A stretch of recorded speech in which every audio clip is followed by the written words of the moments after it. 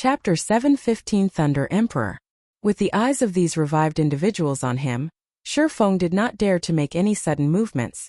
Every one of these NPCs, be it human, elf or half-orc, had an astounding and intimidating level 150. Even a common monster at this level could kill Shifeng effortlessly, not to mention the humans and elves, both of which were tier 3 classes. Young man, was it you who saved us? A middle-aged human male asked as he turned to Shifeng. His previous aura vanishing suddenly. This middle-aged man was a tier 3 great mage. Even in White River City, he would be considered an incredibly powerful individual. Players would find it difficult to gain an audience with such a character. I'm not really sure. I merely cleared out the quartz worms residing here, Shifeng said truthfully, calming after seeing no evil intent among these NPCs. Hearing Shifeng mention the quartz worms, these level 150 NPCs examined their surroundings, bewilderment appearing on their faces. It was obvious that they too were unsure of the situation after these NPCs had a quiet chat among themselves. The tier 3 great mage named Carrion Walker walked up to Shifeng. Although we are not sure of what happened exactly, we're certain that your actions saved us. As a show of our gratitude, we've unanimously decided to gift you this item, Carrion Walker said. He then took out a purple gold, lightning-shaped emblem and carefully handed it over to Shifeng. This emblem is our Imperial Army's honorary emblem. We hope that you will accept it. Shifeng accepted the emblem. When he inspected the information, he was shocked. Thunder Emperor's emblem. This is the honorary emblem of the Thunder Beast Empire. This grants the wielder honorary citizenship within the Thunder Beast Empire. Wasn't the Thunder Beast Empire destroyed long ago? Shifeng knew quite a bit about God's domain's history. The Thunder Beast Empire had been one of the extremely powerful empires in God's domain. During its peak, its territory encompassed over a dozen kingdoms. On the continent of God's domain, not a single kingdom or empire dared to act against it.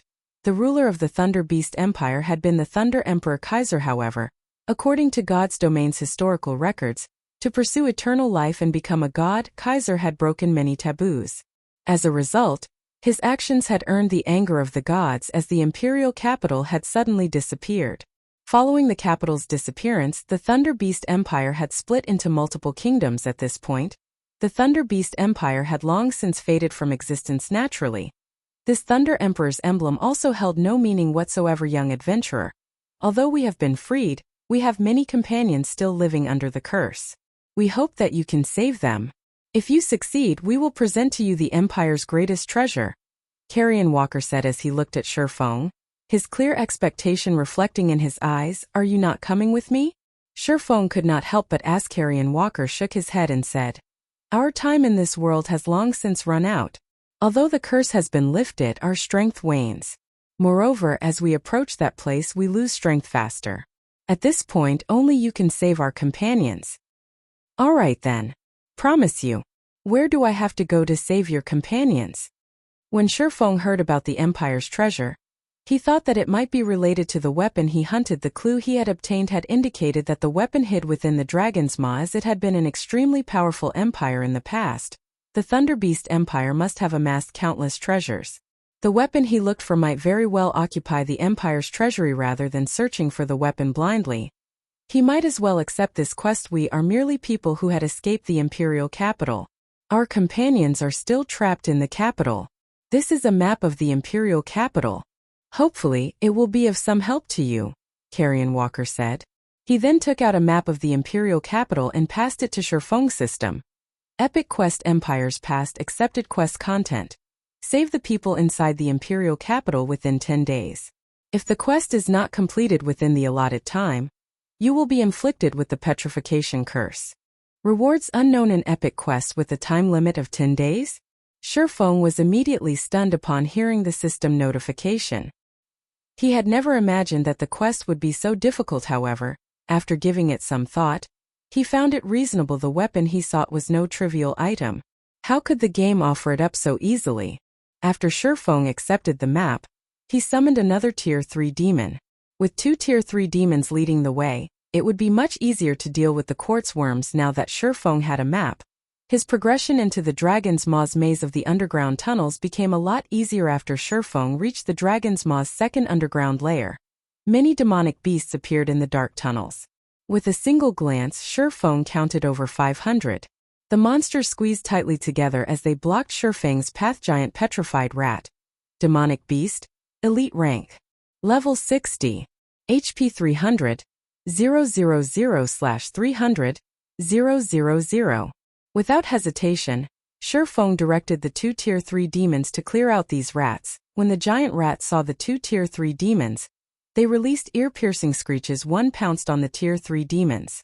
They showed no fear of the two Tier 3 demons normally. Even monsters would fear a powerful enemy. Yet these giant rats were unafraid. Shurfeng used one Tier 3 demon to attract these giant petrified rats' attention, while the other demon cast a Tier 3 spell. The petrified rats had very high attack power. Even against a Tier 3 demon, their bites dealt over -1000 damage. If these elites faced an MT player of the same tier, they could easily devour half of said player's HP. Meanwhile, these giant petrified rats attacked in groups of a dozen or so. They would instantly devour players of the same level. Only a Tier 3 demon with 9 million HP could withstand their assault for long. This is. Shurfeng suddenly noticed that the Tier 3 demon that held off the rats began to show signs of petrification. A portion of its body had already begun to turn a dull gray. Could this be why even Tier 4 players have fallen here? Shurfeng did not believe that these giant rats were capable of defeating a Tier 4 player with only their powerful bites. However, it was a different story if they could petrify their targets. Looking at the Tier 3 demon statistics, although it had lost less than 1% of its HP, an additional petrification value had appeared. Currently, the demon displayed a petrification value of 0.84%, and with each bite from the giant rats, that value increased slightly. Needless to say, once this petrification value reached 100%, even if the Tier 3 demon still had 100% of its HP remaining, it would turn into stone. So this is how they work. Shurfeng could not help but breathe a sigh of relief. Fortunately, he had only used his summoned demons to attack. If he had faced these monsters himself, the consequences would have been dire. The Tier 3 demons he summoned could last 5 hours. With the increment rate of the petrification value, although they would not last a full 5 hours against these monsters, they should have no problems fighting for 3 or 4 hours. Fortunately, he could summon a new demon once every 3 hours. In other words, he could rely on his summoned demons to fight for him, having no need to worry about being petrified or any hindrance to his progress. Chapter 716 Ruins of the Imperial Capital. Under Shurfeng's control, the two level 52 Tier 3 demons quickly swept through all of the giant petrified rats in the stone hall. Following the clear sound of a system notification, a golden glow encompassed Shurfeng. He had finally reached level 36. Without hesitation, Shurfeng placed the 10 free attribute points he had just obtained into agility, partially making up for the loss of 25 agility he had previously suffered. The giant petrified rats were level 60 elites, and they dropped valuable loot. Aside from some materials, they dropped plenty of level 50 and above common and bronze equipment. In the outside world, Shurfeng would have to grind far longer to obtain so many items. A Tier 2 skill book. Shurfeng was slightly surprised as he picked up a book decorated with silver silk from the pile in God's domain. The majority of a class's basic skills were learned from NPC instructors, while some of the slightly more powerful skills were obtained from quests. As for high-tiered skills, however, one could gain them by trading the legacy skill point that the system provided. Tier 0 skills could generally be found in the fields or dungeons. However, Tier 1 skills practically never dropped, increasing the difficulty of obtaining them exponentially. In truth, the majority of the Tier 1 skills that monsters dropped could be gained by trading in legacy skill points. If one obtained such a skill from monsters, they would not have to waste their legacy points to unlock said skill, and could spend the points on learning other skills. Ordinary Tier 1 skills generally cost 2 legacy skill points to learn. Meanwhile, players only obtained 1 point for every 3 levels. Hence, a player would have to level up 6 times to learn an ordinary Tier 1 skill. If Tier 1 skills were already so expensive, there was no need to mention Tier 2 skills. Even the most common Tier 2 skill cost 4 legacy skill points. One had to level up 12 times to learn one. Hence, in God's domain, skill books were extremely valuable. Currently, the going rate for an ordinary Tier 1 skill book could even rival a piece of level 30 fine gold equipment. If it were a powerful Tier 1 skill such as a life-saving dash, AoE attack dash, control removal dash, or burst type skill book, no one would sell it even for the price of a level 30 dark gold weapon.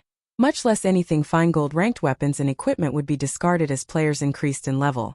However, skills would not. Nobody would complain about too many skills. The drop rate of Tier 1 skill books in a large-scale Hell Mode team dungeon was roughly 2%. However, in large-scale Hell Mode team dungeons that were level 50 and above, the drop rate of Tier 2 skill books was less than 0.3%. Obtaining one was mostly due to luck. Hence, Shurfeng was astonished when he realized that the giant petrified rats had dropped a Tier 2 skill book. Shurfeng checked the skill book, discovering that it was the Tier 2 general melee skill, Dark Ghost, Tier 2 skill. Split yourself into 4 and attack simultaneously. Every doppelganger deals 100% of the main body's damage. Duration of 4 seconds, cooldown 2 minutes. Tier requirement: Tier 2 class or above. I recall someone exchanging this Dark Ghost skill for an epic item with relatively good attributes in the past. I never thought I would find it here. Shurfeng was speechless. General skill books were much more valuable than class skill books, as they could be used in a variety of battles. It was especially true for this Dark Ghost skill. If he suddenly split himself into 4 identical copies, who would dare to approach him casually? Hence, among Tier 2 general skills, Dark Ghost ranked relatively near the top. Many melee players had sought after this skill. If used during a crucial moment, the skill could turn the tide of battle. It's a pity that I can't learn it yet. I'll have to wait until I reach Tier 2. Shurfeng tucked the Dark Ghost skill book away in satisfaction. He then directed the Tier 3 demons to advance. The second underground floor was like a massive maze. Even with the map in hand, Shurfeng had a very difficult time progressing through it. Throughout his journey, he would occasionally encounter giant petrified rats' nests. When he met such encounters, he had no choice but to stop and clear out the nest. Otherwise, he could not venture further. Moreover, due to the petrification issue, it became far more difficult to control the Tier 3 demon that held off the giant rats. In the end, Shurfeng gave up on the Tier 3 demon altogether and let the giant rats attack it. With the Tier 3 demon's HP and Shurfeng's life bloom, the giant petrified rates would never kill it. Although killing the rats was time-consuming, the fact that these elites could drop Tier 2 skill books motivated Shurfeng. Moreover, he could also obtain a large sum of exp. While Shurfeng explored the Dragon's Maw's second underground floor, he instructed the Dark Gods Legion, which had been training all this time, take action. Delving deeper into the Stoneclaw Mountains as an Asura mode regional dungeon, the Stoneclaw Mountains was somewhat special. Only were the monsters inside the dungeon more powerful, but the loot was also better than elsewhere. The monsters also dropped magic crystals. More importantly, the monsters dropped barrier crystal balls. If one collected a sufficient number of barrier crystal balls, they could use them to form a barrier. The barrier would suppress the strength of contained enemies. It was just like the demon suppressing barrier that Blue Frost's team had used when they faced the level 40 Great Lord Noya. The barrier had greatly reduced Noya's combat power, making it a lot easier to raid the Great Lord. The barrier crystal balls were similar in this aspect only. The barrier crystal balls were somewhat different from magic scrolls. Generally, magic scrolls were one-use items. Barrier crystal balls, however, could be used multiple times. Only, each use would expend a lot of magic crystals during God's Domain's initial stages. Players were both low-leveled and low-tiered. Hence, most felt helpless against even High Lord-ranked monsters, not to mention Great Lords. Raiding these monsters simply required too much from players at this stage of the game. Perhaps the main god system had taken this into consideration. Since a player's strength was limited, the only other way to defeat these Grand Lord rank bosses was to suppress their strength. However, aside from quests, there were practically no methods or tools that could suppress boss-level monsters. Bosses of large-scale team dungeons had been a roadblock for many large guilds. However, after the Stoneclaw Mountains had appeared, the various guilds had discovered the barrier crystal ball in the dungeon's inner region.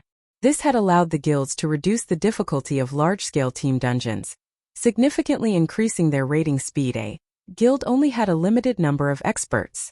Normally, only these experts were barely able to clear large-scale team dungeons. Large-scale team dungeons also had cooldown times. Hence, this had resulted in the rarity of top-tier equipment. However, if a guild could lower the difficulty of a large-scale team dungeon and allow players that were not quite experts to clear it, the acquisition of top-tier equipment would naturally skyrocket. Shurfeng was not confident in dealing with the Flower of Seven Sins adequately. Against the Star Alliance, however, he had plenty of confidence.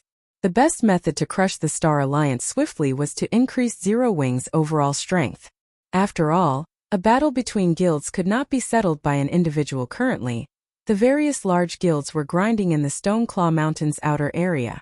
They avoided the inner region as they had deemed the danger to be higher than the potential rewards. The Flower of Seven Sins was already preparing to deal with Zero Wing. However, it would not be wise for Shurfeng to send the main force into the Stoneclaw Mountains. But it was a different story for the Dark Gods Legion originally. The Dark Gods Legion's members were already powerful as individuals. After taking into account the power of darkness, they could easily venture into the Stoneclaw Mountains inner region to obtain the barrier crystal balls under Shurfeng's command. The Dark Gods Legion had no trouble obtaining several dozen barrier crystal balls. This was enough to outfit several 100-man teams to raid the hard mode. Frost prison time passed quickly. After a day of travel through the second floor, Shurfeng finally arrived at the staircase leading to the floor below. Meanwhile, Shurfeng was already level 37. He had fully recovered the 25 agility he had lost. The instant Shurfeng's foot landed on the staircase, the view before him changed. He was transported to a fog-covered city. The sound of a system notification suddenly reached his ear system. You have discovered the ruins of the Imperial capital. Grinding mastery points. Chapter 717 Taboo City. The mana density here is intense. Standing in the mist, Shurfeng suddenly felt his mind become clear and ethereal. He could see the mist's true colors in God's domain. When players found themselves in places with high mana density, their minds would clear, and they would feel more energetic. This greatly aided in the improvement of their skill completion rates and combat techniques. With such a high mana density, the boost one could get in this area is no less than the 100-berry wine. If players fight and level up here, they could see improvements at least 5 or 6 times faster. It's a pity that this area isn't easy to access. When Shurfeng opened his system interface, he discovered that he could not contact with the outside world at all. He had also discovered undead roaming down the lifeless city streets. Fortunately, they were not very high-leveled. Suffering Soul. Undead. Elite rank. Level 60. HP 450, 000/450, 000. Ghoul Undead Special Elite. Level 60. HP 700, 000/700, 000. These half-transparent suffering souls and ghouls wandering about the city were not particularly numerous.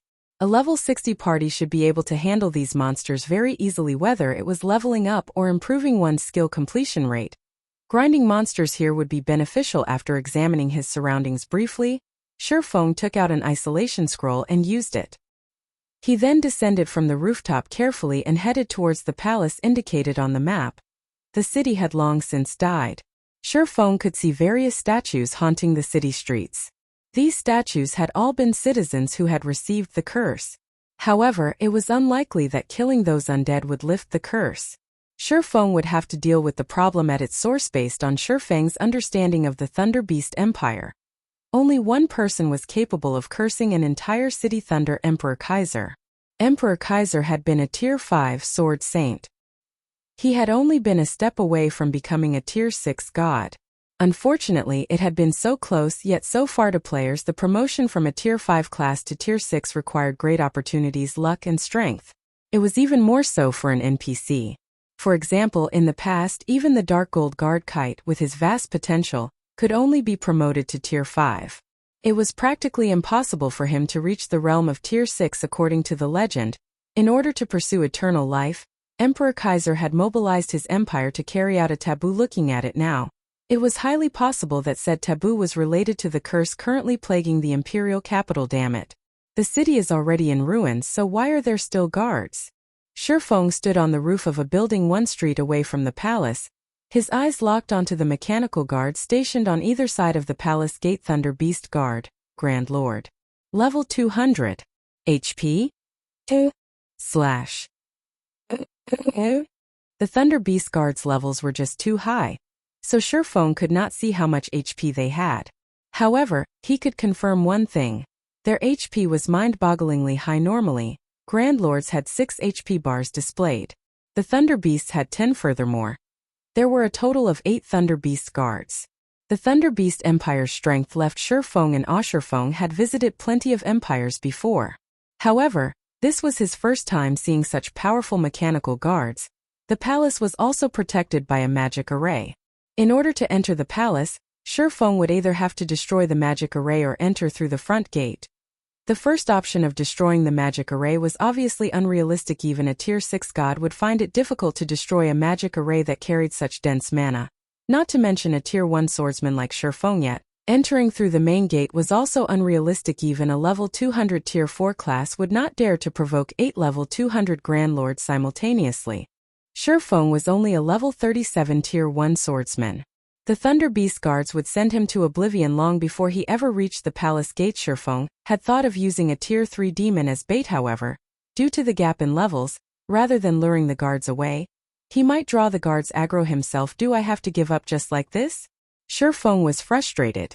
He observed his surroundings in hopes of finding a solution. After watching from the rooftop for some time, Shifeng suddenly discovered something interesting. There were plenty of undead roaming the streets in front of the palace. However, not a single suffering soul came within 200 yards of the palace gates. Only a few ghouls would wander near. Meanwhile, when a few occasional ghouls and suffering soul tried to wander towards the gates, the Thunder Beast guards vanquished them immediately. Only those few ghouls remained unharmed. The Thunder Beast guards should be absolutely neutral. They should regard both players and monsters as enemies. So why are those few ghouls safe? Shifeng was very curious. He even summoned a tier 3 demon, directing it to capture a few ghouls from elsewhere and throwing the monsters towards the main gate. Without exception, the Thunder Beast guards annihilated every ghoul. This is interesting. Shifeng could not help his smile as he watched the few ghouls wander about before the gates. He then directed the tier 3 demon to hide and waited for those few ghouls to wander out of the restricted area. Minutes and seconds passed quickly. However, Shifeng did not rush. To Shifeng, who had taken on many adventures and quests in God's domain, patience was the foundation of success. After more than an hour, a ghoul finally exited the 200-yard restricted area. Like an eagle hunting its prey, Shifeng directed the tier 3 demon to nab the ghoul. No matter how hard the ghoul attacked and struggled, it could not break free from the demon's grasp. With a flap of its black wings, the demon put more distance between itself and the restricted area. The tier 3 demon then brought the ghoul before Shifeng.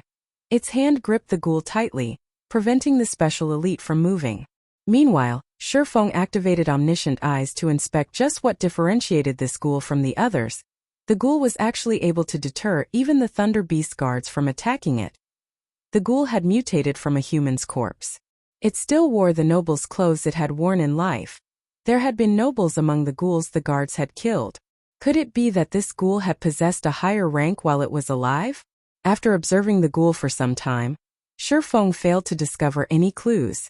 However, he did not believe that the main god system would have him complete this high-level quest for no good reason. For a quest in a level 60 map, even a legendary quest, level 60 players should be able to complete it. However, even level 200 players would not be able to get past the Thunder Beast guards before him, much less level 60 players. At the very minimum, it would take a team of 10 level 200 tier 4 players to defeat them. Forget it. Let's kill it as an experiment. In any case, there are a few more ghouls I can experiment with. In the end, failing to discover any peculiarities, Shifeng had the tier 3 demon finish off this ghoul. When the ghoul died, it transformed into a bundle of meat and green liquid. It also dropped a few silver coins and some other items. Its loot was no different from the ghouls Shifeng had killed before. This is Chapter 718, Grinding Mastery Points. Among the ghouls' loot, Shifeng found an item that he was relatively familiar with: Mastery Book. This item was extremely rare and would provide players with free mastery points. Normally, it could only be obtained from treasure chests or quests. This was the first time Shifeng had seen this item drop from a special elite. Shifeng's one-handed sword mastery had already become a basic sword master, the mastery increasing his damage with the one-handed sword by 30% at this stage of the game. Even for powerful experts, being an advanced swordsman was impressive, receiving a 20% damage increase. The majority of the expert players in God's domain were currently stuck as intermediate swordsmen. A bronze mastery book.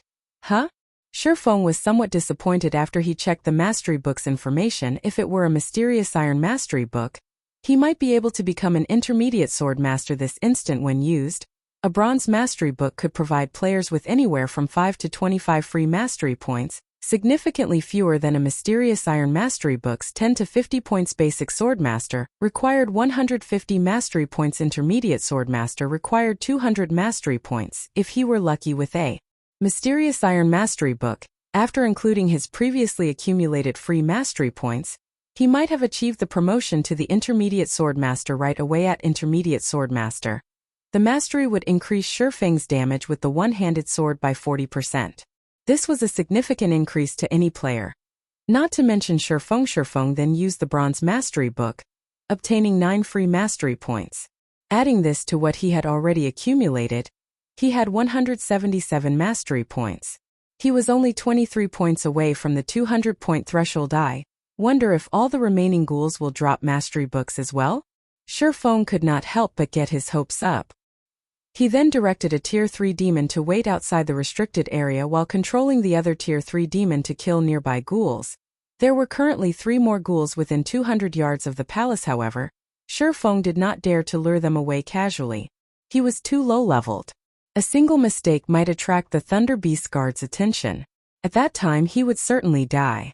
Hence he could not take this risk as Shurfeng bided his time quietly, steadily decreasing the ghoul population.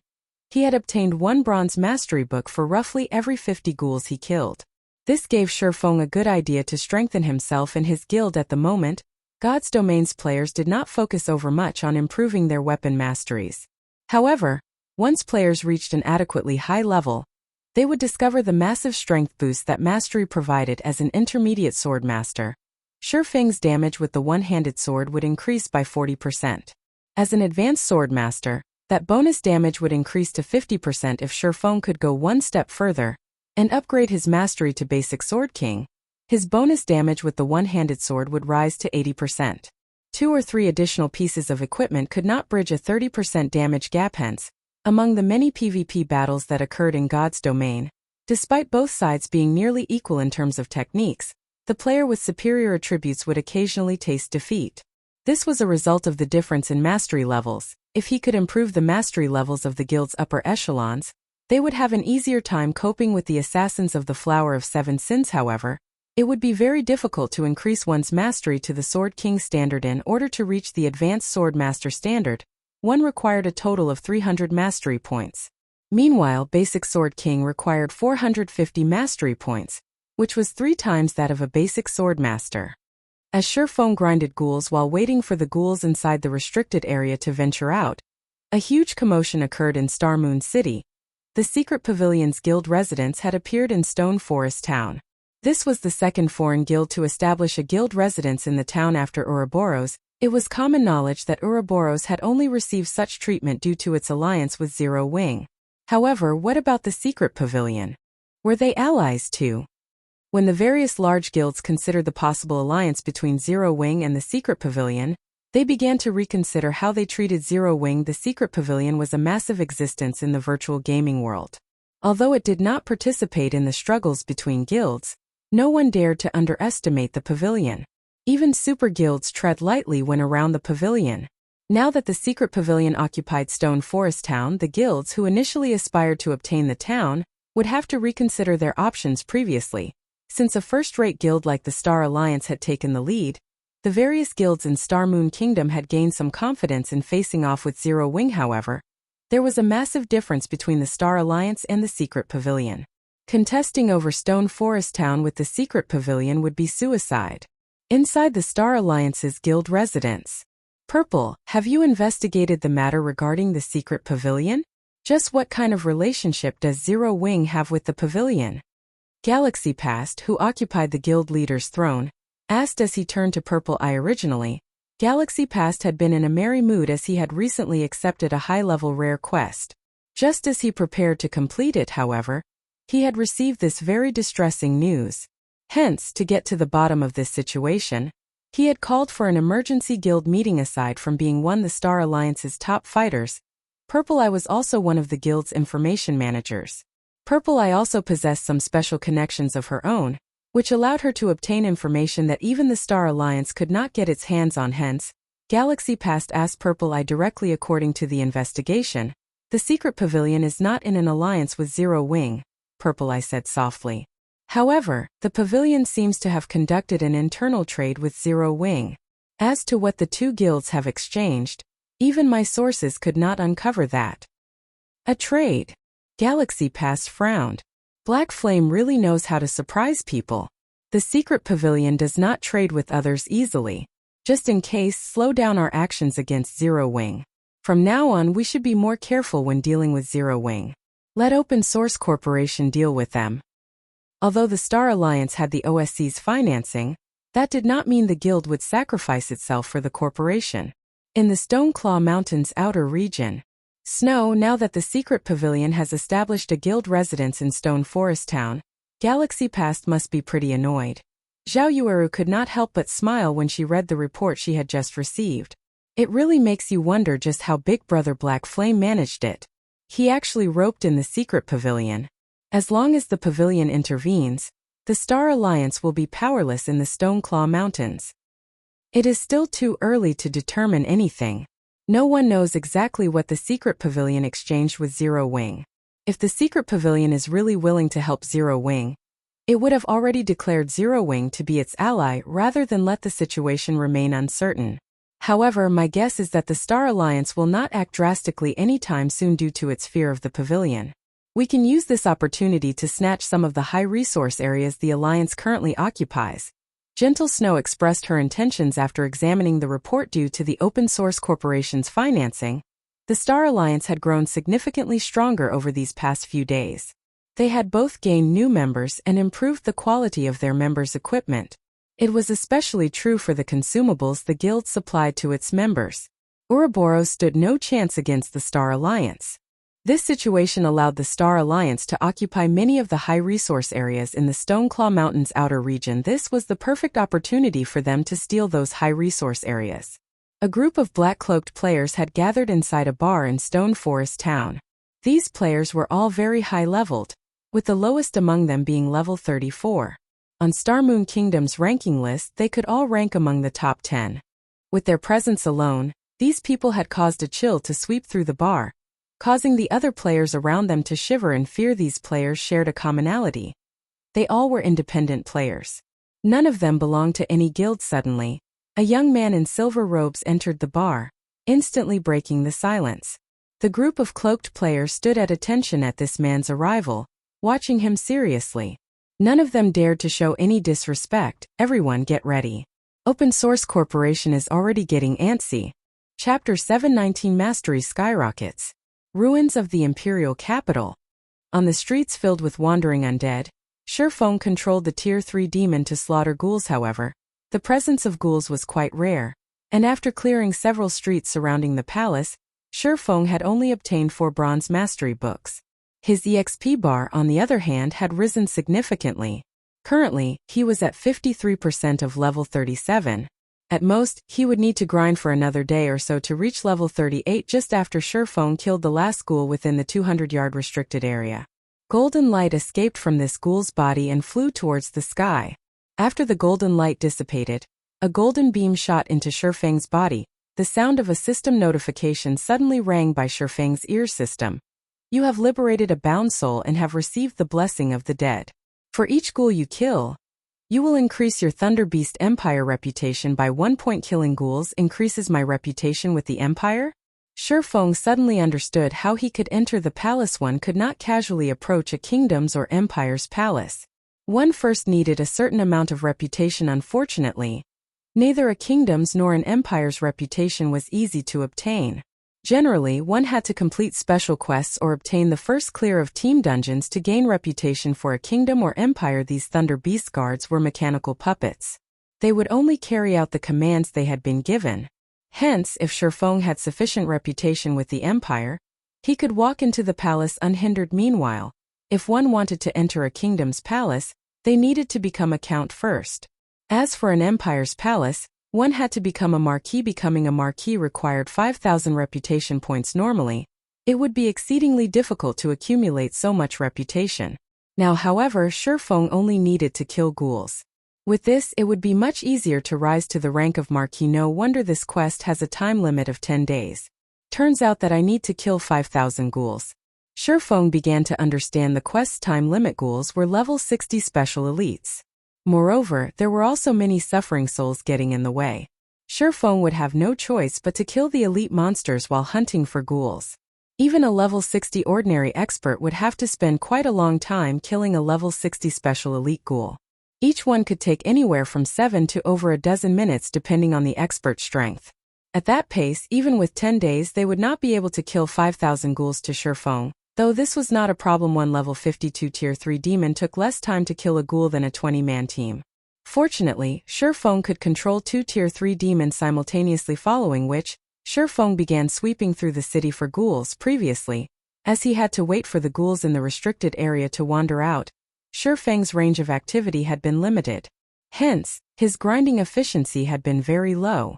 Now that this restriction was gone, he could move from one end of a street to the other, slaughtering everything without pause as one ghoul after another fell. Feng's reputation rose. System: you have killed a ghoul. Reputation in Thunder Beast Empire +1 system: you have killed a ghoul. Reputation in Thunder Beast Empire +1 system: you have killed a ghoul. Reputation in Thunder Beast Empire +1. After 3 hours, Feng's reputation had increased to 207 points.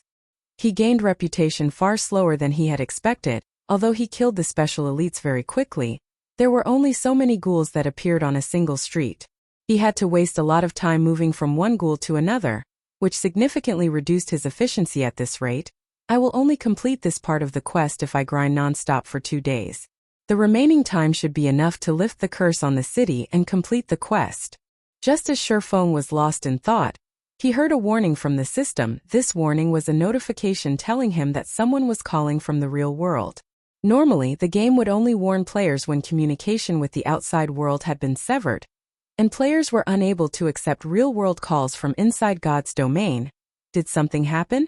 Feng didn't think too much about it as he immediately swiped his fingers, calling up the system interface and clicking the logout button. Previously, he had told Fire Dance and the others that he was working on a quest in a special area, and that contact with the outside world was unavailable.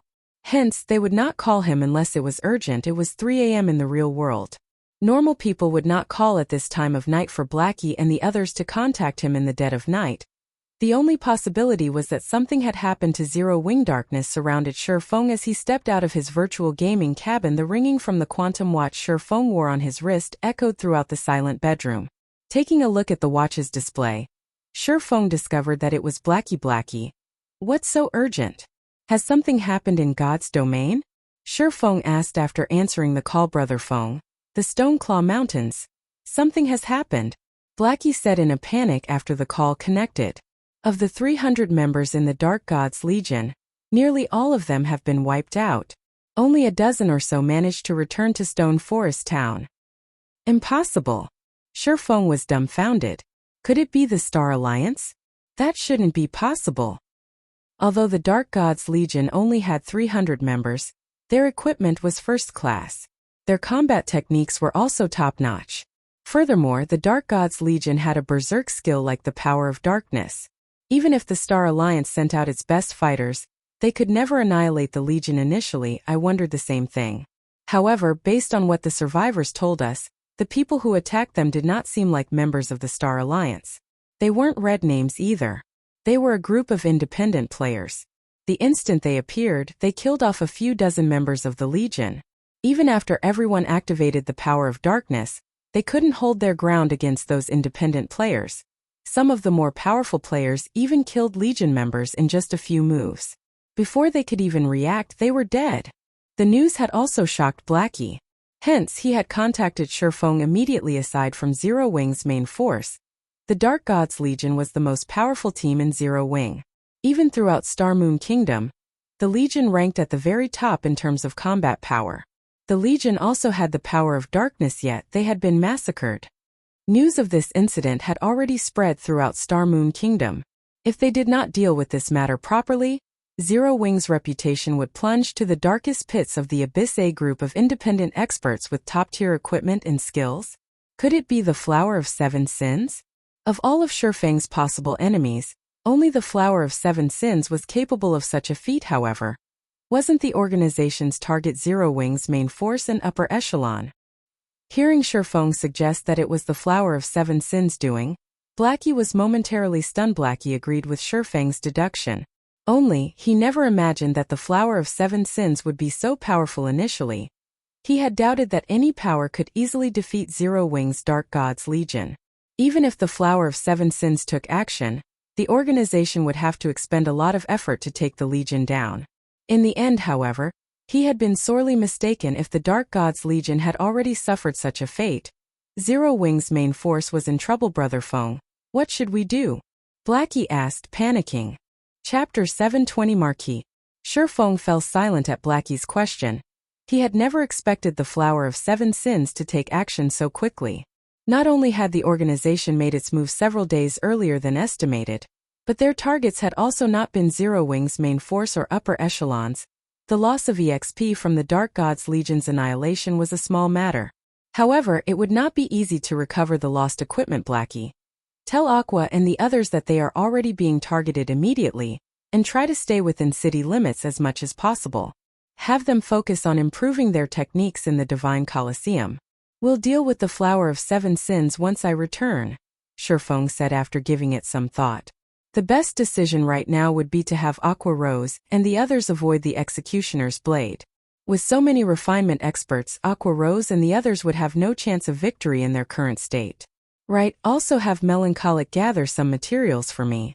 I'll need them once I return. In God's domain, with players' current strength, it was impossible to commit murder in the cities or Stone Forest town and get away with it. Although the Flower of Seven Sins was powerful, they would throw away their lives and suffer in jail for a time if they killed another player within a city. The Flower of Seven Sins would most likely avoid such a raw deal. If they wanted to deal with the Flower of Seven Sins, their best option was to wait for his return and set up a trap for the organization's assassins. Only then would they have a chance of victory. Anything else would just add bodies to the growing mound of corpses. I understand. Blackie nodded solemnly. Although he was frustrated, this was all he could do right now. After the call ended, Shurfeng busied himself, refilling the gaming cabin's nutrient solution. He needed to give it his all and complete this epic quest of his as soon as possible. Now that he was halfway through the quest, he could not turn back to seek for help. The penalty for failing an epic quest was no laughing matter. I'm taking too much time to kill the ghouls. I need to work faster.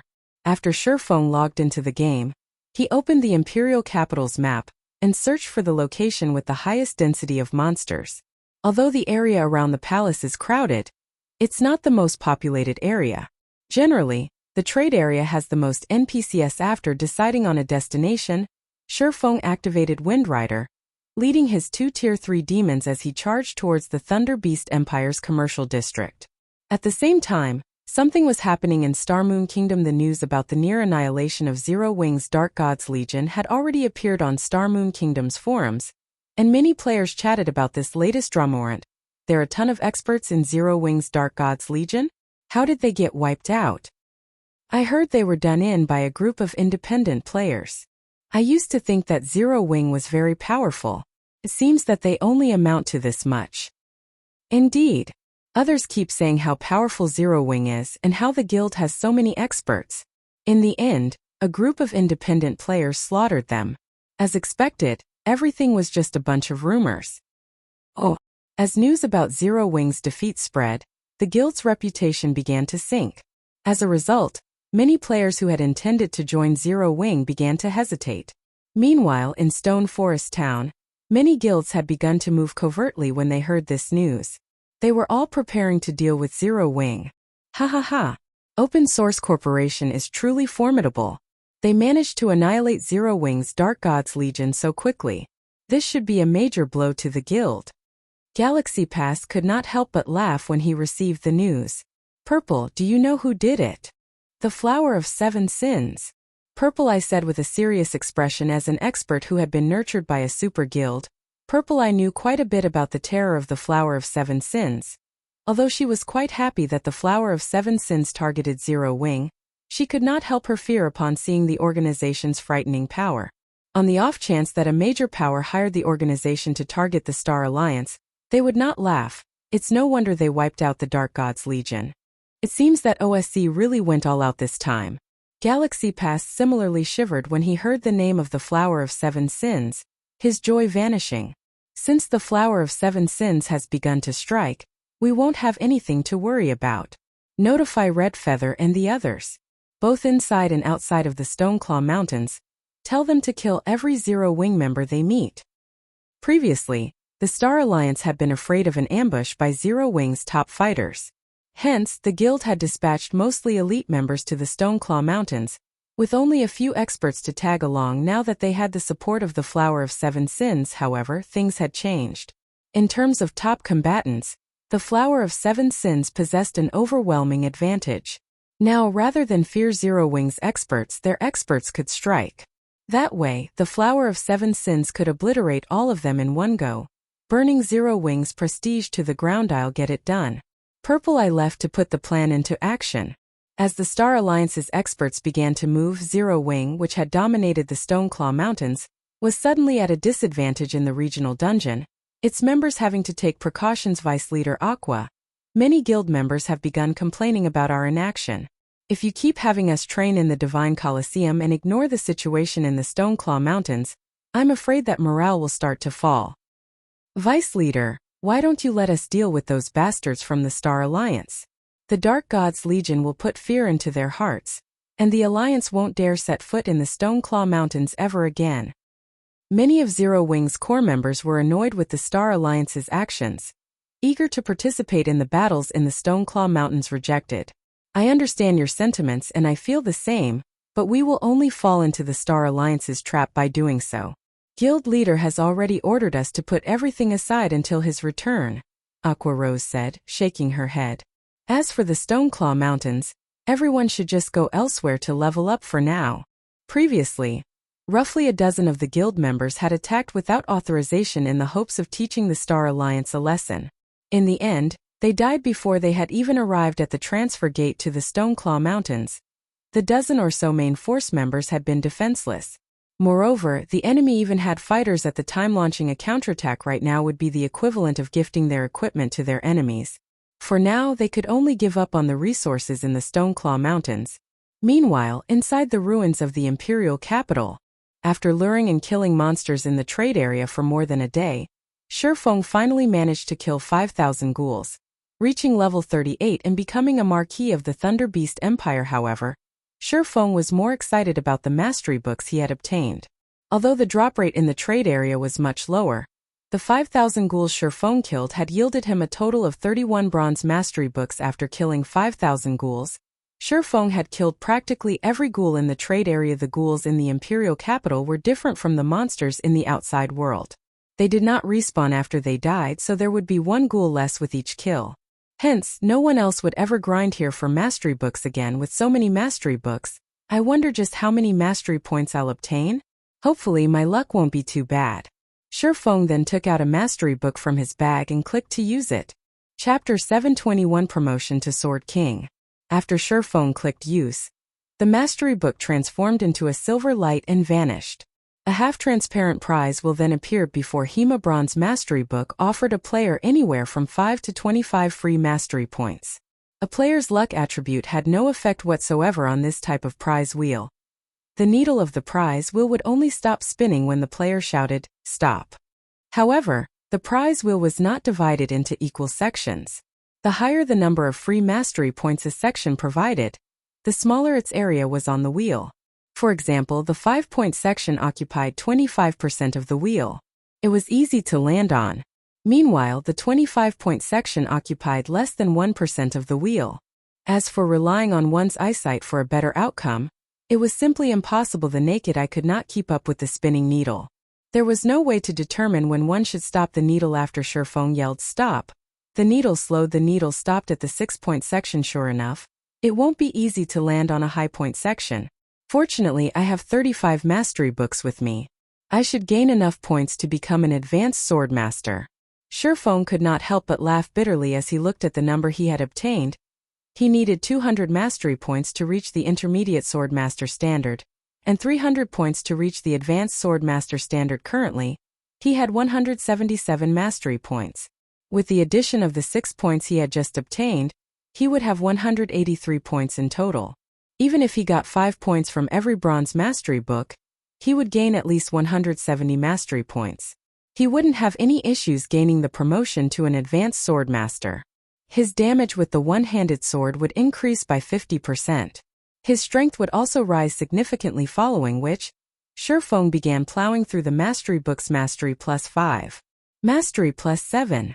Mastery +5. Mastery +9. Oh, not a single roll he made exceeded 10 points. The bronze mastery books the ghouls had dropped were extraordinarily fraudulent, however. After using 14 bronze mastery books, Shurfeng managed to increase his one-handed sword mastery to 300 points. I still have 20 books left, and I'm just 150 points away from 450 mastery points. Let's try for Sword King. Shurfeng had intended to leave a few mastery books for Fire Dance and the others.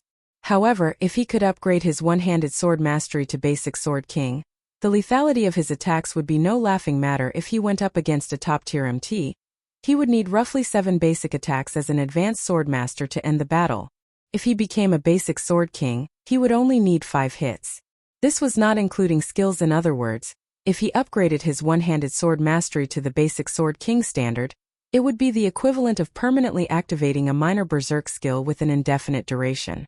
In PvP battles, this improvement could allow him to challenge opponents of a higher tier. Currently, Shurfeng was only at the Flowing Water realm. The equipment of top-tier experts in God's domain continuously improved.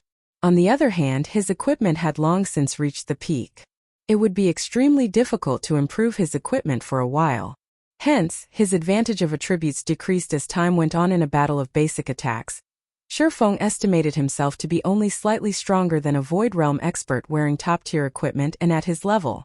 If he wanted to kill a Void Realm expert, it would take him a relatively long time against so many experts from the Flower of Seven Sins in a group battle. The longer the Void Realm expert pinned him down, the greater the danger he would be in. However, if he could become a basic Sword King, killing a Void Realm expert would become much easier. Hence, it was imperative for Shurfeng to become a basic Sword King. Shurfeng then continued using the Bronze Mastery books. 1 book, 2 books, 3 books. 1 bronze mastery book after another vanished from Shurfeng's hands. Mastery +6. Mastery +8. Mastery +5. Mastery +9. Oh, 8 more points. Shurfeng looked at the indicator displayed beside his one-handed sword mastery. Picking up the last mastery book, he clicked Use. As the needle began spinning, Shurfeng inhaled deeply before shouting, "Stop!" If he could not obtain 8 points, then he needed to go elsewhere to search for more ghouls. The trade area housed the highest ghoul population. Other places had fewer ghouls. If he wished to obtain another mastery book, he would have to kill at least 100 ghouls. He would have to waste another 2 or 3 hours. Immediately, the needle began to slow, passing through the double-digit sections and the 5-point section. The needle continued through the 6-point section. In the end, the needle gradually came to a halt at the 9-point section system. You have obtained 9 free mastery points without hesitation. Shurfeng placed all 9 points into his one-handed sword mastery, boosting the mastery to 451-point system. Congratulations! Your one-handed sword mastery has reached 451 points. For becoming the first player to upgrade your one-handed sword mastery to the basic Sword King, you will be rewarded with the title of Swordsmanship Master. Shurfeng examined the Swordsmanship Master title. Swordsmanship Master. When using sword-type weapons, attack speed increased by 20%. When attacked by sword-type weapons, evasion +20. You may only use one title at a time. Effects will not stack with other titles. Increase attack speed by 20%. Such a powerful title. Shurfeng was shocked. In God's domain, very few weapons and equipment increased a player's attack speed. Every item that did was precious. This was the first time Shurfeng had seen a title capable of increasing a player's attack speed by 20%. In the past, the highest amount he had heard of was 15%. I had been unsure about going up against that Void Realm expert from the Flower of Seven Sins. Now that I have my one-handed sword mastery at the basic Sword King level, and the Swordsmanship Master title, I should be able to end the battle quickly. Shurfeng could not suppress his grin as he looked at the Swordsmanship Master title. Shurfeng wished he could return to White River City immediately. However, he was only halfway done with his quest. It's about time I pay the palace a visit. Shurfeng immediately switched his title to Thunder Beast Marquis. He then activated Wind Rider and flew towards the palace with his rank as a Marquis. None of the Thunder Beast guards on either side of the palace's main gate moved to stop Shifeng. The Grand Lords simply allowed Shifeng to enter the palace. However, the guards instantly killed the Tier 3 demon Shifeng had summoned. It frustrated Shifeng slightly as soon as he passed through the palace gates. Shifeng was greeted by the sight of numerous mechanical guards patrolling the spacious hall. Thunder Beast Patrol. Great Lord. Level 200. HP? 2. Although these Thunder Beast patrols were not as strong as the Thunder Beast guards, they were far more of them. Each squad had 20 Thunder Beast patrols. Against such a force, even a level 200 Tier 4 player would have to tuck tail and run. If I had really tried to barge my way in, this would have been my grave. As Shifeng watched the Thunder Beast patrols, he recalled the rumors of so many Tier 4 players dying here. These Thunder Beast patrols merely glanced at Shifeng before continuing with their duty. Shifeng moved through the palace unhindered due to the Thunder Beast patrols. Not a single monster was present in the palace. Shifeng easily reached the palace's heart, the Thunder Beast Courtyard. The map indicated that the Thunder Beast Courtyard was where Thunder Emperor Kaiser lived. Hence, Shifeng had made his way there. Such intense mana. The density here is almost triple that of the outside world. Before Shifeng even entered the Thunder Beast Courtyard, he could feel his mind clearing. This was a phenomenon that would only occur when the mana reached a certain density. It seems that I was right to come here. Chapter 722 Demigod. A curse that could plague the Imperial capital would require an immense amount of mana to sustain. Hence, places with high mana density had a higher likelihood of holding the curse's source. Shifeng entered the Thunder Beast Courtyard. At this point, the once splendid courtyard had become a dilapidated ruin. Meanwhile, a five-fold magic array enveloped something in the courtyard's center. Shifeng could faintly see a bottomless pit in the center of the courtyard. This pit released a continuous stream of mana. However, unlike the mana Shifeng usually saw, this felt violent and cold. Just looking at sent chills down his back. Shifeng could not imagine what would happen if someone stayed near this mana for too long. If not for the five-fold magic array before him suppressing the mana, Shifeng did not doubt for a second that this mana would surge and flood the Imperial capital in the blink of an eye. Could Emperor Kaiser have attempted to open the Endless Abyss? Shifeng suddenly recalled the Endless Abyss when he felt this cold, violent mana. The Endless Abyss had a vile environment, yet its mana density was astounding. With the combination of these two aspects, it birthed many horrifying monsters. There were some monsters that even gods feared. Hence, the gods had sealed the Endless Abyss. These frightening monsters wanted to claim God's domain as their own. Hence, the war between the human race and the Endless Abyss had never ceased. Rumors had it that Emperor Kaiser had reached the pinnacle of Tier 5, and was only a threat away from becoming a Tier 6 god. Shifeng could empathize with Emperor Kaiser. Although there was only a difference of one tier between Tier 5 and Tier 6, the power gap was like the difference between heaven and earth. One side was doomed to be devoured by the river of time, while the other was free of any bindings to an emperor. Nothing was more tempting than eternal life. Hence, there was nothing surprising about Emperor Kaiser trying to open a path to the Endless Abyss in search of a breakthrough. As Shifeng approached the bottomless abyss and was about to take a closer look at it, a chilling aura bound him, preventing him from moving. Who are you? Why have you come here? A cold voice dripping with power echoed from the bottomless pit. The voice was void of any emotion. I am an adventurer. A great mage called Carrion Walker sent me here to lift the curse on the Imperial capital, saving the suffering people within the city.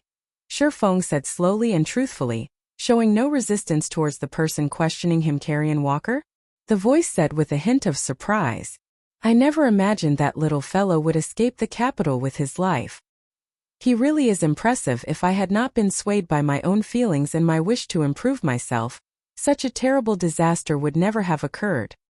Could you be the Thunder Emperor Kaiser?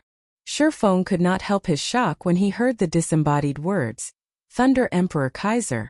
I wonder how many years it has been since I last heard that name? That's right, I am Kaiser. However, Kaiser sighed and said, it is unfortunate, but you have wasted your time by coming here. It is impossible to lift the curse on the city. You are simply too weak right now, and you cannot help me seal this abyss. May I know how to seal it? Shifeng probed, refusing to give up. If he gave up on the quest, only death awaited him. To seal this abyss, someone needs to suppress the mana temporarily. That way, I can form a new magic array to close off the endless abyss. Although Shifeng knew that he was not nearly strong enough, he gritted his teeth and asked, "May I know how powerful I need to be to suppress this mana temporarily?" "You must be a demigod," Kaiser said straightforwardly when Shifeng heard the word demigod. He was confused. In God's domain, Tier 5 classes were considered saints, whereas Tier 6 classes were considered gods. What was a demigod? This was the first time Shifeng had heard this term in God's domain. It should be known that even if players at the very peak of Tier 5 or Tier 5 NPCs that could rival Tier 6 gods, nobody had ever been referred to as a demigod. You are too weak, so it is expected that you do not know about demigods. As if he understood Shifeng's doubts, Kaiser began explaining. The difficulty of crossing the threshold of Tier 5 and becoming a Tier 6 god is much greater than you imagine. Not only must you undergo a transition in your life orders, but you must also possess the immortal brilliance. A demigod has only reached Tier 6 in their life order, but does not possess a brilliant will. Hence, they are limited as demigods. Transition? Brilliant will? Is this the requirement to become a Tier 6 class? This was the first time Shifeng had heard details about becoming a Tier 6 classes. Although he had played God's domain for over a decade, he had never reached Tier 5. He had no authority to speak on Tier 6. Moreover, all information regarding Tier 6 classes were top secret. A second-rate guild had no access. However, once Shifeng understood what a demigod was, despair filled his heart. Not only must he be a Tier 5 class, but his life order must also be at Tier 6. There was no such player in God's domain right now. As for the NPCs, one could probably count them on one hand. He could not simply meet with one because he wanted to, not to mention getting their help. Are there no other methods? Shifeng asked anxiously. After a short pause, Kaiser replied, "None. Unless you have the 7 treasures, you will need the strength of a demigod to suppress this mana. However, the 7 treasures have been lost for hundreds of years. Locating them would be far more difficult than finding a demigod." Shifeng knew of the 7 treasures. In fact, he had a quest to search for them. He even had the golden stigmata to assist him in locating the 7 treasures. However, he had yet to find even one of the 7 treasures, either the strength of a demigod or a tool that can suppress the mana. Shifeng racked his mind for any relevant information. When considering NPCs that might be demigods, Shifeng could think of a few candidates, one of which was Faust, whom he had met in Star River Valley. Faust had once managed to seal a Tier 5 Great Demon King. He had also survived an exchange with a god. He was a mythical character who had lived for over 300 years. Another candidate would be the City Lord of Blackwing City. Even kingdoms and empires feared the City Lord. He was not an ordinary Tier 5 NPC. There was also Hell's Gatekeeper Christie. That NPC guarded the most dangerous God Mode regional dungeon throughout God's domain. The final boss of the God Mode regional dungeon was a Tier 6 god. One could just imagine how powerful Christie was. The NPC was not a simple Tier 5 class either. However, none of these NPCs were easy to contact. Aside from these human NPCs, Shifeng had also encountered several monsters with the strength of a demigod.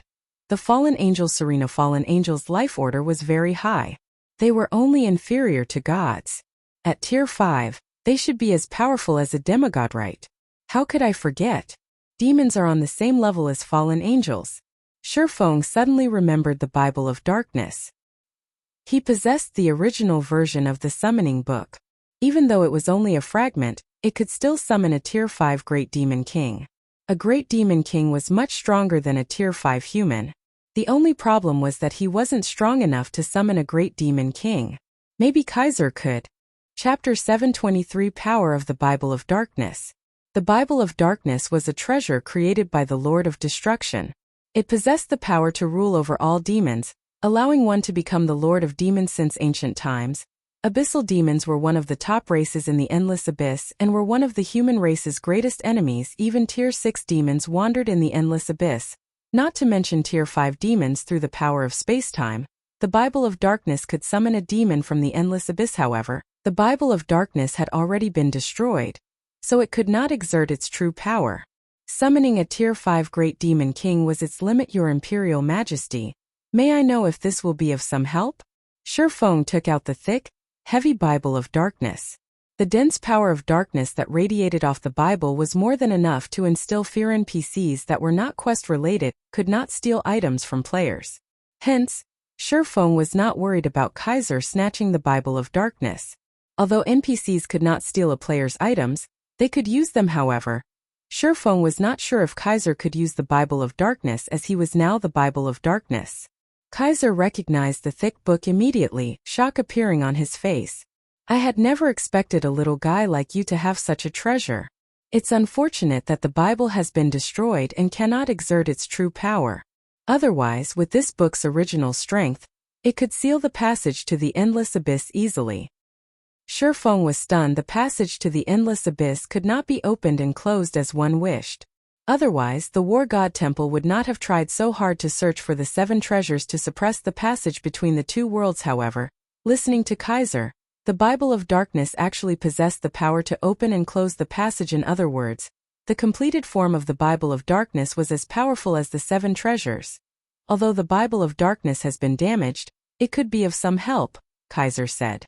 In the next moment, the Bible of Darkness flew out of Shurfeng's hand and fell into the bottomless pit. Little guy, back away. At Kaiser's warning, Shurfeng did not dare remain where he stood. Immediately, he turned and ran out of the Thunder Beast courtyard. The pressure exuded by a demigod-level existence was no laughing matter. Previously, Kaiser had used his aura to bind and render Shurfeng immobile. If a demigod like Kaiser flicked his finger, Shurfeng would likely turn to dust. After Shurfeng fled the Thunder Beast courtyard, the mana density began to rise rapidly. In the next moment, a massive pair of gates made of bone appeared above the courtyard. Compared to the demon gates that appeared when Shurfeng summoned Tier 3 demons, this demon gate was colossal. The demon gate loomed like a mountain, and the pressure it radiated warped the courtyard's atmosphere. This is the demon gate a demigod can summon? Shurfeng finally realized how terrifyingly powerful the Bible of Darkness was after seeing the towering demon gate. It was no wonder why so many NPCs in God's domain were so keen to obtain it. The power he could currently exert with the Bible was just the tip of the iceberg. If the wielder could summon an army of demons during battle, who could stand against them? It was uncertain whether a Tier 5 player could even defeat a Tier 5 Great Demon King, not to mention a group of them. Moreover, said player would also have to face the Summoner, who was also a Tier 5 class. This alone allowed the Bible's wielder to defeat Tier 5 classes. If the Bible were complete, even at Tier 5, one could challenge Tier 6 God-ranked players and Tier 6 gods. As the gate slowly opened, a one-horned demon that was over 30 meters tall emerged. The demon's body was pitch black, and it wielded a sword covered in emerald fire. Shurfeng felt his breath catch in his throat as the demon's dark eyes swept over him. Shurfeng tried to appraise this one-horned demon's statistics. However, all he found was unknown. Since the demon's information was hidden from normal observation, he would have to move closer to use omniscient eyes. Despicable human. You have the gall to summon me, the great demon king Andos. Prepare to die. Andros bellowed, glaring at the bottomless pit. The fire devouring his massive sword suddenly blossomed into a raging inferno. One swing was all it would take to destroy the Thunder Beast courtyard, so powerful. This is definitely the most powerful Tier 5 monster I have ever seen. Shurfeng was shocked as he watched the Great Demon King. Despite standing so far away from the Demon King, its aura left him unable to move. This strength was so close to that of a true god. Of course, it was also possible that Serena, the Tier 5 fallen angel he had encountered before, had not displayed her true strength. Just as the emerald fire was about to descend, countless blue chains suddenly shot out of the bottomless pit, binding Andros and his emerald fire. Andros, don't try to resist. I have the Bible of Darkness. Even if you are as strong as I am, under the power of the Bible, you cannot strike against me. The Thunder Emperor threatened the demon in a low growl. Andros moaned painfully. You demons are born with a higher life order than humans. However, there are also constraints on your power. If you submit now, I can allow you to retain your will. Otherwise, I will turn you into a puppet. I submit. In the end, the Great Demon King Andros agreed reluctantly. Demons originated from the Bible of Darkness. They were born without the ability to resist the Bible. Although the Bible had been damaged, it contained enough power to compel a Great Demon King. Currently, only Tier 6 demon gods had the power to resist the Bible's restrictions. Suppress the mana from the abyss for me. Kaiser ordered, not wasting any time with nonsense. Having no other choice, Andrus controlled his endless emerald fire to seal the bottomless pit. Suddenly, the mana from the abyss was contained. The Thunder Emperor Kaiser then flew out of the pit. Sherfong could finally see the true Thunder Emperor Kaiser. The Emperor wore a suit of golden armor with a set of white robes. Electric arcs were faintly visible as they surrounded Kaiser. 2 sacred swords hung from the Emperor's waist, one red and one blue. His smooth golden hair and young face left one speechless. Female players would consider this man to be a god of male beauty. Kaiser, Thunder Emperor, Human Sword Saint. Level: HP 2/. After Kaiser emerged from the pit, he unsheathed his 2 sacred swords. As the blades left their scabbards, the surrounding space froze. It was as if the connections between the space around the swords and the outside world had been severed. What are those weapons? They can freeze the world around them. Sherfang's eyes nearly fell out of their sockets when he saw those sacred swords. Could one of them be one of the 5 fragments I am looking for? Just as Sherfang fantasized about the weapons, Kaiser used the twin swords to draw divine runes in the air before him. Divine runes of the highest quality formed, line after line. A short moment later, the Emperor had drawn over 100 lines of runes. The spell Kaiser was casting was far more complex than any Tier 5 spell Sherfang had seen before. Seal: God Banishing Domain. With a shout, Kaiser brandished his 2 swords. A golden 6-fold magic array appeared above the palace. This magic array wrapped around the palace, sucking in the mana of the abyss like a hungry beast. This was the first time in his life Sherfang had seen anything so magnificent. Chapter 724 Sacred Sword Killing Ray. The God Banishing Domain very quickly spread beyond the palace as mist began to gather above the Thunder Beast courtyard. The foggy Imperial capital gradually clearing. After a dozen or so minutes, the mist covering the Thunder Beast Imperial capital had disappeared. As the fog faded, the power of the curse that plagued the Imperial capital began to weaken. The ghouls and suffering souls wandering about the streets had started to die. Meanwhile, the humans who had been petrified for hundreds of years now recovered from their stone-like state system. Epic Quest Empires Past completed quest reward: 50 million EXP. To ordinary players, 50 million EXP might be a lot, but to Sherfang, who needed double the EXP to level up, he needed several hundreds of millions of EXP to reach the next level. Hence, the effect 50 million EXP had was limited. I've finally finished this quest. Sherfang sighed in relief when he heard the system notification. All he had left was collecting his reward from Carrion Walker. Epic quests not only offered bountiful rewards, but they also had severe penalties for failing. Although Sherfang did not know how the petrification curse would affect him, in the event that he failed the epic quest, there was no escaping the loss of some levels and attributes.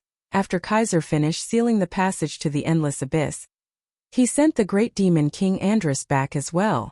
Meanwhile, Kaiser stood quietly alone beside the bottomless pit. Adventurer, here is your Bible of Darkness. In the blink of an eye, Kaiser appeared before Sherfang and passed the Bible of Darkness back to him carefully. Thank you for helping me. Without your help, the curse would still have its grip on the capital's citizens. I don't have much to give you as thanks, so here, I will give you this sword that I had used during my younger days.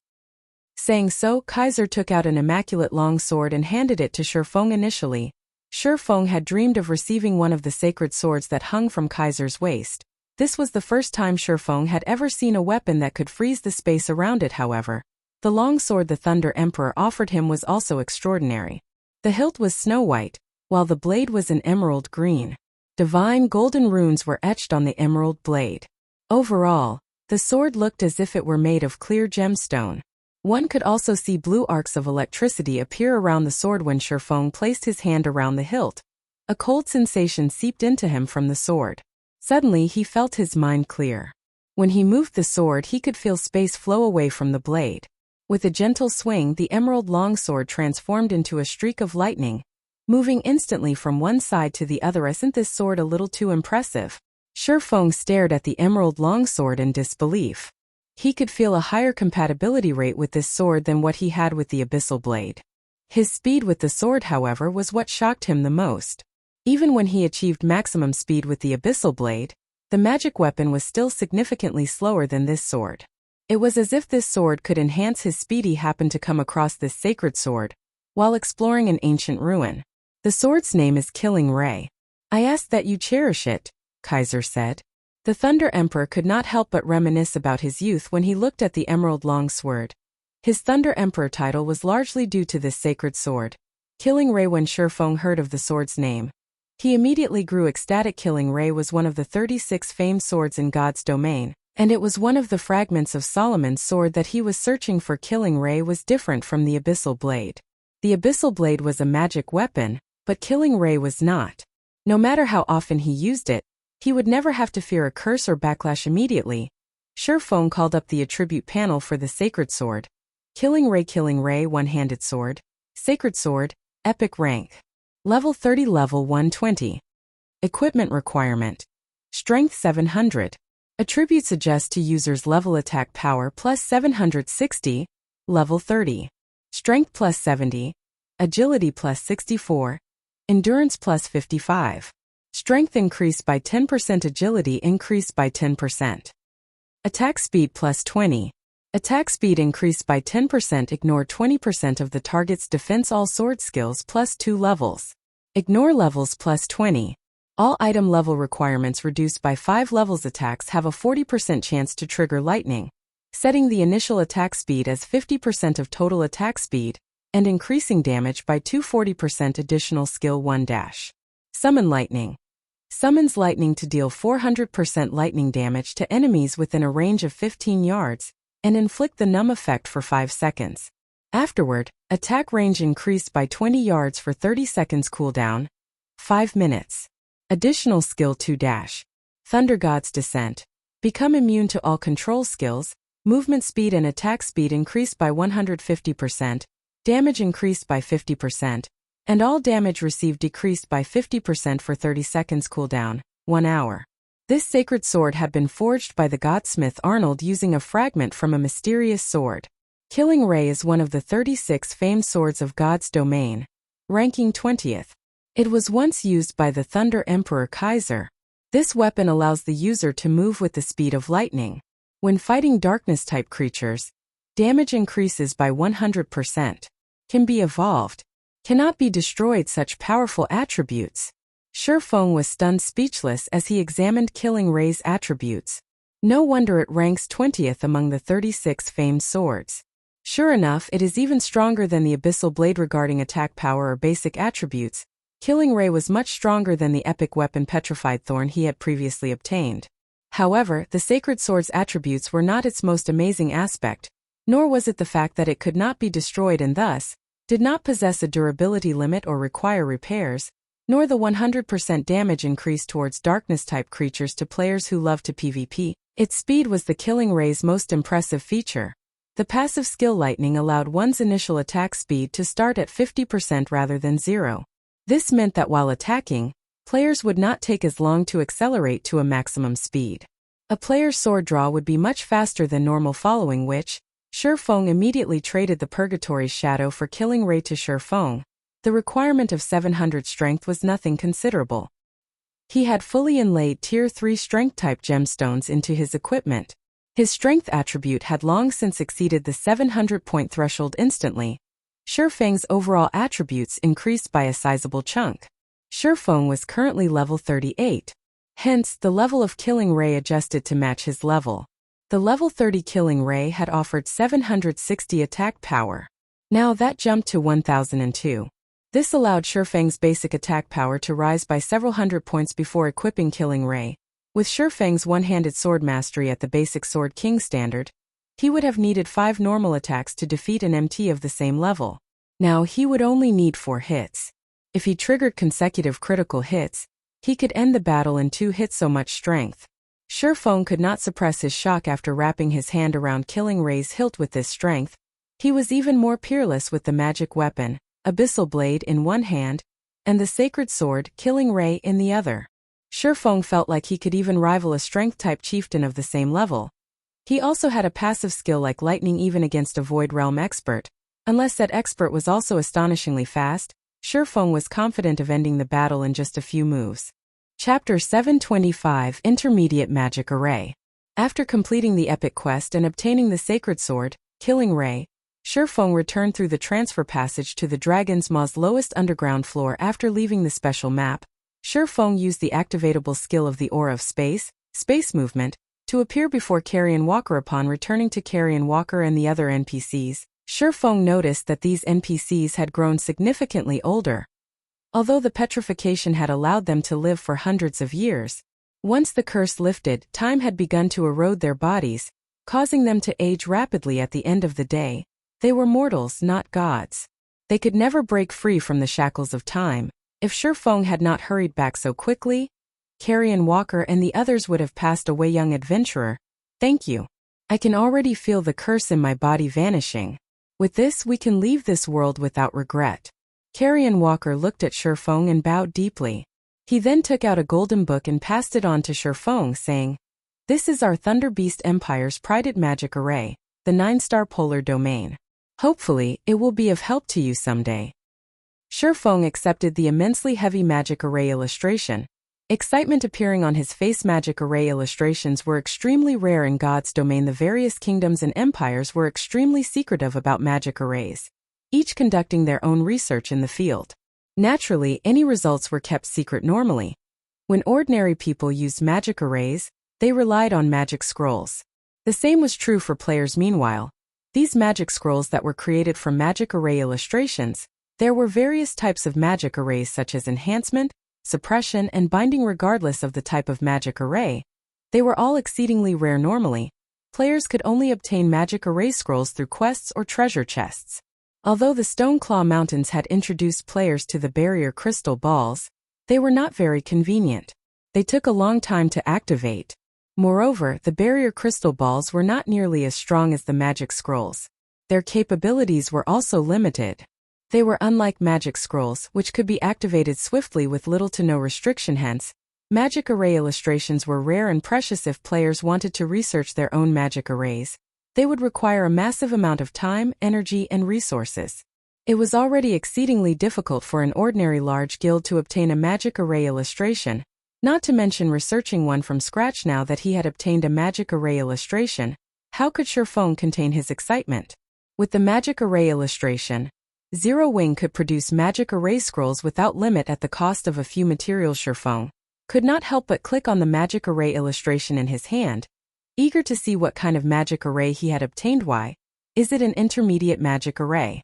Shurfeng was shocked when he saw its statistics. Magic arrays were also organized into several ranks: basic, intermediate, advanced, master, grandmaster, craftsman. Currently, the majority of the magic arrays players encountered were basic magic arrays.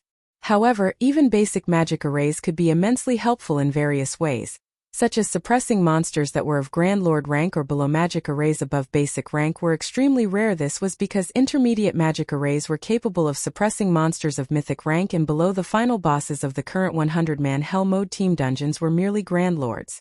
With an intermediate magic array, players could easily suppress such a boss, reducing the dungeon's difficulty tremendously. However, what excited Shurfeng the most was that the intermediate magic array Carrion Walker had given him was a top-tier suppression-type magic array 9-star polar domain. Intermediate magic array. Suppress all enemies within an area of 100 by 100 yards. Requires 9 people to cast. Only usable by magical classes. Required materials: 3 magic crystals, 1 intermediate scroll, 9 starlight stones, and 1 bottle of elemental water. Such a wide area magic array requires only 9 magic classes to cast. Moreover, there aren't any specific classes required. It's no wonder why Carrion Walker said that it is the Thunder Beast Empire's prided magic array. After Shurfeng carefully looked through the illustration, he finally understood just how beautiful of a reward this quest had given him.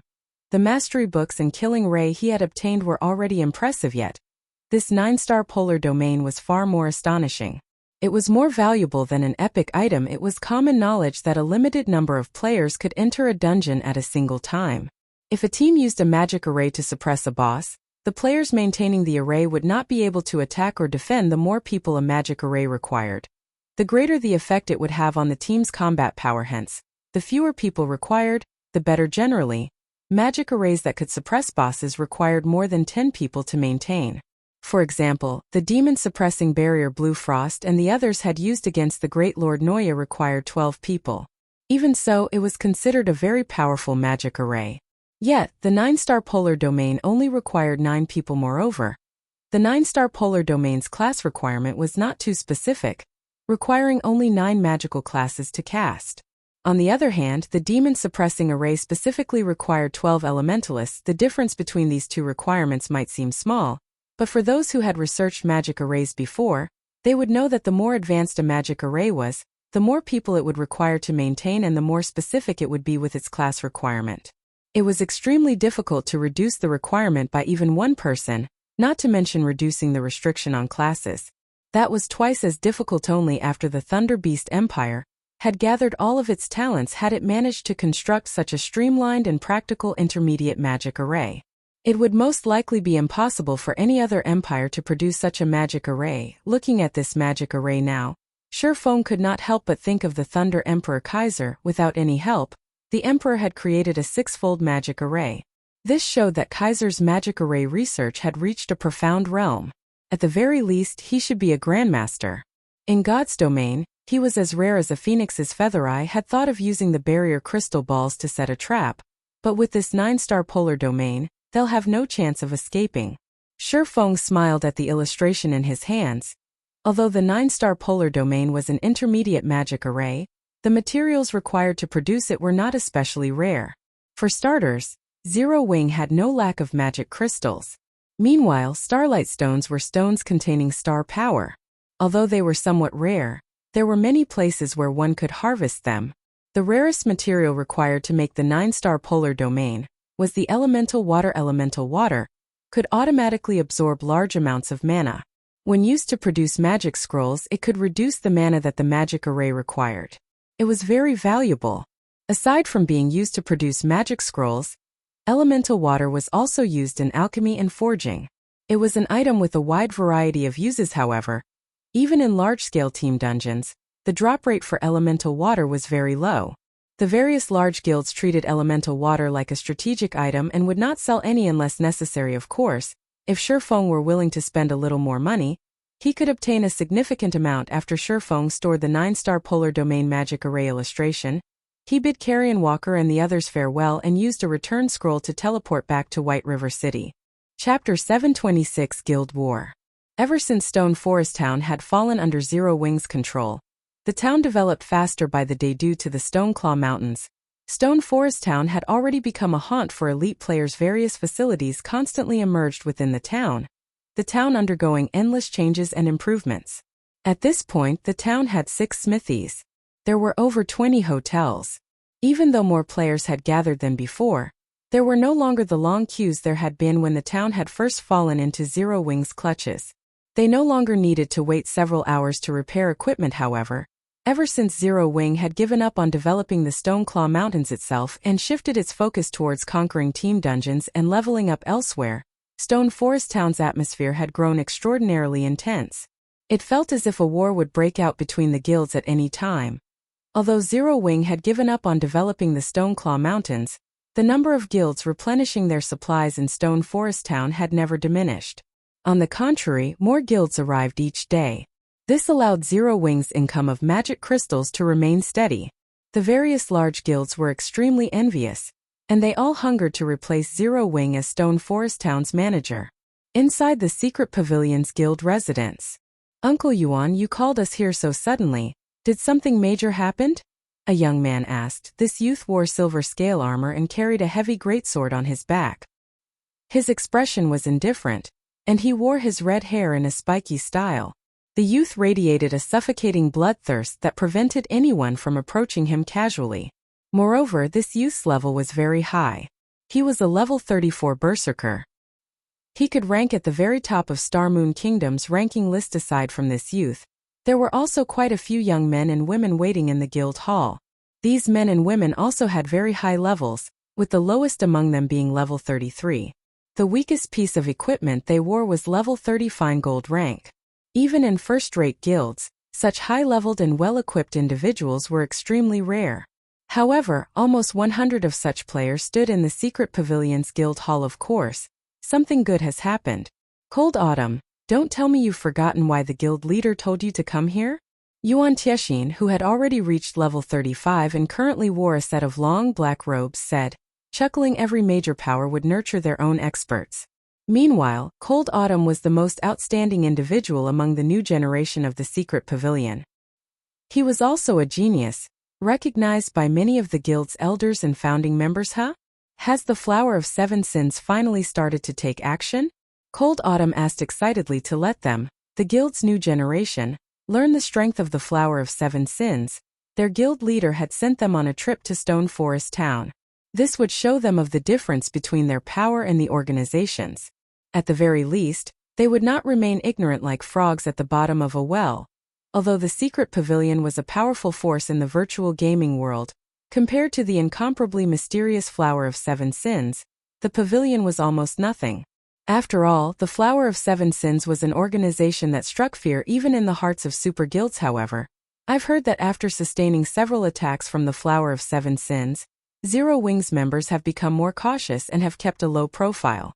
Both the guild's main force and the Dark Gods Legion either held themselves up in the Divine Colosseum, or went out to complete quests after disguising themselves. They have stopped forming teams to level up in the fields.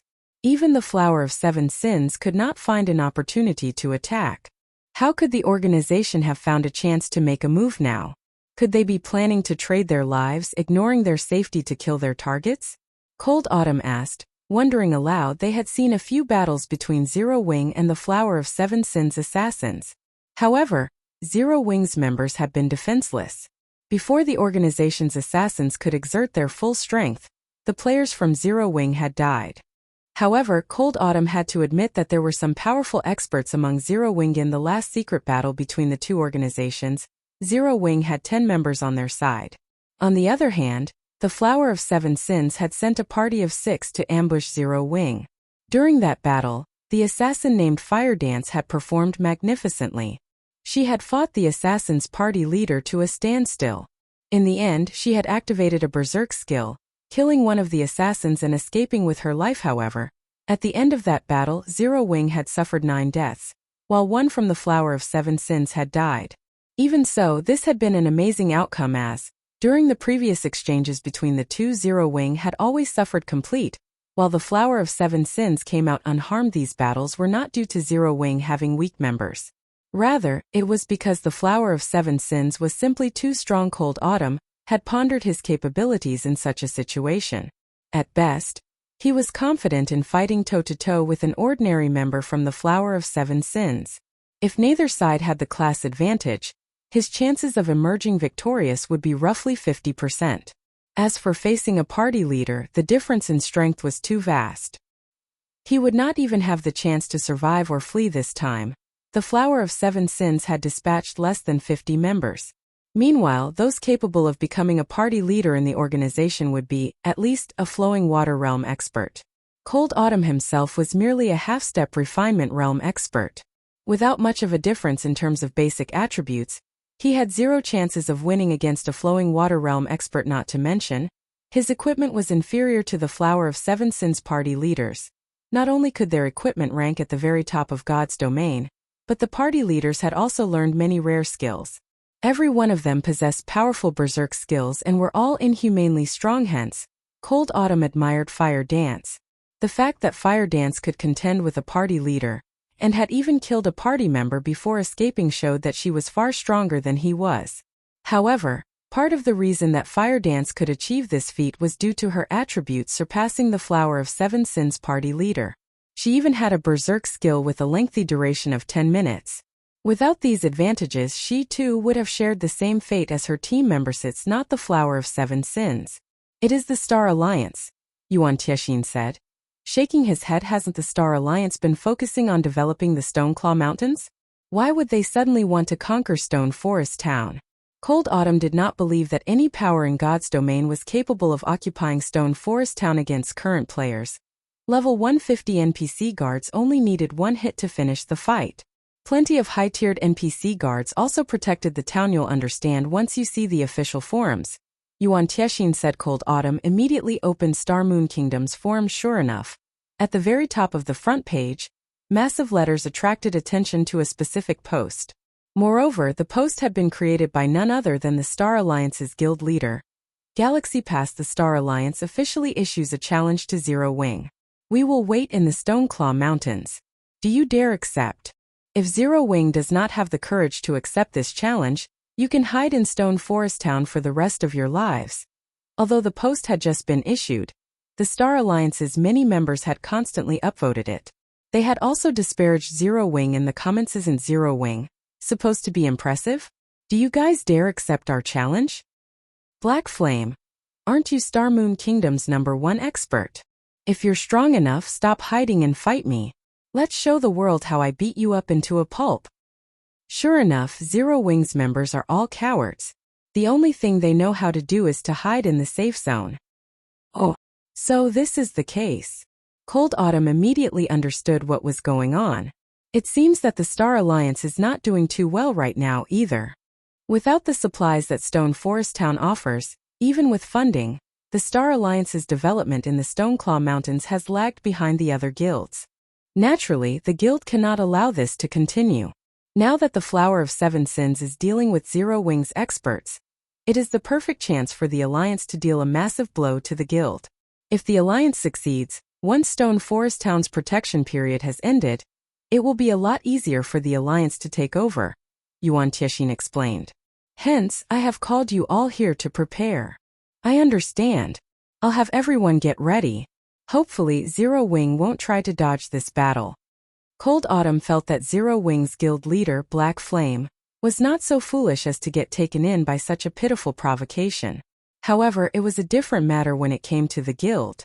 If Zero Wing wanted to retain its reputation, it would have no choice but to accept the Star Alliance's challenge. Chapter 727 War. White River City. Zero Wing's guild residence. Due to the Star Alliance's sudden provocation, Zero Wing was in disarray previously.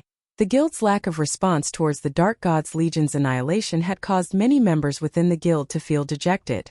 If not for Aqua Rose holding everyone back, many members would have rushed to the Stoneclaw Mountains to seek revenge. Now that the Star Alliance had launched such a challenge as well, how could they contain their anger? As it was difficult to locate a small number of independent players, they could have ignored the previous assault. However, it was a different story with the Star Alliance. Their enemy had even prepared a battlefield. Even if the Star Alliance was a first-rate guild and had set up a trap, they needed to show everyone that Zero Wing was not a guild to provoke. At worst, they just have to die once. Vice Leader Aqua. Everyone in the guild is ready to fight. If you give the word, we'll leave immediately and annihilate the Star Alliance. Many core members stepped forward and declared Zero Wing was no longer the weak upstart guild it had been before. Now it was White River City's overlord. The guild already had over 100,000 members. They even had close to 20,000 elite members. Although the others were not elites, they were not far from it. Either they could definitely put up a fight against the Star Alliance. You guys are taking this situation too lightly. Since the Star Alliance has dared to provoke us openly, they are confident in defeating us. Moreover, the Star Alliance is not our only enemy, Aqua Rose said, shaking her head. After seeing that forum post, it would be a lie if she said she wasn't enraged. If she were an ordinary guild member, she would have torn apart the Star Alliance's members on the battlefield by now. However, she was not an ordinary member of the guild, so she could not do so. She had to consider the guild as a whole. As long as it was not one of the guild's important figures, even if they died tens of times, it would not impact the guild. However, if every elite member died even once, the guild would be wounded. If that happened, the best-case scenario would be the guild's development slowing down and losing its previous advantages. In a more severe case, the guild's development would stagnate, and from then on, the guild would no longer be able to contest for supremacy over God's domain. All of their time and efforts would be for naught. Such a situation had occurred many times throughout the virtual gaming world's history.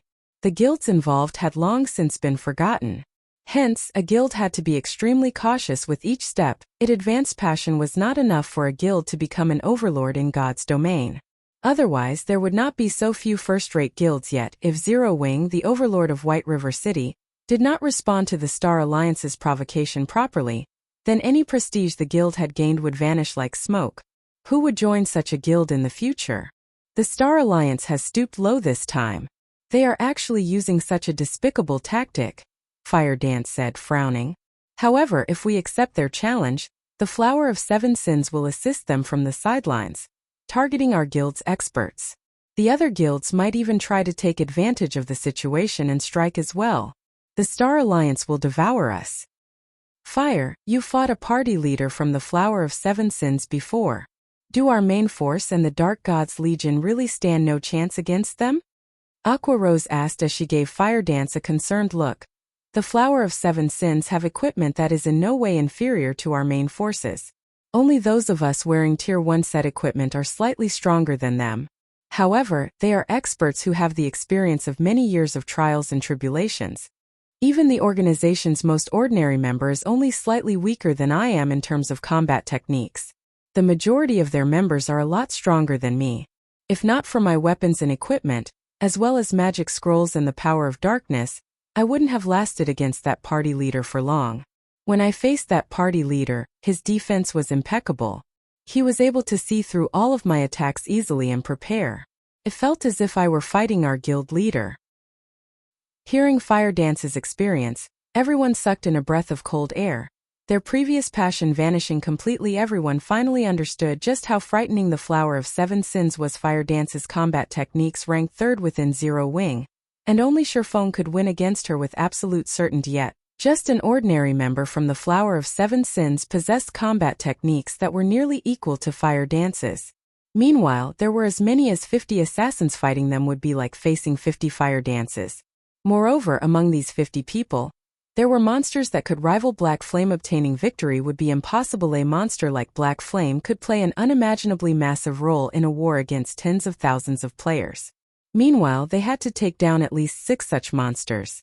In truth, when Black Flame had seen the list of assassins, even he had been surprised. Vice Leader Aqua, what are we supposed to do?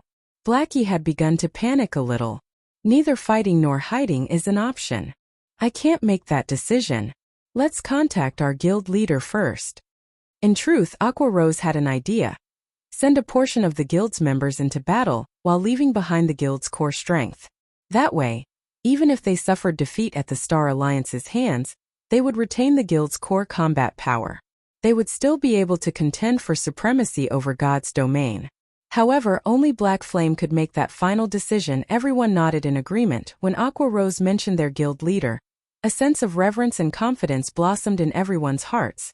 So long as their guild leader gave the command, even if they had to fight to the very last man and repeatedly die until they were level 0, they would do so willingly. At most, they would just start all over again with their guild leader. Suddenly, the conference hall doors swung open. A familiar figure appeared before Aqua Rose and the others. Guild leader. Guild leader, you're back.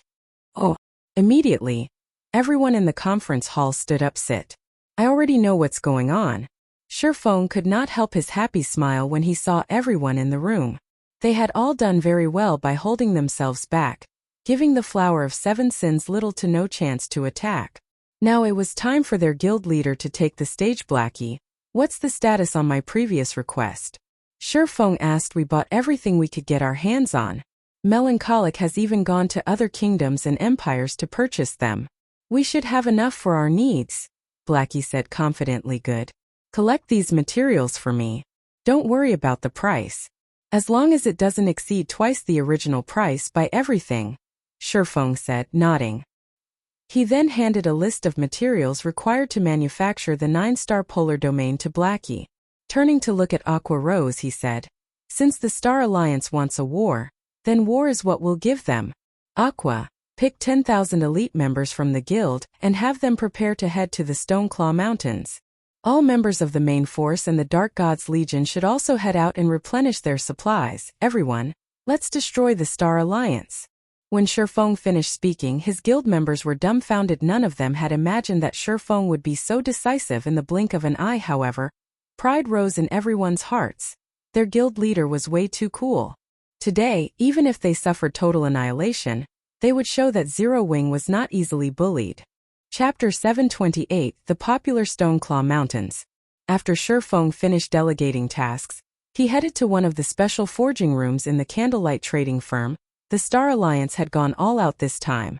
Naturally, the guild would dispatch a large number of its elite members. Based on the information Aqua Rose had obtained, The Star Alliance had dispatched more than 80,000 elite members. The Alliance had sent more than 4 times what Zero Wing possessed. Moreover, that was not the end of it. Aside from the Star Alliance, the other large guilds had secretly dispatched a large number of players to help the Star Alliance. Over 120,000 elites had gathered in a head-on clash. Zero Wing had 0 chances of victory. The Star Alliance also had the help of the Flower of Seven Sins experts. As long as the Flower of Seven Sins pinned down or killed Zero Wing's experts, they would have no hope of escaping the slaughter. Although Gentle Snow had said she would help, even if they included the power of Ouroboros, they still far from enough to secure a victory. Guild leader, here are all the materials that you requested, Melancholic Smile said as she entered the forging room. She proceeded to stack materials on the stone table. Melancholic Smile understood the Star Alliance's strength. Zero Wing had no chance against this opponent. Yet, during such a crucial period, Shifeng shut himself away in this forging room, producing items. She was confused. Time passed. Little by little the Star Moon Kingdom had gone into an uproar. The Star Alliance, a first-rate guild, was going to face off against Zero Wing in the Stoneclaw Mountains. How could anyone not be excited? Everyone was eager to see who would emerge victorious. On one side, the Star Alliance was a first-rate guild with a powerful background and countless members. Meanwhile, although Zero Wing did not have as many members, it had an army of experts. The guild even had a monstrous character like Black Flame. In the Stoneclaw Mountains outer region, ever since the Star Alliance had declared war on Zero Wing, a large area in the outer region had been cleared out to act as the upcoming battle's battlefield. The Star Alliance quietly waited for Zero Wing to arrive. Guild leader Galaxy. As we predicted, Zero Wing has begun to gather their members. It seems they plan to fight to the bitter end. Twilight Echo's guild leader, Glorious Echo, said, laughing. Guild leader Echo, rest assured, we won't disappoint Miss Willow. As long as Zero Wing shows their faces, we will show them complete and utter annihilation. As for Zero Wing's experts, however, I will leave them for you. Galaxy Pass said, similarly laughing. You can rest assured. The Flower of Seven Sins' reputation is not undeserved. As long as they make a move, even Zero Wing's Black Flame will surrender his life, Glorious Echo said, patting his chest confidently. Previously, Glorious Echo had only heard about the Flower of Seven Sins. This time he had witnessed the organization's power personally. No first-rate guild stood a chance against that power. Glorious Echo had rewatched the battle video of the Flower of Seven Sins facing the Dark Gods Legion more than half a dozen times. So fair in terms of equipment, the Dark Gods Legion could rank at the top of God's domain. Even Twilight Echo's strongest legion could not compare to the Dark Gods Legion. However, what had shocked Glorious Echo the most was the Legion's Berserk skill. All 300 members of the Legion possessed a Berserk skill.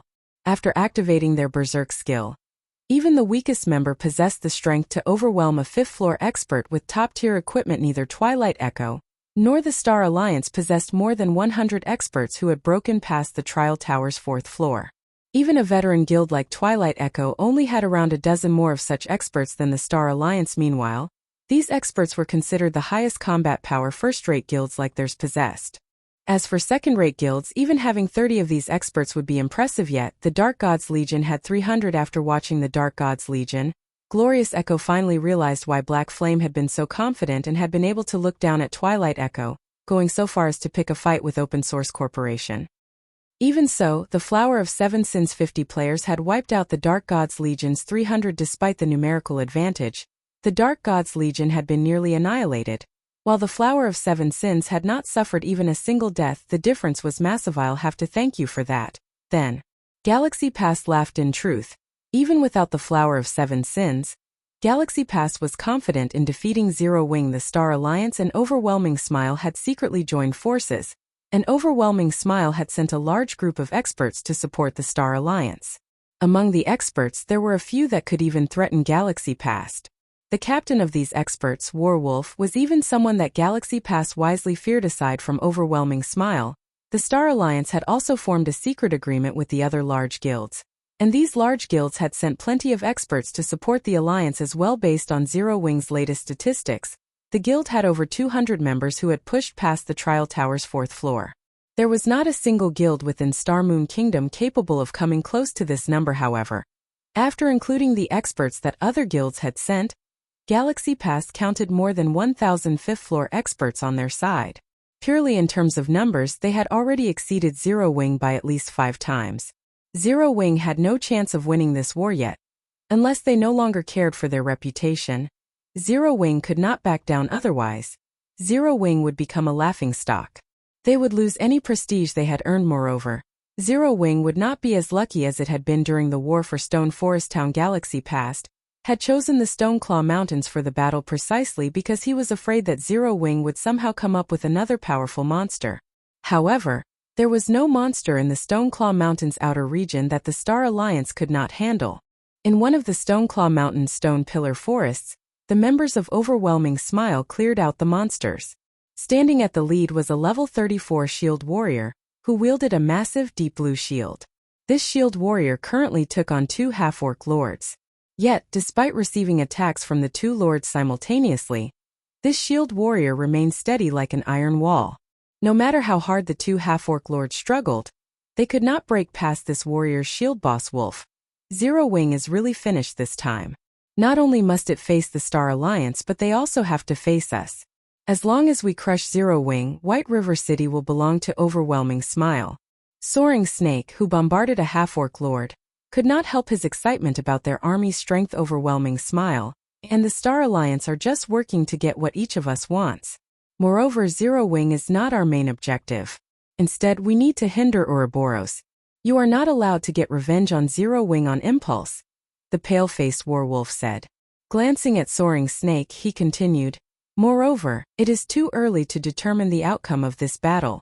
Don't forget how Dark Star perished under Black Flame's hands. It is better to avoid trouble whenever possible. Boss Wolf, Big Sis Yulan has already reminded me. Why would I dare act impulsively and ignore the bigger picture? Soaring Snake said, laughing. While the various large guilds prepared for war, Shurfeng had finished crafting the items in the Candlelight Trading Firm's special forging room. Aqua. Have the main force and the Dark Gods Legion gather at the residence in Stone Forest Town. Chapter 729 Rules of War. Stone Forest Town. Under Shurfeng's command, Zero Wing's main force and the Dark Gods Legion quickly gathered in Stone Forest Town's guild residence. I heard that the Star Alliance has gathered a lot of experts. I will finally have the chance to stretch my muscles. A Berserker Shadow Sword said as he caressed his Tier 1 weapon, Tempest Breath, his fighting spirit burning in his eyes. Standing beside Shadow Sword, Kola Yiwumian, Rampant Blade, Flying Shadow, Minor Wind, Turtle Dove, and the other members of Zero Wing's main force nodded in agreement. Ever since the Flower of Seven Sins had targeted Zero Wing's main force, Shurfeng had ordered them to stay inside the city and train in the Divine Colosseum. Although their EXP bars had barely moved over these past few days, their combat techniques had improved significantly. Everyone's skill completion rates, in particular, had improved by leaps and bounds with the help of the 100-berry wine. Previously, only Fire Dance, Violet Cloud, and Aqua Rose could maintain their skill completion rates at 85% and above. Now, however, they could do so as well, although their techniques were still weaker than Fire Dance and the other 2 women. With their top-tier equipment and Tier 3 gemstones, the Flower of Seven Sins assassins should not mistake them for easy targets. After a short wait in the guild hall, Shurfeng appeared in the residence's hall after using a guild transfer scroll. The Zero Wing members immediately saluted out of respect. Aqua, have you finished organizing the magical class teams? Shurfeng asked as he turned to Aqua Rose. He had obtained plenty of information regarding the Star Alliance from Gentle Snow. With just 10,000 elite members, they had no chance against an army of more than 100,000 elite players. If they wished to challenge such a large army, they would have to rely on the 9-star polar domain. Meanwhile, it was safest for the players maintaining the intermediate magic array to have as much mana as possible. Hence, Shurfeng had asked Aqua Rose to choose magical class players who had focused their free attribute points on intelligence. Everything has been arranged. Following your instructions, I have formed 20 groups of 9 players. Every player has been supplied with plenty of isolation scrolls and invisibility potions. Aqua Rose reported. Alright. Give these to them. Each person will only get 1 scroll, no more. Shurfeng revealed the newly produced 9-star polar domain magic scrolls. If one entered combat, one would lose the effects of both the isolation scrolls and the invisibility potions. However, they were very useful to an ambush. Suddenly, melancholic smile burst into the guild hall. Panting, she said, Guild leader, I've brought what you've requested. Good. Distribute them to the main force and the Dark God's Legion. Each person will get 10 advanced frost grenades and 100 intermediate frost grenades. Additionally, members of the main force will get 2 glare bombs. Lastly, elite members participating in the war will each get 10 intermediate frost grenades. Shurfeng instructed the glare bomb was very easy for engineers to manufacture, and it did not share the same cooldown as the frost grenades. Furthermore, like the frost grenade, the glare bomb was an invaluable tool for war. Unfortunately, Shurfeng had only found a single design. Even with the Starstreak trading firm's intermediate engineer producing them constantly, he had only managed to craft around 200 bombs, barely enough to supply the main force. Although Shurfeng's words had been leisurely, his subordinates were shocked they had used the frost grenade before. It was one of the guild's strategic items that they kept in reserve. However, though they knew that the item sold only in Blackwing City, none of them knew exactly where they could buy them. Currently, Shurfeng had only revealed the location to Aqua Rose and Melancholic Smile Intermediate Frost Grenade. Effective against monsters and players, below level 70 deals 800 frost damage to a radius of 12 yards, freezing targets for 5 seconds, then reducing movement speed by 60% for a duration of 12 seconds. Price, 10 silvers. Advanced Frost Grenade. Effective against monsters and players, below level 120. Deals 2000 frost damage to a radius of 15 yards, freezing targets for 5 seconds, then reducing movement speed by 60% for a duration of 12 seconds. Price, 70 silvers. Although these tools would only be half as effective against players, it would still leave an impact. Only these items were incredibly expensive yet. For this battle, Shurfeng had prepared so many the guild had spent 6,800 gold on the main force and the Dark God's Legion. After including the allocation for 10,000 elite members, the guild spent a total of 16,800 gold. Even the Star Alliance, which received financial support from Open Source Corporation, could never spend that many coins in a single breath. The Alliance would never willingly part with such a sum of money. Yet, Shurfeng did not hesitate at all. Even to Zero Wing, 16,800 gold was not pocket change. This was the money that Zero Wing had amassed after many difficulties. However, Shurfeng did not particularly mind the expenditure. He had not only requested Melancholic Smile to purchase the frost grenades, he had requested something even more powerful as well. That item was more expensive than all the frost grenades they had purchased combined. To others, it might not be easy to deal with an army of more than 100,000 elite players. To Shurfeng, who had coins to spend, it was not difficult at all. Even top-tier players would be limited under the iron hoof of an elite army. To increase their chances of overcoming the Star Alliance, Shurfeng needed to increase the guild's overall strength. The best method to do so was to arm every elite member with intermediate frost grenades. Shurfeng had played God's Domain for more than 10 years now. He had lost count of the number of guild wars he had participated in. Hence, he was extremely familiar with how guild wars worked. To secure victory in a guild war, relying on elite and expert players was far from enough to emerge victorious in God's Domain's battles. Magical tools were crucial as well. Take the Twin Snake Ring, which had once been famous throughout the continent, for example. It was a kind of strategic weapon that, even in the hands of an ordinary player, could send hundreds of thousands of elite and expert players running with their tails tucked between their legs. It was a weapon that could cause the various kingdoms and empires to tremble in fear. In the end, after the various kingdoms and empires had paid an unimaginable price, they managed to destroy the Twin Snake Ring. Thus, in the past, the various large guilds had invested money desperately to research these items. Only current players had yet to realize just how powerful magical tools could be. Hence, they felt that they could rely on numbers and experts to secure victory in battle. Even though the frost grenades' effects were halved against players, they were more than enough to give the Star Alliance's elites a run for their money. If used properly, the frost grenades could even teach the Star Alliance an important lesson. Battles in God's Domain could not necessarily be won with a larger army. One could also drown their opponents to death with money. After everyone from Zero Wing was equipped with the necessary supplies, under Shurfeng's lead, they boldly made their way towards the Stoneclaw Mountains. Quick look! They are from Zero Wing. Wow! They're really going to fight. They must have lost their minds. What do they intend to do with so few people? Are they trying to get themselves killed? Many independent players watched Zero Wing's army, which consisted of just slightly more than 10,000 players, with disdain. It should be known that the Star Alliance had more than 100,000 elite players on their side. What is Black Flame trying to do? Why did he send so few people? Waiting at the Stoneclaw Mountains dungeon entrance, Gentle Snow frowned when she saw Zero Wing's army approach. Could he have given up? Chapter 730 Sword Drawn. Outside of the Stoneclaw Mountains transfer gate, Ouroboros' elite army waited for their allies. A battle involving hundreds of thousands of players was different from battles involving only hundreds or thousands of players. There were not many locations that could house a battle of that scale. It was even less likely to find a proper area inside of a dungeon before the war began. One had to organize their troops first. Charging into battle recklessly would only lead to one's doom. Hence, Gentle Snow held Ouroboros back from entering the Stoneclaw Mountains. Instead, she chose to wait for Zero Wing's arrival. Ouroboros was a first-rate guild. Although the guild had lost quite a few of its elites due to infighting, it still possessed the background of a first-rate guild. Moreover, due to its guild residence in Stone Forest Town, Ouroboros developed far faster than their competitors. At this point, God's domain had already evolved from the era of coins to the era of magic crystals. With sufficient magic crystals, a first-rate guild with a strong background could quickly nurture elite players. Ouroboros already had more than 60,000 elite members. They had only slightly fewer than when they had conquered Stone Forest Town with Zero Wing.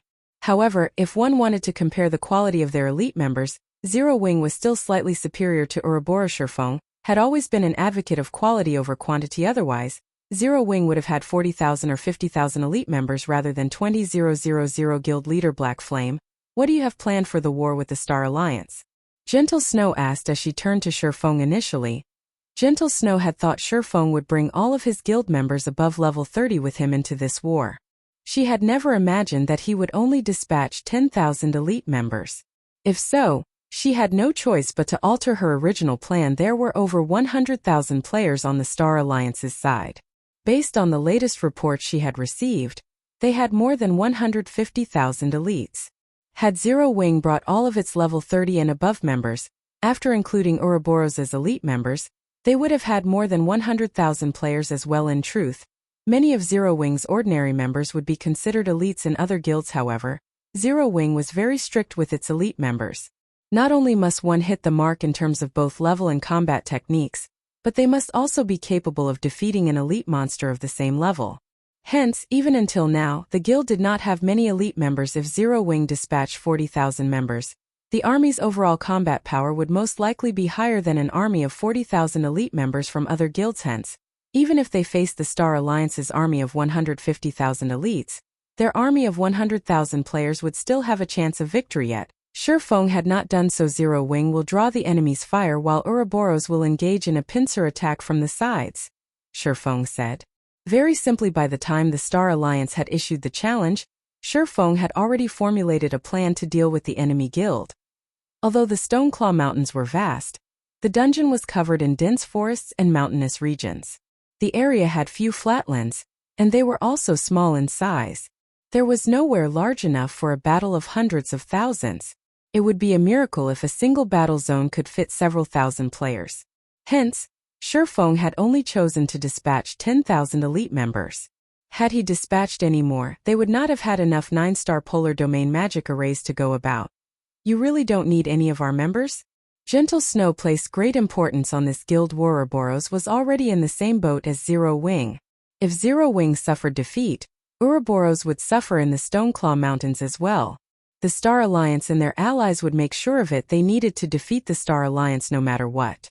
If they removed the Star Alliance from the picture, the other guilds would hesitate before moving against them. Of course, Gentle Snow had not forgotten about the issue with the Flower of Seven Sins. However, the Flower of Seven Sins assassins would only target Zero Wing's experts.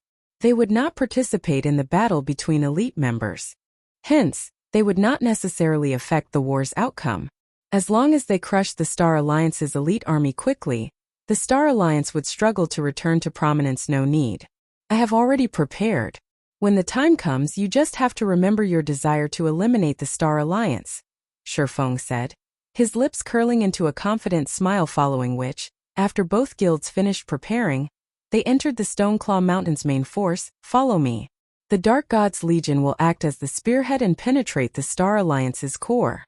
Everyone else, as we discussed, split up into 10 legions and advanced slowly. Shifeng shouted his orders after entering the Stoneclaw Mountain. Shifeng's decisions had confused Aqua Rose and the others. In such a massive battle, he wanted all of Zero Wing's experts to gather in a single location. They would be throwing away an expert's advantages on a battlefield. On such a large battlefield, their enemies would scatter. By concentrating all of their experts into a single point, although their combat power was astounding, they would only be able to claim a limited number of lives. They wouldn't be nearly as efficient on the battlefield as they could be. Alright, enough daydreaming. Move! Shifeng commanded. Naturally, he understood everyone's concerns. However, he did not have time to explain his plan. Although this formation would not benefit the guild on the battlefield, it would not give the Flower of Seven Sins a good opportunity to strike. Moreover, they could reduce the number of casualties from the elite legions. The Flower of Seven Sins was an assassin organization. They had only been hired to do one thing in this battlefield: kill Zero Wing's experts. Shifeng had confirmed this with the secret pavilion. As long as there were no experts in the elite legions, the Flower of Seven Sins would not bother helping the Star Alliance by killing Zero Wing's elite members. However, if an expert appeared in the midst of the elite legions, even if the assassins were reluctant, they would have no choice but to clear out the elite members blocking their path. This would deal a fatal blow. Shifeng was a flowing water realm expert, so he understood how beneficial such narrow terrain was to experts in the realms of refinement. He also knew how effective such experts were in a battle involving thousands of players. Hence, Zero Wing's experts needed to cluster. That was his first reason. His second reason was to drive the assassins to a single location. That way, he would not have to waste time searching for them. He could set a trap to catch them at once. Under Shifeng's command, everyone immediately began to move. Shifeng directly led the 100 main force members in a charge towards the tallest peak in the Stoneclaw Mountains outer region. That area was a favored location for a large-scale battle. From there, he could see the overall situation and direct his army. Ouroboros had also circled to the edge of the Stoneclaw Mountains. Meanwhile, on top of a hill in the Stoneclaw Mountains outer region, Guild Leader Galaxy, Zero Wing has entered the Stoneclaw Mountains. However, Zero Wing has only brought 10,000 elite members. It seems that the Star Alliance will not get to see much action. If you don't move quickly, the other guilds might decimate Zero Wing before you get to see any action. Glorious Echo warned the other guild leader cheekily. He could not help but laugh when he received the report on Zero Wing's arrival. You might not even get a share of the equipment they drop.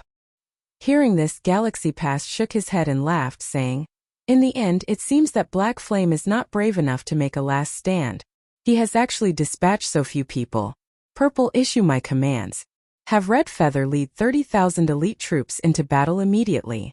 We can't let the other guilds steal the bounty." Understood. Purple. I contacted Red Feather. Chapter 731 Flurry. After the large guilds received the reports that Zero Wing had dispatched 10,000 elite members to the Stoneclaw Mountains, they began to mobilize their troops.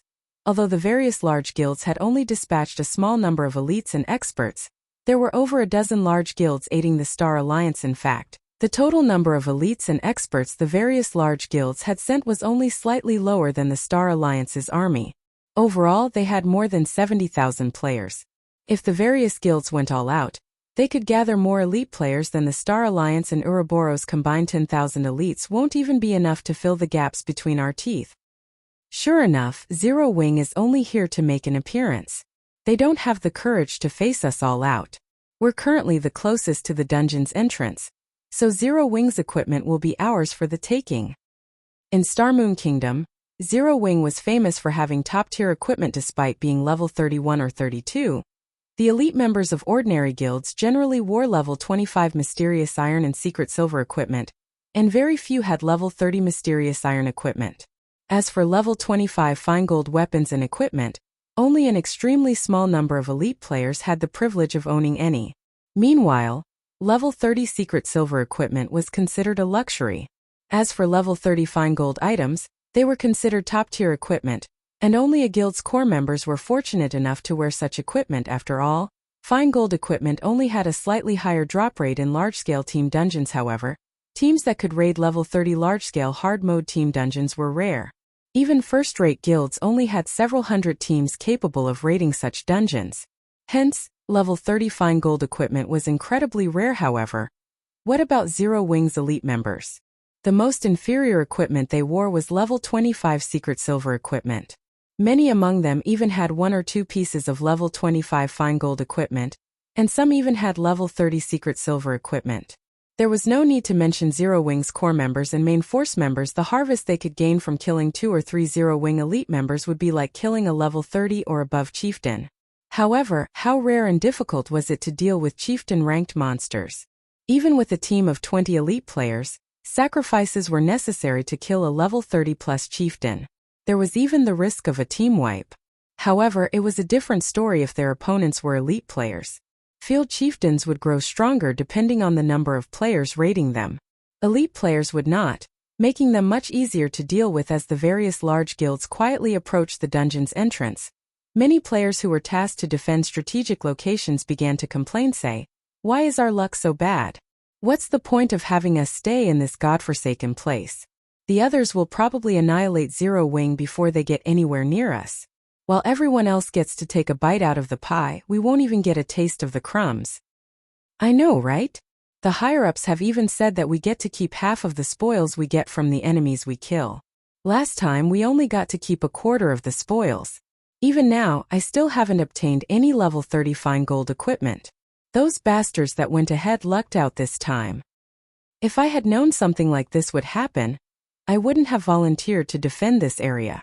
I could have been killing a few of Zero Wings members and upgrading my gear. Oh, the 2,000-man elite legion standing on top of a mountain whined as they enviously watched the fires of battle some distance away, nearly drooling. Meanwhile, under Shurfeng's lead, Zero Wings' main force arrived at the foot of this mountain undetected with the help of isolation scrolls and invisibility potions. With these 2 items, even a ranger's eagle eyes would not detect them. It was very easy for the group to circle the army of the various large guilds' guild leader. I've investigated the situation using eagle eyes. There should be around 2,000 players on top of the mountain. Among them, over 20 have excellent equipment. They should be experts. Minor Wind reported in the team chat, 20-plus experts? Shurfeng could not help but laugh. These people are taking this mountaintop too lightly. Fire, lead your group, get rid of their healers first. Everyone else, focus on your positions. Herd them together as much as possible before using AoE skills. Shurfeng did not take the 2,000 elite players seriously at all. The equipment worn by Zero Wing's main force was considered among the best throughout God's domain. They had at least double the attributes of their enemies. Even the Dark God's Legion could defeat 2,000 elite players easily. The only ones who might actually pose a threat would be the 20-plus experts. Currently, those that could be considered experts were players who had at least reached the Trial Tower's 5th floor. Unfortunately, even the weakest members of Zero Wing's main force were 6th floor experts. Hence, Shurfeng did not have a shred of doubt that his team would slaughter the army of 2,000 elite players. The rangers, who observed the situation on the mountain, did not detect Shurfeng and the others approach guild leader. We're in position.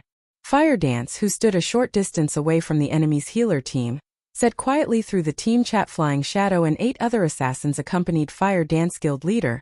We've arrived at the enemy's magical class team. Kola reported quietly. Shurfeng stood a short distance away from the 20-plus experts. Through a combination of void steps and the effects of the invisibility potion, even a ranger or druid with sharp senses would not detect Shurfeng kill them. Shurfeng growled immediately. Everyone burst into action. Fire Dance activated the additional skill of the Tier 1 set equipment for assassins, Flurry, increasing her movement speed and attack speed by 50% for 20 seconds. She then executed ambush and thrust her flaming short sword into the back of a level 32 cleric. 267. The cleric, who had close to 7,000 HP, died instantly. Magical classes were very fragile. Not only did they possess very little defense, but they also lacked passive skills that reduced damage. Against Fire Dance, who boasted both high attack power and critical rates, magical classes could not withstand even a single blow. Even without a critical hit, Fire Dance could still kill a cleric with more than 7,000 HP with a single move. With the sudden death of a cleric, the remaining healers were dumbfounded. The healers were typically safe in the heart of the Legion. It was nearly impossible for an enemy to reach them undetected. Yet their enemy had done just that. However, The most frightening aspect about Fire Dance was her damage. She killed a cleric with nearly 7,000 HP instantly, just like that. After Fire Dance killed off the level 32 cleric, she immediately executed Backstab, her short sword sinking into a nearby Oracle 11, for 85. Landing another critical hit, Fire Dance instantly killed the Oracle with over 6,000 HP at the same time. Flying Shadow and the others began their own killing sprees. In an instant, the healer team with over 200 members lost. Over 10 players were being ambushed. A player suddenly shouted, however. As soon as this player announced the attack, he heard screams. The fires of war illuminated the area. Activating Charge, Shadow Sword arrived before a level 32 Elementalist. Before this Elementalist could use Blink, the Berserker forced him into a fainted state. Shadow Sword then followed up with a Whirlwind Slash, a damage of over -4,500 points appearing above the heads of all enemies within 8 yards. Some even received critical damage of over -9,000 points. Even level 30+ expert magical class players would rarely have more than 8,000 HP. In the blink of an eye, Shadow Sword killed off 3 players, while 4 held on by a thread of HP. However, Shadow Sword had also triggered the Blue Fire Double-Edged Sword's passive skill, Blue Fire Dance, with his previous attack. Swinging his sword violently, Shadow Sword sent a cone of blue fire ahead of him, dealing more than -7,600 damage and killing another 8 players. Zero Wings' main force had only begun their assault, yet in the blink of an eye, close to 300 elite players fell. To Zero Wings' main force, these elite players were even less of a challenge than ordinary elite monsters. Leader, we're being ambushed. Some quick-witted players hurriedly called for help from their team leader. However, when these players shifted their gazes towards their team leader, they were all dumbfounded. Countless divine, golden swords rained down on their leader and the other experts, damages of over -5,500 points appearing above their heads. Those who received critical hits received more than -10,000 damage with each shining blade. In the blink of an eye, half of the 20+ experts died while everyone else was sealed within the Skywheel Sword's effective area. Chapter 732. Unstoppable Sword. Black Flame. The dozen or so experts turned to look at Feng, who had suddenly appeared, their eyes widening in shock. The various guilds' upper echelons had long since engraved Black Flame's name in their minds, hence, they were extremely familiar with his appearance. He wore entirely black armor, including the cloak draped over his shoulders. Even his eyes resembled the night sky. 2 exquisite swords, one made of emerald and the other shining black, hung from his waist. Black Flame just stood there, but it felt as if he had become the focus of this battlefield. Their instincts screamed a warning: everyone be careful. Do not engage him in close combat. Endless Plains, a level 33 ranger who led this elite legion, hurriedly warned his comrades. Use ranged attacks. In response, the surviving experts nodded, serious expressions appearing on their faces. Black Flame's reputation was simply too monstrous. He even had the one-hit Asura title. Even God's Domain's top-tier experts could only last a few moves against him. A few of Black Flame's battle videos had even been regarded as a teaching scripture for swordsmen. Black Flame's grasp of timing and skill usage completely surpassed other expert swordsmen by several levels. Although none of them had ever believed they could win against Black Flame in a one-on-one fight, they had never imagined that, after meeting Black Flame in person, the man would be this frightening. Despite being a swordsman, Black Flame had approached them undetected by relying on an isolation scroll and an invisibility potion. His sneak attack was so fast that they had not had time to react. Moreover, not only did Black Flame's attack catch them, but that single attack had devoured close to half their numbers. Even the high defense and HP Guardian Knights and Shield Warriors had lost close to 4,000 HP. To make matters worse, that was only a control-type skill. Logically, such skills usually dealt low damage. Yet, the skill had stolen 1/3 of the Guardian Knights and Shield Warriors' HPs. If Black Flame had used a high-damage skill, the consequences would have been unimaginable. 1,000 hunts, and I will hold him back. Look for chances to attack him. Don't worry about hitting us, a level 34 Shield Warrior named World Defender said as he lifted his barbed, diamond-shaped shield and dashed forward. Sternly he said, 1,000. If Black Flame moves, activate all defensive skills immediately. Don't hold anything back. I understand. The Guardian Knight named 1,000 Hunts nodded as he stepped to the forefront of his team. They absolutely could not afford to be careless against Black Flame. He understood that, if they did not start the fight with everything they had, it was likely that this swordsman would claim their lives instantly. Good luck. The other team members dashed towards the sword domains etched to them. World Defenders and Thousand Hunts' strength felt reassuring. These two were well-known experts in the virtual gaming world. Although they could not compare to hidden experts like War Wolf, they could still rank near the top among MTs in Starmoon Kingdom. Previously, they had only received so much damage because Black Flame had caught them by surprise with his ambush. Now that these two were going all out, even Starmoon Kingdom's top experts would not find it easy to break through their defense. It seems like you guys have done your homework, Shifeng stated as he glanced at the 12 remaining experts. Among these people, he was familiar with quite a few of these experts. Endless Plains from the Second-Rate Guild, Wildfire World Defender from the Second-Rate Guild, Arrogance Thousand Hunts from the Second-Rate Guild, Secluded Fantasy. In the past, he had looked up to these experts. He had never dreamed that he would face off against them. He had not expected the shift in their positions, either. In the past, even if he had gone all out and pushed his senses to their limits, he would barely be able to contend with any of these experts. Yet now, these experts had to work together and fight with everything they had just to have any chance of survival against him. Although these people worked together for the first time, they fell into a defensive formation seamlessly despite the previous sneak attack. They calmly considered and executed the best strategy to deal with him. The extent of their combat experience was obvious. This was precisely what Fire Dance and the others lacked the most. Although Shifeng had charged at his enemy after using Skywheel Sword, Endless Plains had fired a storm of arrows the moment he set foot into the sword domain. Not only were the Ranger's attacks extremely fast, but they limited Shifeng's range of movement, forcing him to confront the two oncoming MTS Black Flame. Show me just how good you are. The tall and robust World Defender stood proudly before Shifeng as he activated a series of life-saving skills in quick succession. Bloodthirsty Rage. Tier 1 skill. Recovers 3% HP every second for 10 seconds. Shield Wall. Tier 1 skill. Decreases all damage by 60% for 18 seconds. Last Stand. Tier 1 skill.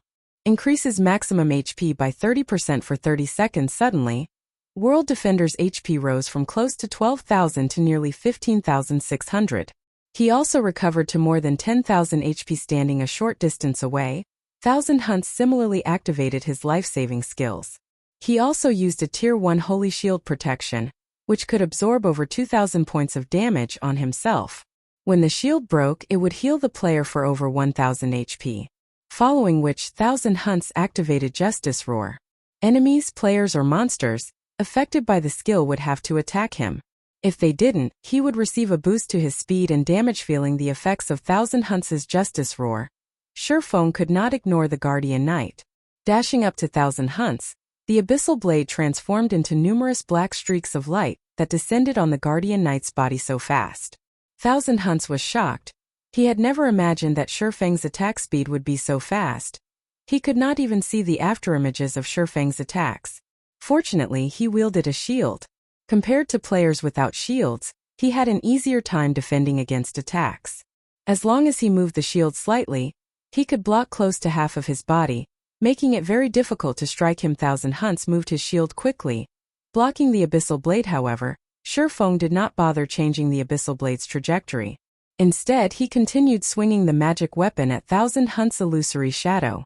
The Abyssal Blade passed through the Guardian Knight's shield, the 6 black streaks of light penetrating the Holy Shield protection before biting into Thousand Hunts 1, 274-2, 604-1, 295-2, 582-3, 829-1, 285. 6 consecutive damages appeared above Thousand Hunts' head.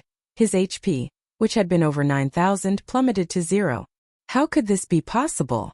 Thousand Hunts could not believe what he was seeing. Despite Protection Blessing, reducing the damage he received by 60%, Black Flame had killed him without breaking a sweat. The other experts were similarly dumbfounded. A Guardian Knight with more than 9,000 HP remaining and Protection Blessing had died instantly. Just how high is his attack power? World Defender no longer dared to waste time with attacks. Instead, he used Charge at the swordsman. Turning, Shifeng used Silent Steps, appearing behind World Defender and brandishing Killing Ray. His witnesses only saw a flash of emerald thundering flash. Like a roaring dragon, 3 blue streaks of lightning instantly devoured World Defender 2, 746-7, 087-4. 424 World Defender's HP, which had been over 10,000, vanished instantly, his body falling slowly to the ground. Chapter 733 Unstoppable. How could this be? Shock shook Endless Plains' heart when he saw World Defender and Thousand Hunts' lifeless bodies on the ground. He could no longer maintain his previous combo. Both of these MTs had activated all of their life-saving skills. Yet each of them had only lasted one move against Black Flame. They lost their lives before they could work with anyone else on the team to deal with Black Flame. Is he really a player? They could not help but remember Black Flame's title of one-hit Asura. However, everyone finally understood something. Against Black Flame's attacks, the only thing they could do was dodge. That's two. World Defender's quick death had not particularly surprised Feng. After all, not only had his one-handed sword mastery reached the basic Sword King standard, but the aura of fire also increased his damage by another 50%. Even an MT with all of their life-saving skills active would be paper in front of his swords. Feng then shifted his gaze towards the nearest assassin Wind Blade. Suddenly, Feng left behind an afterimage as he appeared before the level 33 assassin. His killing ray slicing through the air. Don't think that I'm that easy to kill. The assassin abruptly retreated as Feng appeared before him and tried to activate Vanish. When activate, Vanish would provide him with nearly of invulnerability. Within this second, all attacks against him would be useless. However, Killing Ray's lightning effect triggered the instant Feng swung Killing Ray. He gained a 50% boost to his attack speed. Like a flash of light, Killing Ray danced across the assassin's body. 548. It was another instant kill. As if that had been a cue, the rest of the team bombarded Feng with attacks. Numerous arrows and spells flew at Feng. Sidestepping, Feng jumped into the air, avoiding the oncoming attacks. Following which, he turned and retrieved the blazing meteor. With a flick of his wrist, a meteor suddenly flew from Feng's hand. Flame God's Fury. Flame God's Fury deals physical and flame damage to enemies within a 40 by 3 yard area. Deals 900% damage to the initial target, and damage reduces by 10% with each consecutive enemy hit to a minimum of 500% damage. Shio, an elementalist, a cursemancer, and a summoner who were in the midst of spellcasting, could not avoid the attack in time. The crimson flames devoured them in an instant. The remaining experts were shocked. They had never imagined that Black Flame would also possess such powerful long-range attack capabilities. As soon as Feng landed, over a dozen frost arrows descended on him. Endless Plains had grasped the timing of his attack. Not only had he predicted Feng's landing position, but his arrows also blocked off Feng's path of retreat. He had aimed several other arrows at Feng's vital points. Dang, dang, dang. Before 5 frost arrows could strike Feng, they pinged against the swordsman's emerald blade. The remaining frost arrows simply brushed past Feng's body, dealing no damage whatsoever. *CK my life. Endless Plains stared, stunned despite his perfect angle of attack and timing.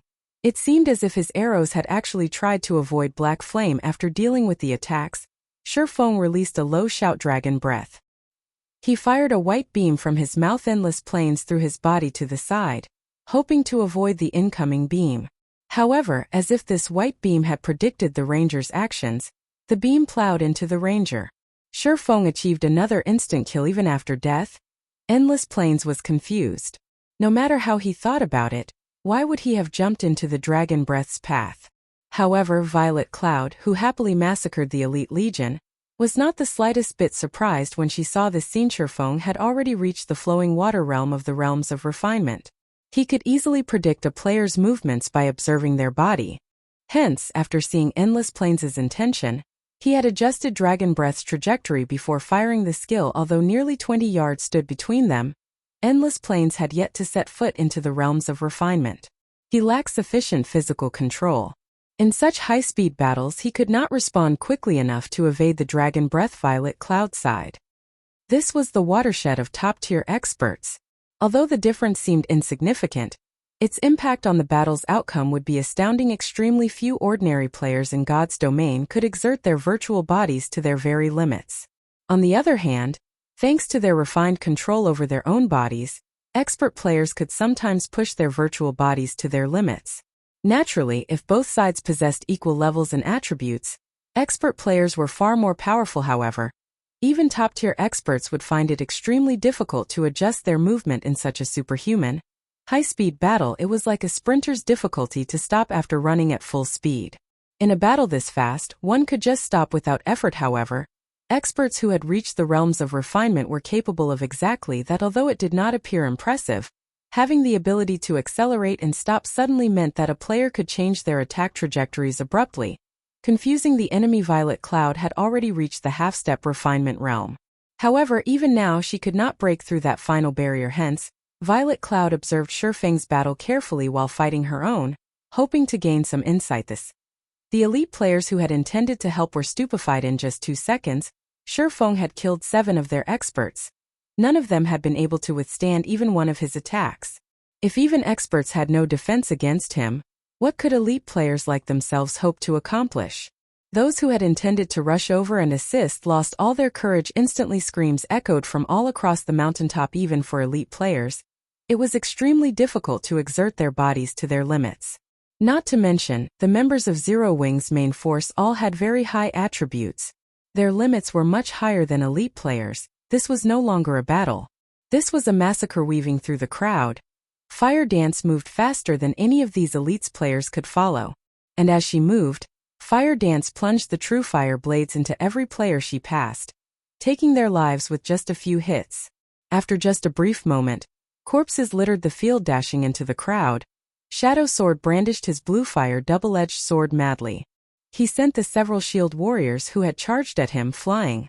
The Berserker then followed up with a flame flash, blue fire devouring these shield warriors instantly. He used Whirlwind Slash to finish them off. Standing on a natural rise, Minor Wind launched a continuous stream of powerful arrows with his Windchaser. The power within a single arrow was enough to push back a Berserker, a class known for its strength. Even though many elite players tried to approach the Ranger, against the dozens of arrows, these elite players became no more than lifeless pincushions. Aqua Rose, Blackie, and the other magical classes released one AoE spell after another, killing dozens of players with every attack. In just a few minutes, the 2,000-strong Elite Legion had less than 1,000 players remaining. In contrast, Zero Wing's main force had not suffered a single casualty yet. Are they so strong? Are they really human? I don't want to fight anymore. I want to go home. This situation was nothing like the videos they had watched of experts exchanging moves.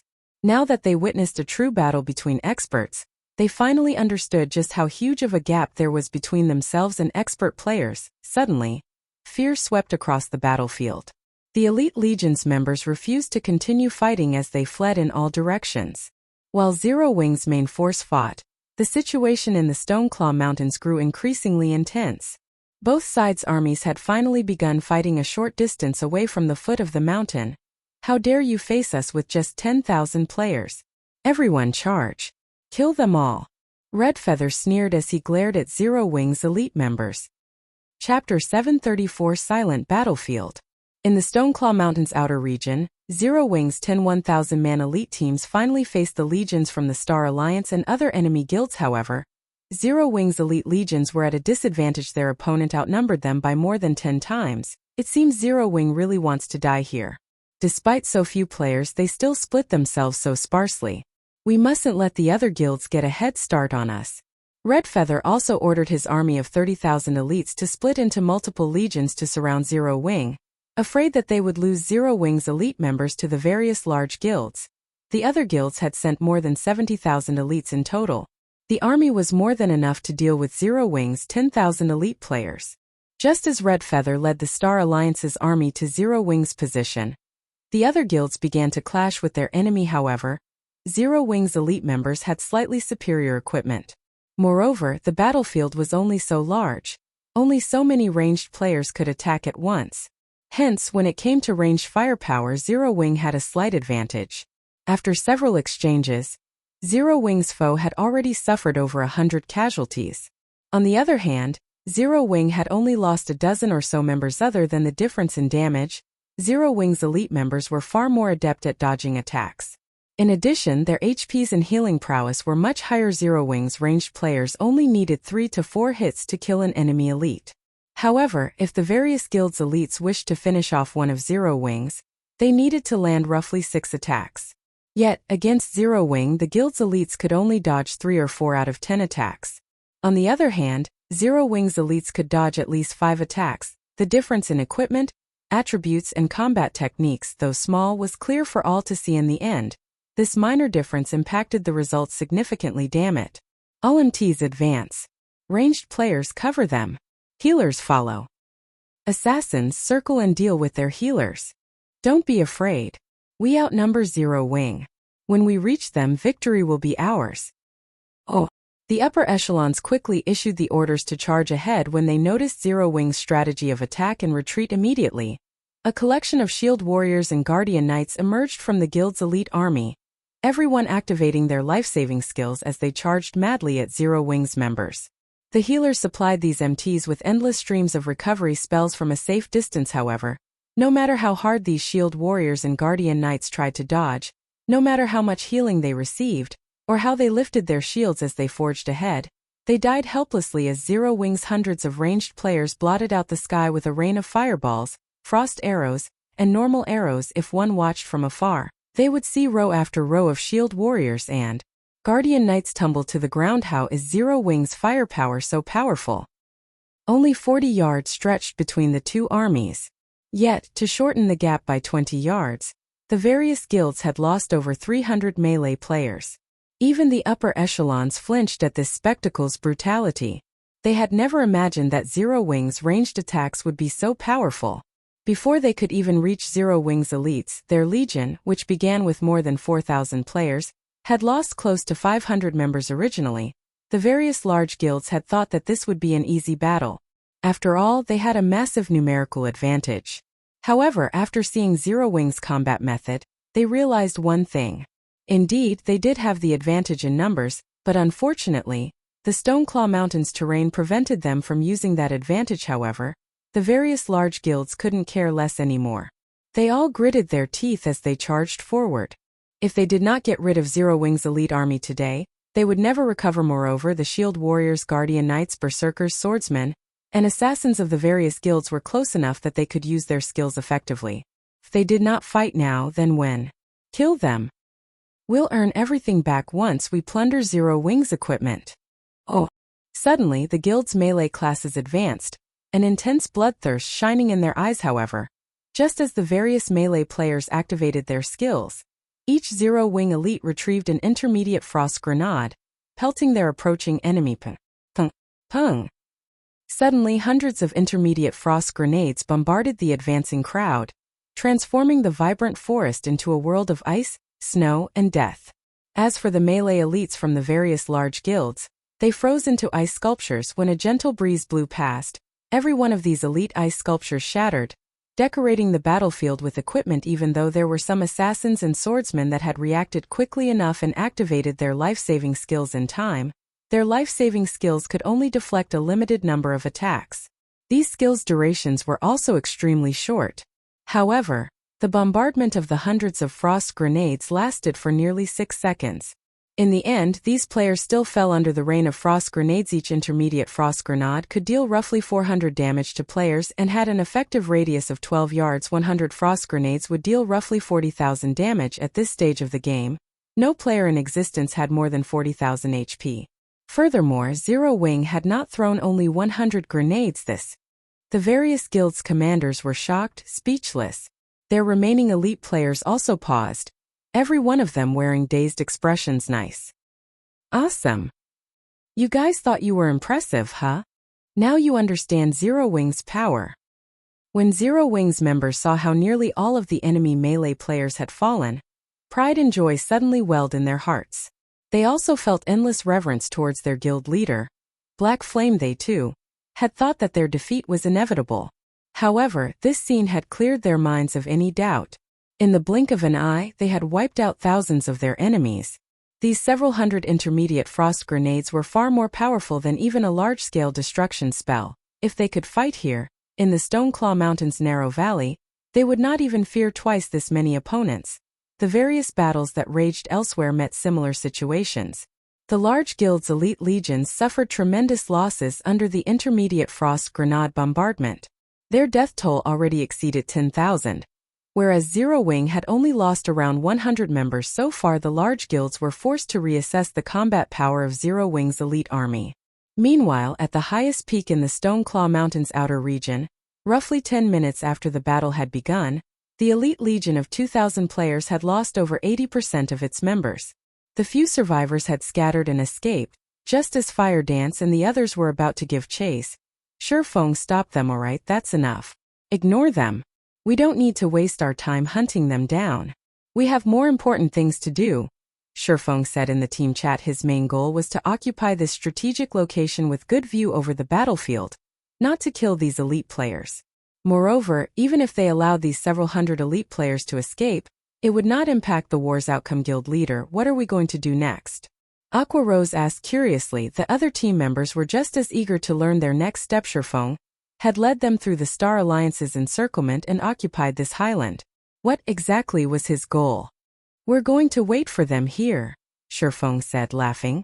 However, we can't idle either. Aqua and Blackie, follow me.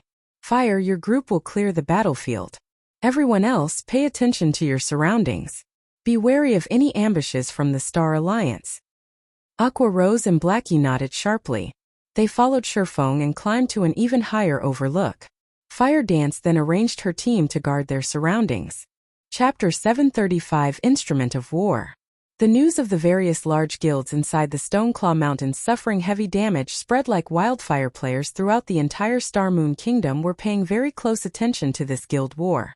Hence, the moment this news appeared on the official forums, it instantly exploded, shocking many players throughout the entire kingdom. The uploaded battle videos of the war staggered them even further. Hundreds of intermediate frost grenades exploded continuously, filling the land with ice flowers and dyeing the land in snow-white color. Several thousand elite players were suddenly nothing more than lifeless ice sculptures doomed to shatter and scatter with the wind. Just seeing this scene alone could give one the shivers. What elite players? What Zerg tactics? Under the bombardment of the frost grenades, everything was insignificant. Without using any words, Zero Wing had proven to everyone that its strength was no trifling matter. Even when going up against over 100,000 elite players, Zero Wing was not afraid. With just the sacrifice of a dozen or so players, Zero Wing had managed to slaughter thousands of elite players. Zero Wing is simply too powerful. They are actually able to obtain so many AoE attack tools. The effects of this item are so good, so it should be very rare and expensive, right? That's an engineering tool. I've bought engineering tools before, so I know how insanely expensive those things are. Since that item they used is practically an instrument of war, it's definitely much more expensive. Despite that, Zero Wing is actually able to casually toss out so many as if they were just toys.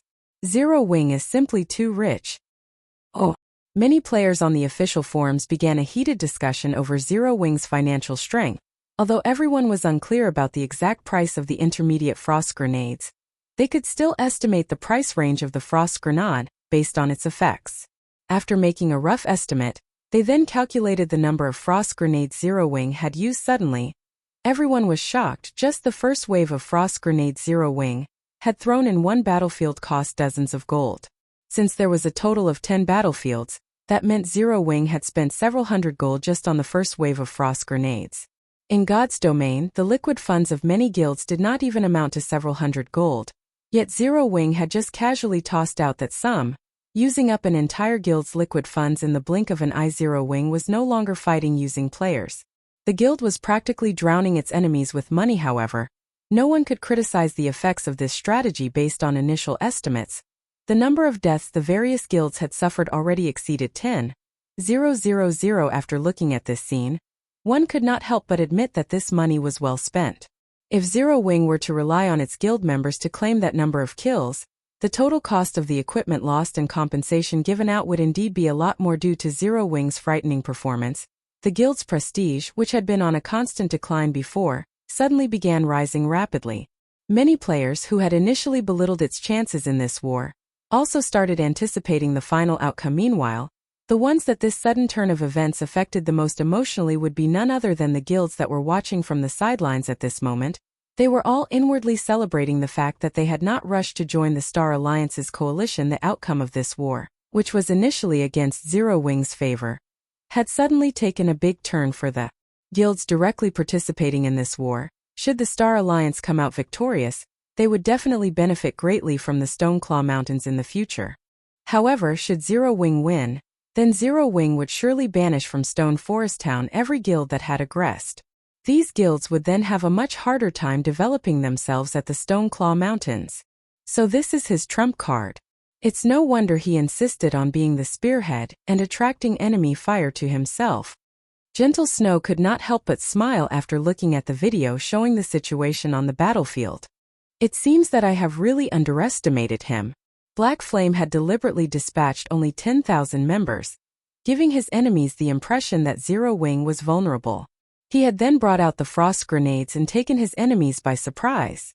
Although the Star Alliance's side had lost over 10,000 players, the impact on the overall situation of this war was negligible. However, it had still awakened the belief that Zero Wing might emerge victorious in this war. This counterattack of Zero Wing had also struck anxiety in the Star Alliance guild leader. What should we do now? If Zero Wing possesses such an instrument of war, we will only be going to our deaths if we charge forward. Yet we are no match for Zero Wing in a ranged battle. We also can't utilize our numbers advantage, Red Feather said.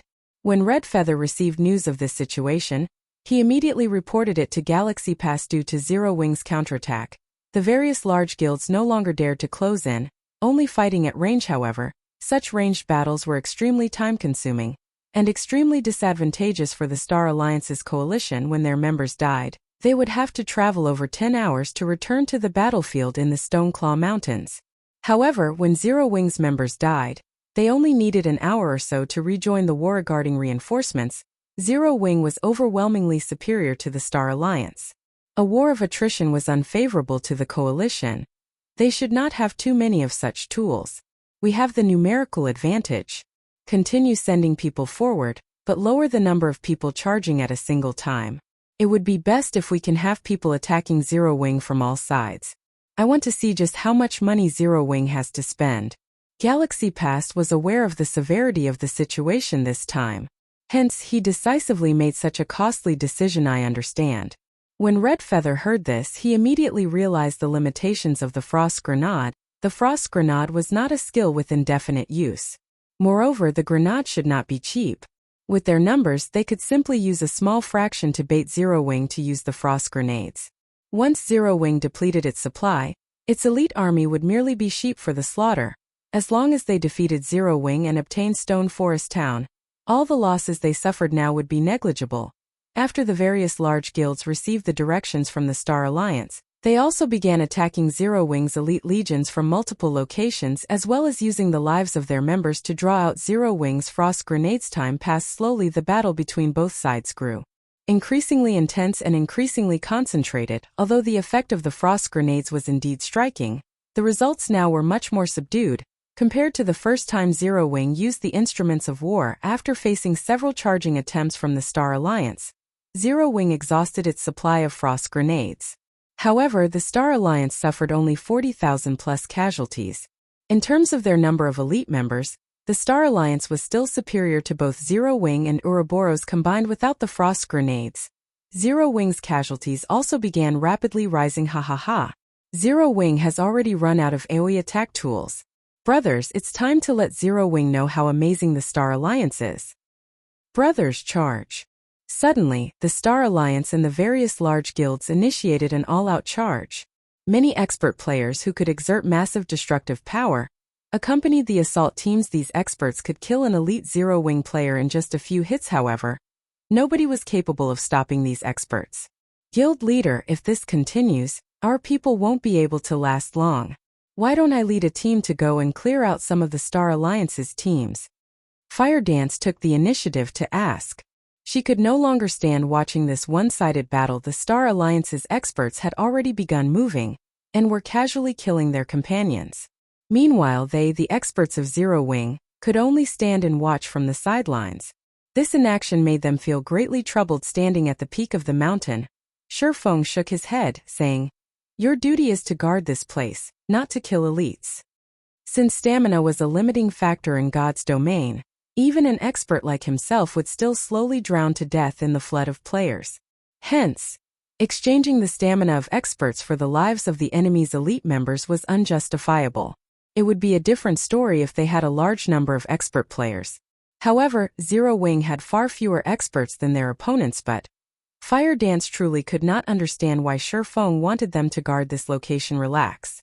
When going up against elite players, we naturally have to use a method for dealing with elite players. Shi Feng laughed. He then spoke through the team chat saying, Aqua, are you guys ready on your side yet? If you don't take action soon, Fire is going to start growing anxious. Before he had come to the Stoneclaw Mountains, he had already thought of a way to cope with the Star Alliance's army. He had never once thought of relying on just the frost grenades to win this war. His real trump card was another item. He had asked Melancholic Smile to purchase basic mana pulse cannon. He had spent a full 20,000 gold to purchase this thing. However, in order to use this item, they had to fix it to the ground and could not move it. Moreover, its assembly and disassembly were extremely troublesome processes. It was also very easily destroyed. Generally, it was an instrument of war used to defend towns and cities despite it being only a basic mana pulse cannon. The power contained in a single shot could rival even a Tier 4 large-scale destruction spell. The cannon had a shooting range of 15,000 yards, and it was a tool often seen in wars that occurred during the later stages of God's Domain. Guild leader, it's ready. We're just waiting for your orders now. Aqua Rose replied through the team chat, smiling. Chapter 736. Battlefield Dominator. Now that Zero Wing has used up their frost grenades, they no longer have anything to depend upon. Although the Dark Gods Legion is slaughtering the elite legions of the Star Alliance, the Alliance has already sent over 500 experts to hold back the Legion. Once the duration of the Dark Gods Legion's Berserk skills ends, Zero Wing's Dark Gods Legion will be finished as well. Even if the 100 experts of Zero Wing's main force were to take action now, the assassins of the Flower of Seven Sins will block them. This battle should be nearing its end now. Autumn. Have the others get ready. We're heading over to the Highland. Black Flame has occupied right away. Now that the outcome of this war is about to be determined, it should be about time for the Flower of Seven Sins to make its move. Yuan Tiexin, who stood observing from an elevated position, could not help but shake his head. In the end, going up against the major forces of God's Domain was simply impossible for an upstart guild with no background. However, even if Zero Wing was defeated, the fact that the guild was able to survive up to this point was already a matter to be proud of. Uncle Yuan, isn't there still Ouroboros' elite army of 60,000? Cold Autumn had previously read the report on Ouroboros. The army led by the snow goddess Gentle Snow was not something to discount. Moreover, there were also several noteworthy experts on Ouroboros' side currently. The difference in the number of elites between both sides was no longer as large as when the war began. It was still too early to establish the outcome of this war. If the Star Alliance and Overwhelming Smile did not possess that trump card, the outcome of this war would indeed be undetermined, Yuan Tiexin said, smiling as he shook his head. The Star Alliance's trump card? Cold Autumn looked at Yuan Tiexin very curiously. A war involving over 100,000 elite players was not something that could be decided with just any ordinary trump card. However, judging from how assured Yuan Tiexin was, the trump card was precisely that powerful. I have also only heard this piece of information from the guild leader. Just the other day, the Star Alliance and Overwhelming Smile both spent an extremely massive sum to purchase 2 Tier 3 summoning scrolls from a super guild, Yuan Tiexin said. Enviously, he added, Tier 3 summoning scrolls are exceedingly rare in God's Domain. They can be of great help in capturing towns or when used in guild wars. Even the secret pavilion has only managed to gather a few pieces after going through many difficulties. Every piece is a treasure that cannot be bought even with thousands of gold coins. Place with narrow terrain like this is indeed unsuitable for large-scale battles. However, it is the best environment for a Tier 3 creature to exert its advantages. A Tier 3 creature can serve as the best shield and sword in this war. With the assistance of a large group of elite players, a Tier 3 creature can easily annihilate an army of several thousand elite players. What more with 2 Tier 3 creatures? Without sufficient experts to pin them down, these monsters will slaughter elite players. Zero Wing and Ouroboros will stand no chance against these monsters. When Cold Autumn and the others heard this, they shivered involuntarily. The power that 2 great lords controlled by players could exert was simply unimaginable. With the current strength of players, coping with these monsters was impossible. They could only rely on Zerg tactics to kill the great lords. However, the number of sacrifices required to do so would be horrific. To Zero Wing and Ouroboros with their smaller fighting force, this trump card of the Star Alliance would be a fatal one. Meanwhile, on the battlefield of Ouroboros and the Star Alliance, as both sides were almost evenly matched, the number of casualties on both sides was nearly equal. Since Zero Wing is almost finished, Purple, give Ouroboros the final blow. Galaxy Past, who was commanding the battle, whispered to Purple Eye they had brought 2 Tier 3 summoning scrolls to this war. One was in Purple Eye's hands, while the other was in Overwhelming Smiles Warwolf's hands. Galaxy Past was not in control of the Tier 3 summoning scroll in Overwhelming Smiles' possession.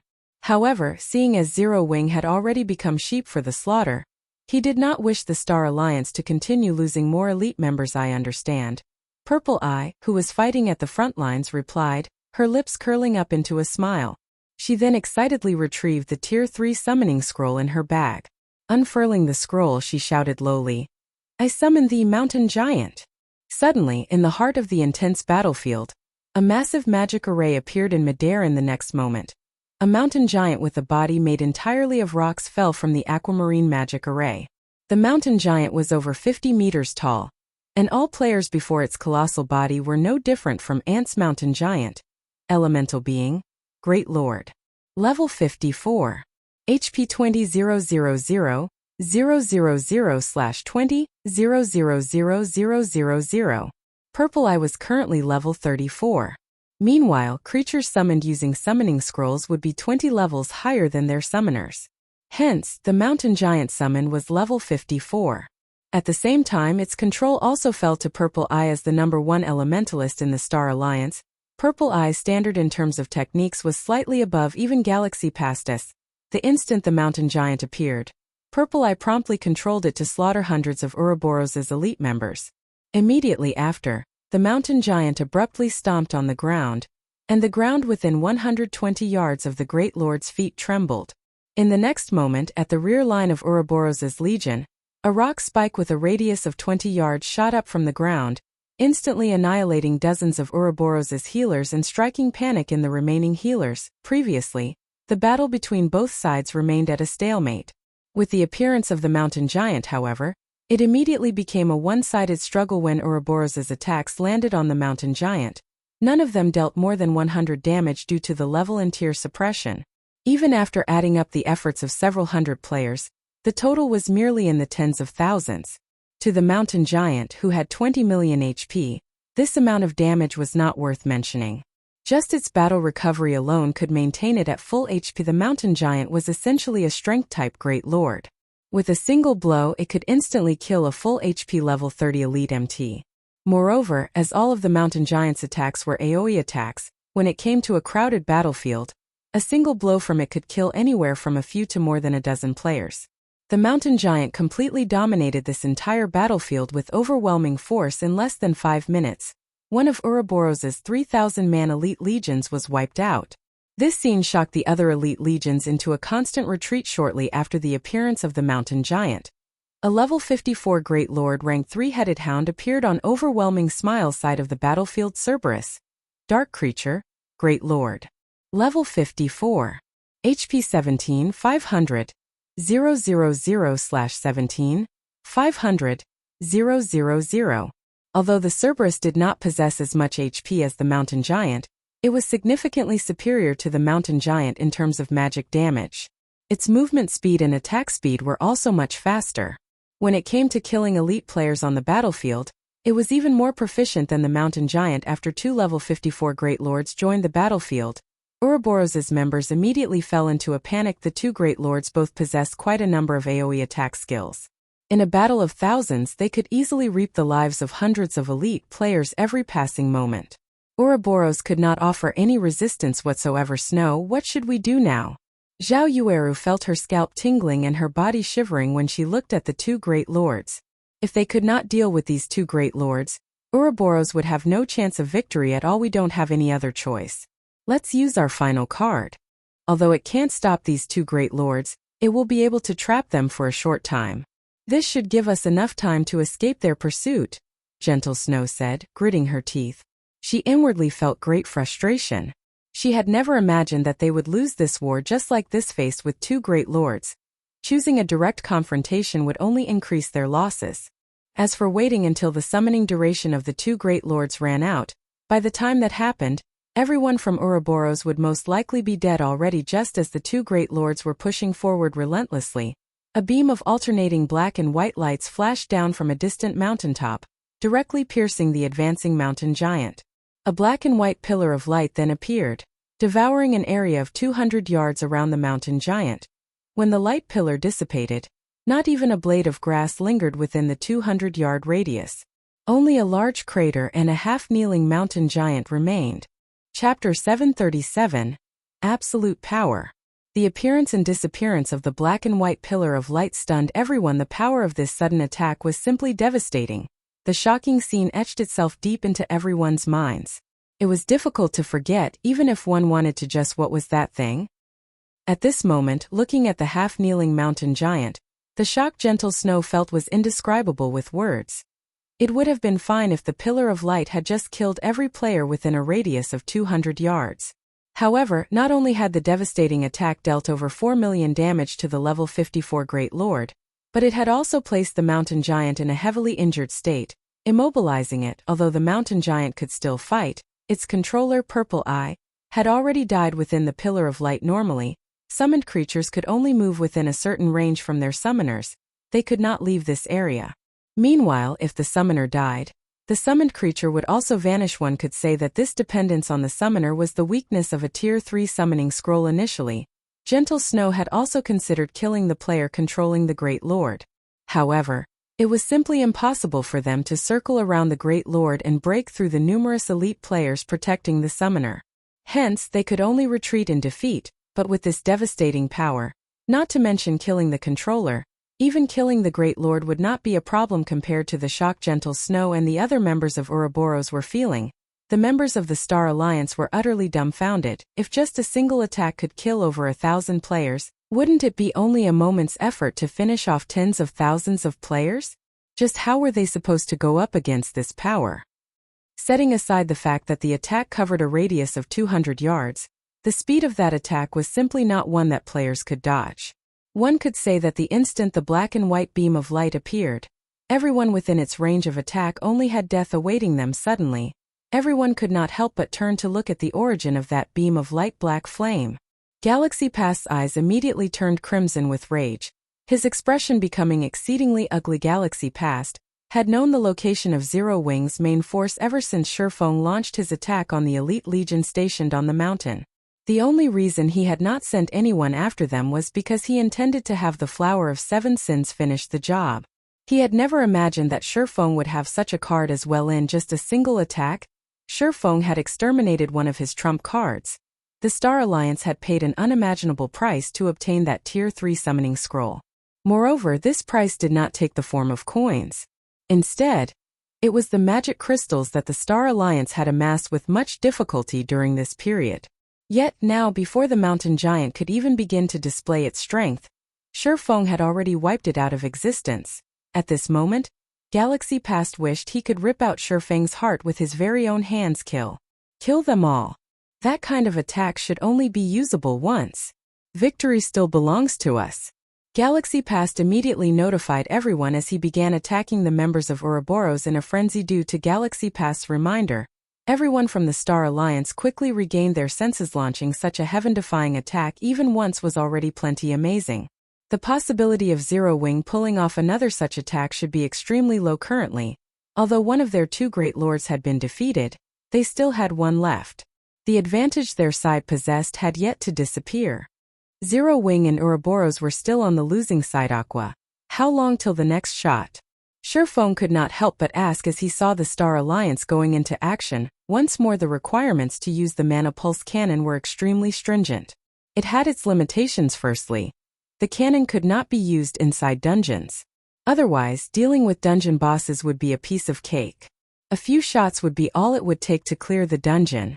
Secondly, the cannon had a relatively long cooldown time after firing before it could fire again. Normally, this cooldown was roughly 3 to 4 minutes long. Thirdly, it was extremely costly to fire the cannon, with each shot costing 1,000 magic crystals. Even ordinary large guilds were unlikely to obtain 1,000 magic crystals in a day. Yet, the basic mana pulse cannon only needed an instant to waste it all. In terms of coins, the cannon cost over 200 gold to fire each time to first-rate guilds. 200 gold was not a small amount, not to mention 1,000 magic crystals. Even if first-rate guilds possessed a basic mana pulse cannon, they would not be willing to use it unless absolutely necessary. There's still another 30 seconds. Aqua Rose, who was controlling the mana pulse cannon, immediately replied after taking a look at the cooldown time previously. She had felt slightly confused when Shifeng had asked her and Blackie to follow him. However, after Shifeng took out the basic mana pulse cannon, she was left dumbfounded for a long time. She never imagined there would be such a horrifying weapon even in God's domain. Of course, one also needed considerable financial strength to use this horrific weapon. First and foremost, the basic mana pulse cannon's selling price of 20,000 gold was enough to deter the majority of the guilds in God's domain from buying it. The next part was the fuel of 1,000 magic crystals. If Zero Wing had not occupied Stone Forest Town and could not collect a large amount of magic crystals from the various large guilds every day, using the mana pulse cannon would really have been too expensive. However, she also could not help but admit that this money was well spent. Just a single shot had directly stunned everyone in the Stoneclaw Mountains. However, compared to the cannon's actual effects, its impact on morale was much more amazing. In a war, if one side's momentum were suppressed by the other, this would greatly affect the spirits of both sides, regardless of whether it was the stronger side or the weaker side. Alright. The next target will be that Cerberus. Make sure you don't let the summoner get away, Shifeng commanded. He then messaged Gentle Snow, having her lure the Cerberus as close as possible to the basic mana pulse cannon. The basic mana pulse cannon only had a shooting range of 15,000 yards. Beyond this range, the cannon was no threat. After receiving Shifeng's message, Gentle Snow immediately began directing Ouroboros's army with renewed vigor to move closer to Shifeng's location. Seeing the members of Ouroboros escaping, the players on the Star Alliance's side naturally gave chase. The duration of a summon creature was limited. Obviously, they needed to achieve the greatest results during this time limit. 30 seconds quickly passed. Yuri next. Aqua Rose aimed at the approaching Cerberus and fired the mana pulse cannon once more. The black and white beam of light shot directly at the three-headed hound. Despite the distance of several thousand yards, the energy pulse of the mana pulse cannon took only an instant to hit a spot close to the Cerberus. When the black and white pillar of light appeared in the Stoneclaw Mountains once more, every player at the outer area of the dungeon was able to see it clearly. Wolf had noticed the energy pulse the moment it appeared. However, he instantly knew that it was too late to avoid it. The only thing he could do was activate every life-saving skill he possessed. However, the energy pulse, which had the might of a tier 4 large-scale destruction spell, was not something a measly tier 1 player could defend against. Even for Shifeng, his only option when going up against this attack would be to activate space movement to escape. The aura of Earth's absolute defense might not even be able to defend against this move, as invulnerability in God's domain was not absolute. If an attack surpassed the limit a skill could endure, it would likewise break through the skill. After the black and white light pillar dissipated, as expected, Wolf had fallen to the energy pulse. The Cerberus had disappeared as well together with Wolf. At the same time, over 1,000 overwhelming Smile members had also been turned into ash, leaving behind only a crater filled with equipment. Chapter 738 7 Sins Take Action. The reappearance of the black and white light pillar and the new wave of devastation that came with it stunned just about everyone in the Stoneclaw Mountains. Had once more stunned everyone in the Stoneclaw Mountains. For a moment, they had forgotten to fight as they turned to watch Pillar of Light. In the face of this horrific power, the prowess of tens of thousands of players was a joke. Complete annihilation could happen at any minute, although the energy pulse had killed was only over 1,000 players. A deep fear of the weapon had seeped into their bones.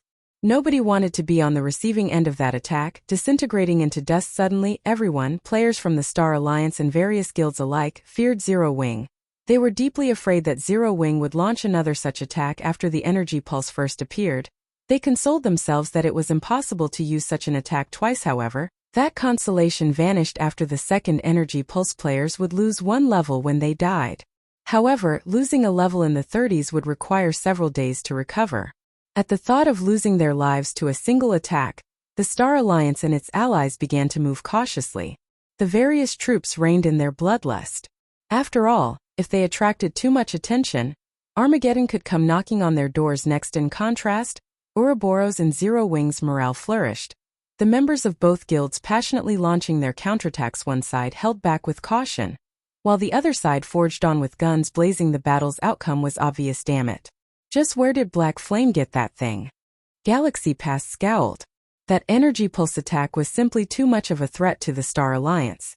If they did not deal with it quickly, they would certainly lose this war. Losing this war would be a fatal blow to the guild. The loss of EXP and equipment was a secondary concern. Most importantly, the Star Alliance's prestige as a first-rate guild would vanish. Not only had the Star Alliance challenged an upstart guild like Zero Wing, but it even lost miserably. In the future, how was the Alliance supposed to compete with Ouroboros in Star Moon City? Meanwhile, if Zero Wing won this war, not only would it gain more prestige, but the guild would also see a flood of players trying to join, which in turn would allow the guild's strength to grow. Just how was the Star Alliance supposed to capture Stone Forest Town? Red Feather, lead the main army and annihilate Black Flame. We cannot allow him to fire that thing again. After considering his options, Galaxy Pass did not believe that they could allow Zero Wing to occupy that mountain any longer. With the mountain's vantage point, Zero Wing could fire that energy pulse anywhere on the battlefield they wanted. If they could evict Zero Wing quickly, then the threat of mass destruction would lessen. Hence, it was imperative that they remove Zero Wing from the mountain. As for Zero Wing's elite army, it was no longer important. Rest assured, guild leader. I'll lead a unit to annihilate Black Flame. Red Feather understood the importance of his task. Moreover, this was the perfect chance to avenge the humiliation he had previously suffered. He had only sent his subordinates to deal with Black Flame during the battle in White River City, yet in the end, not one of the 6 subordinates he sent had returned alive. This time, he intended to deal with Star Moon Kingdom's #1 expert personally. Brother Glorious, I'll have to trouble you to inform the Flower of 7 Sins. Hopefully they can act as soon as possible. This way we'll be able to end this battle a little sooner, rather than continuing to waste resources. As insurance, Galaxy Pass still decided to deploy the Flower of 7 Sins. Exemplary Willow had intended to force Black Flame to taste despair. Hence, she had ordered them to wipe out Zero Wing's elites before hunting Black Flame and Zero Wing's upper echelons. However, that plan was no longer viable. That energy pulse was simply too much of a threat. Meanwhile, Zero Wing's main force had occupied a location that was easy to hold but difficult to attack. With the combat power of Zero Wing's main force, although Red Feather led many elite members, they could not exert their maximum power. No one was certain that they could chase Black Flame and his team off that mountain. If the battle dragged on and Zero Wing was allowed to fire that energy pulse a few more times, it could turn the tide of this war. Hence, for safety's sake, it would be more efficient for the Flower of 7 Sins assassins to take action. If the Flower of 7 Sins could take down Zero Wing's upper echelons quickly, they could deal a massive blow to both Zero Wing and Ouroboros. The Star Alliance could regain its lost momentum in full. It would be much easier to annihilate the remaining elite members of the 2 guilds. I'll notify them right away, Glorious Echo replied. He too realized the severity of the situation. His previous carefree expression had vanished. The war that had clearly been in their favor had suddenly taken a 180-degree turn. If they idled, this war would lose all meaning. Even if they killed Zero Wing's upper echelons, Exemplary Willow wanted an overwhelming victory in addition to Black Flame's despair. If he told Exemplary Willow that they had won a Pyrrhic victory, the woman might even skin him alive.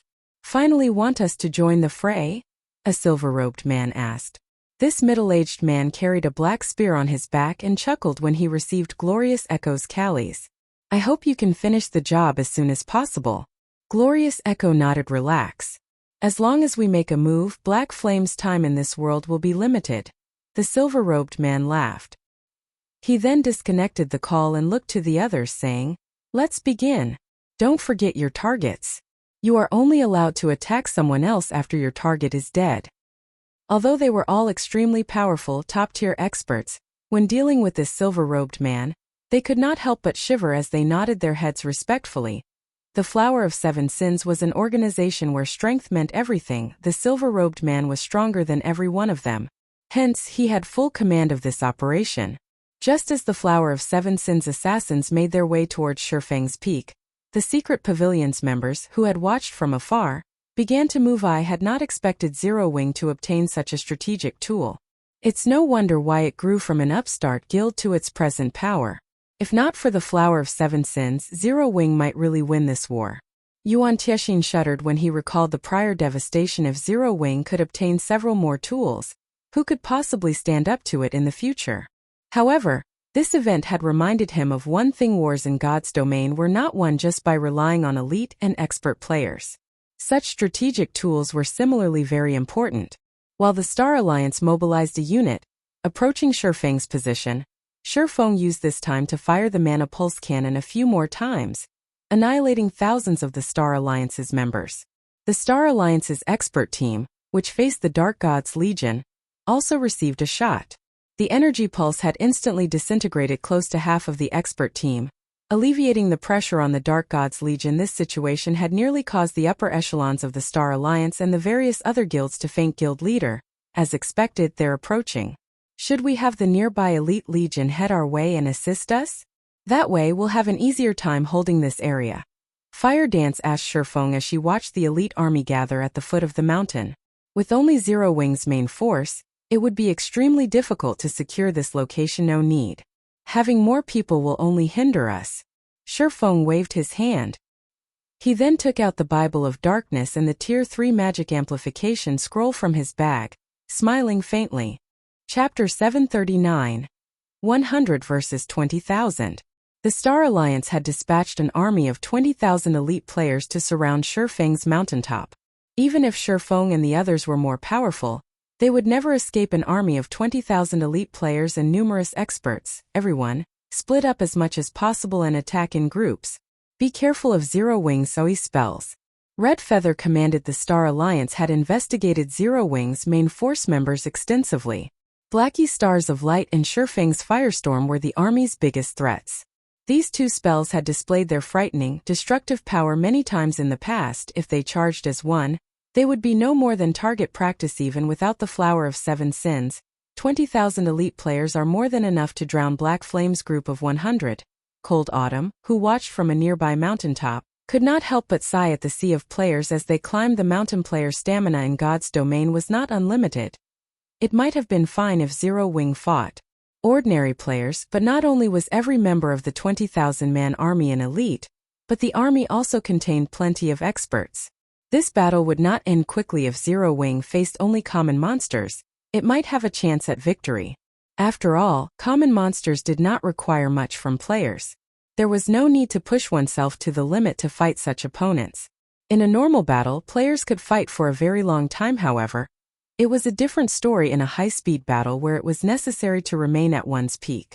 This would have a high demand of one's stamina and concentration. This was like running a marathon. A runner might have the stamina to jog 10 kilometers but not at full speed. It'd be a miracle if an experienced runner could run a full kilometer at full speed. It was the same concept with maintaining one's peak during combat. If they, the younger generation of the Secret Pavilion, were the ones to fight in this battle, let alone 20,000 players, even 10,000 players would be more than enough to drown them to death. They could only retreat if they wanted to survive. Choosing to fight would simply lead to their grave. The fact that the Star Alliance had dispatched 20,000 elites to entrap Black Flame and his team showed just how afraid the Alliance was of the swordsman. Ordinary top-tier experts would not warrant such treatment. Meanwhile, as the war raged, the official forums exploded with comments: Zero Wing is too amazing. They're actually going up against 20,000 people with a team of 100. I wonder who will win. I wish I could watch this battle in person. I'm guessing that Zero Wing will wipe. We're talking about 20,000 guild elite members. Indeed. That's 20,000 elite players, not 20,000 common monsters. If Zero Wing comes out victorious, they will be a legend in God's domain. I wonder how many people Zero Wing's 100 members will kill. Oh, this battle would determine the supremacy over the Stoneclaw Mountains. Hence, the players throughout Starmoon Kingdom paid very close attention to it. Moreover, one did not often see a guild war of this scale. Aside from the forum discussions, players also broadcasted live streams of the war on the official forums. For this war, the Star Alliance did not bother with chasing away outsiders. Instead, the guild allowed other players to watch. They wanted everyone to know how powerful the Star Alliance was. Only the Star Alliance had begun to regret that decision. Advance. Show everyone the consequences for opposing the Star Alliance. Red Feather shouted suddenly. The army of 20,000 elite players ascended the mountain, leaving no gaps for Zero Wing to escape through. They intended to wipe out Black Flame and his team when the Star Alliance's army was halfway up the mountain. A black figure suddenly appeared in midair. Whenever the figure flapped its pitch-black wings, it generated powerful winds. Why is a demon here? Everyone from the Star Alliance turned to look at the figure. Battle Demon. Demon. Level 55. HP 11,000,000/11, 0,000,000. While everyone was caught in a daze, the Battle Demon lifted its twin blood-red war axes and swooped down into the crowd. Swinging its weapons, the Battle Demon created a storm that sent all players within a radius of 15 yards flying into the air, the countless wind blades ending their lives. Once the violent storm ended, hundreds of pieces of equipment fell from the sky.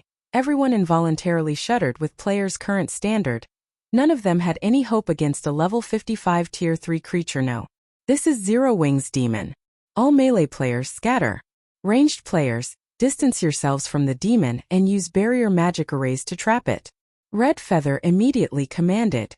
Although the demon's sudden appearance had surprised him, he remained relatively calm. Although barrier magic arrays were rare, a first-rate guild like the Star Alliance had quite a few in reserve. They might not be able to kill the Tier 3 demon, but they could confine it for a while. However, Shurfeng had no intentions of giving the Star Alliance the opportunity to trap the demon. The demons he summoned with the Bible of Darkness were different from the creatures summoned with summoning scrolls. The demons could be controlled from a very long distance. Hence, Shurfeng directed the Battle Demon to fly into the air and attack other locations. Despite the constant attacks from the Star Alliance's players, due to the level and tier suppression, their damage was practically negligible. In such a way, the Battle Demon repeatedly struck and fled every time the players with the barrier scrolls reached the battle. The demon was out of reach for a time. The Star Alliance's army plunged into chaos. Red Feather's eyes were bloodshot with fury as he roared deafeningly, watching this madness repeat again and again. It was already difficult enough to deal with a Tier 3 demon. Now the demon ran about randomly, wreaking havoc wherever it went. To the Star Alliance, this demon was a nightmare. They were sheep to the slaughter. A casual assault could kill several hundred players. If this continued, it was only a matter of time before the demon annihilated their army of 20,000 elite players. Guild Leader, you really are amazing. You can actually summon such a powerful Tier 3 demon. With this, the Star Alliance will suffer. Blackie rejoiced as he watched the Battle Demon massacre the Star Alliance's elites. Previously, the two great lords the Star Alliance and Overwhelming Smile had summoned had dealt quite the blow. Just when he thought that this war had been over, Shurfeng revealed the basic mana pulse cannon. With just 2 shots they had dealt with the two great lords, forcing the Star Alliance to send out an army of players. Now Shurfeng had summoned a Tier 3 demon in such a narrow mountain path. A Tier 3 demon was far more effective than several thousand elite players. Ignore that demon. Charge up the mountain. If we kill the summoner, that demon will disappear. Galaxy Past, who commanded the battle against Ouroboros in the distance, suddenly shouted in the guild chat. Regardless of how powerful a summoned creature was, its summoner was always its weakness. Rather than wasting time with the Tier 3 demon, it was more effective to attack its summoner. Zero Wing itself had taught them this lesson. Sure enough, after Galaxy Past's reminder, the Star Alliance's elites calmed themselves and pushed up the mountain, leaving only the barrier team behind to deal with the Tier 3 demon. Guild Leader, they're coming. Should I fire? Blackie asked as he watched the elite army charge at them like a swarm of ants. He desperately wanted to use Stars of Light to show the Star Alliance who they were dealing with before replying. Shurfeng glanced at a 50-man team that climbed the mountain path swiftly. With a serious expression he said, "Save it for now. We can deal with the Star Alliance after we deal with the Flower of 7 Sins." Chapter 740 Top Tier Battle. Hearing Shurfeng's comment, Fire Dance and the others turned towards the Flower of 7 Sins approach. If they had to name their greatest threat in this war, it was definitely not the Star Alliance's army of over 100,000 elite players. It was the 50-man team from the Flower of 7 Sins. Watching the assassins close the distance between them, Fire Dance and the others grew nervous. They knew that, should the assassins defeat them here, their previous efforts would be for naught. Don't hold back against them. Use the power of darkness right from the start. Shurfeng reminded his team through the team chat. Victory or defeat, let it be determined within these 10 minutes. In terms of techniques, The Flower of Seven Sins was leaps and bounds above them. They only had two advantages. First, they had more numbers on their side. Second, they had the advantage of Berserk skills. The Power of Darkness had a duration of 10 minutes. Ordinary Berserk skills generally only lasted a fraction of that time. When they activated the Power of Darkness, their opponents would have no choice but to activate theirs as well. If they could last through the duration of the Flower of Seven Sins Berserk skills, they would emerge victorious. Sherfong directed the battle demon to charge at the assassins with flying speed. With the overwhelming combat power of a Tier 3 demon, it should be simple to defeat the 50-man team of assassins. Do you think you can stop the Flower of Seven Sins with a single Tier 3 demon? The silver-robed man glanced at the battle demon flying towards his team, a playful smile appearing on his face. He then revealed a black magic scroll. Unfurling it, he shouted, "I summon thee, Magma Giant." Suddenly, a massive humanoid figure covered in molten lava appeared on the mountain. Lava Giant. Elemental being. Great Lord. Level 55. HP 18,000/18,000,000. The instant the lava giant appeared, it released an angry bellow and lifted both its hands. Suddenly, lava spewed from the ground and swept across the mountaintop, transforming an area of 300 yards around the lava giant into a lava domain. Not only did the lava domain suppress enemies' attributes, but it also ate away 3% of their HPs every 5 seconds. Players could not fight within the domain for very long at all. After establishing its domain, the lava giant tightly clasped both its hands together. In the next moment, hot lava began to spew into the air, engulfing the battle demon and preventing it from moving. A Great Lord actually knows a domain skill and a Tier 3 imprisonment skill. The Flower of Seven Sins is even willing to part with such a summoning scroll? Sherfong could not help his frown. A Tier 3 imprisonment skill could seal the battle demon's movements for a very long time. However, throughout the skill's duration, the caster could not move. Both summon creatures had been taken out of this fight. However, the Flower of Seven Sins had the aid of a domain skill, which was a significant disadvantage for Zero Wing. Give up. Nobody can avoid the Flower of Seven Sins assassins. The silver-robed man chuckled. The lava domain had already enveloped the mountaintop. Zero Wing's members were trapped inside. Moreover, with the suppression and HP reduction effects, even if Zero Wing's members activated their Berserk skills, they would not survive for long inside the lava domain. In the end, death would be waiting to greet them. That isn't necessarily true. Watching the assassins charge at them, Sherfong suddenly shouted, "Activate the magic array." Suddenly, a purple-gold magic array appeared in the air, enveloping both Zero Wing and the Flower of Seven Sins. This magic array was none other than the intermediate magic array, 9-star polar domain, that Sherfong had previously obtained. As long as the 9-star polar domain was active, people outside the barrier could not enter. Similarly, those inside could not leave. Only after the 9 casters' mana ran out would the barrier disappear. Moreover, the 9-star polar domain also suppressed the assassin's attributes.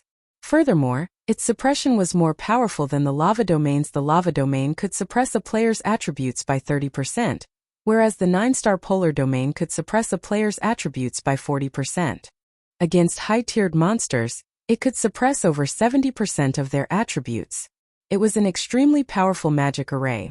When the players outside of the barrier saw Zero Wing and the Flower of Seven Sins' various combat methods, they were momentarily stunned. Very good. At least things are getting a little interesting now. The silver-robed man could not help but laugh. Let's see which one of us will last until the very end. Saying so, the members of the Flower of Seven Sins activated their Berserk skills. Although they suffered a more powerful suppression, the lava domain would chip away at Zero Wing's HPs. If they dragged on the battle, they could win easily. Meanwhile, Zero Wing's side similarly activated the Power of Darkness. Suddenly, both sides' attributes soared, their combat powers reaching greater heights than before. With only a few dozen yards between them, they began to launch ranged attack spells and arrows flew at their targets. However, neither side was easy to defeat as they weaved between the rain of spells and arrows in the blink of an eye. The distance between the two teams closed, the melee classes exchanged blows rapidly, their bodies moving with blurring speed. Fire Dance immediately set her sights on a level 34 cleric. Using shadow steps, she appeared behind the cleric and activated the assassin class' strongest skill, Absolute Strike. However, this cleric had sensed Fire Dance's approach. Not only did he manage to activate Truth Shield before Fire Dance's attack reached him, but he also activated Terrorizing Roar. Fire Dance was forced to activate a control removal skill. Afterward, she thrust her short sword towards the cleric. In response, the cleric used his staff to block the attack as Fire Dance possessed overwhelming strength. Her attack had sent that cleric flying. However, the cleric took the opportunity to put some distance between them. Unfortunately, Fire Dance's damage only shattered the cleric's Truth Shield. The cleric remained unharmed. Just as Fire Dance thought of chasing after the cleric, she felt an intensely dense killing intent from behind her. Hurriedly, Fire Dance used Wind Step Stang. Without her notice, a dagger struck her back. Fortunately, Fire Dance had activated Wind Steps in time. The 1-second invulnerability nullifying the attack. Your reaction time is quite good. But how about this? The black-clothed assassin that suddenly appeared behind Fire Dance bantered. He then brandished 2 daggers, sending over a dozen afterimages at Fire Dance. It was as if he had launched these attacks simultaneously. Entrapping Fire Dance instinctually, Fire Dance had wanted to defend against the attacks. However, she quickly changed her mind and used Void Steps instead. Suddenly, Fire Dance vanished. The black-clothed assassin halted his attacks and activated Wind Step Stang. Fire Dance suddenly appeared beside the black-clothed assassin, her short sword stopping just before the man's back, unable to proceed even an inch. Such an amazing footwork. It seems that I did not choose the wrong target. The black-clothed assassin laughed. He glanced at Fire Dance, saying, "I'm Pleiades, the one who is going to kill you. A flowing water realm expert?" When Fire Dance saw her opponent's calm reaction to Void Steps, she could roughly guess Pleiades' standard. Otherwise, he would not have been able to defend. Only those capable of predicting her movements could defend against her Void Steps. Aside from Fire Dance, who had encountered a flowing water realm expert, Violet Cloud faced down one of the Flower of Seven Sins party leaders. Although Zero Wings members had the advantage in attributes and could take the initiative in attacking, the assassins' techniques were far more refined. The assassins did not use strictly might to face their opponents. Instead, they defended and counterattacked. After all, with the presence of the lava domain, Zero Wings members would continuously lose HP over time. They just needed to wait until their opponents ran out of HP. Black Flame, show me your strength, the silver-robed middle-aged man demanded as he stood in Shurfang's path. Sweeping his spear horizontally, the middle-aged man exuded an imposing aura. Chapter 741 Godly Speed. The members of Zero Wing and the Flower of Seven Sins had entered their own battles. Aside from Fire Dance, Violet Cloud, and Aqua Rose, relying on the attribute advantage that their Tier 1 set equipment provided to suppress the assassins' party leaders. The others struggled against the remaining 4 party leaders. These party leaders' equipment was in no way inferior to the members of Zero Wing's main force. In addition, they wore almost a full set of Tier 3 gemstones, and their Berserk skills were slightly more powerful than the Power of Darkness. Hence, they easily made up for the difference in attributes with very little difference in basic attributes. Even if 3 of Zero Wing's main force members ganged up on one of the Flower of Seven Sins party leaders, they were powerless. The enemy neutralized their attacks one after another.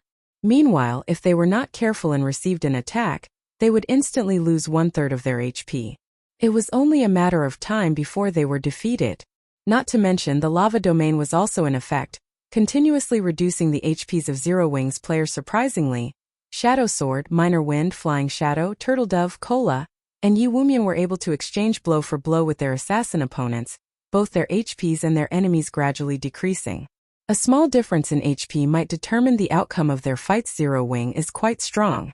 Despite facing so many experts from the Flower of Seven Sins, they still fight so ferociously.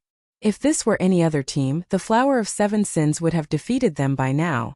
Yuan Tiexin, who watched the fight from afar, said in slight surprise. Unfortunately, Zero Wing will still go up in flames. Currently, aside from a few of Zero Wing's upper echelons holding their ground, it was only a matter of time before the others were defeated. If the battle dragged on, the ordinary main force members would fall. At that time, the assassins could corner Zero Wing's upper echelons. As they already had their hands full with their current opponents, facing more at once would be fatal. The other secret pavilion members nodded in agreement. However, they had to admit that Zero Wing's main force was indeed impressive. If they were in Zero Wing's place, the battle would end very quickly. Refinement realm experts could alter their actions in such high-speed battles nimbly. However, ordinary experts could note the scorched battlefield. Although the fights between Zero Wing's main force members and the Flower of Seven Sins assassins was exciting, the secret pavilion members focused on Shifeng's battle. After all, the title of one-hit Asura was not just for show to have earned his current reputation. Shifeng had killed many experts. However, in this war, Shifeng's opponent was even more extraordinary than he was. He fought the assassin's leader. This was a rare sight. Indeed, the Flower of Seven Sins sent you to lead the mission this time? Shifeng asked as he unsheathed his swords. He was utterly focused on the silver-robed man before him. Although the silver-robed man had not yet attacked, the cold killing intent he radiated caused Shifeng to shudder involuntarily. Shifeng felt as if his life were slipping away. It almost felt as if he were standing in the middle of a demonic beast's nest. Moreover, the silver-robed man's level and equipment quality were extremely high. Not only was the man a level 35 berserker, but his equipment was also the dark gold set equipment meant for berserkers, the Wind Frost set. The Wind Frost set focused on speed and strength. It was level 30 to level 40 equipment. It was a dark gold set that could improve as its wearer leveled. It was only second to a tier 1 set equipment. As for the snow-white spear in the man's hands, although Shifeng had never seen it before, judging by the runes and weapon's elegance, it should be, at the very least, a top-tier dark gold weapon that will depend on whether or not you qualify to know. The silver-robed man rebuked as he swung his spear. Suddenly, it seemed like his spear had transformed into 5 poisonous snakes that shot towards Shifeng. One spear, 5 transformations. Although there were only 5 spear images, these images' attack trajectories were both complex and varied. Even the middle-aged man could not predict the attacks, not to mention the attack trajectories. Seeing this, Shifeng abruptly retreated. Dang! Dang! Sparks scattered between the swordsman and the berserker. Such quick spearmanship.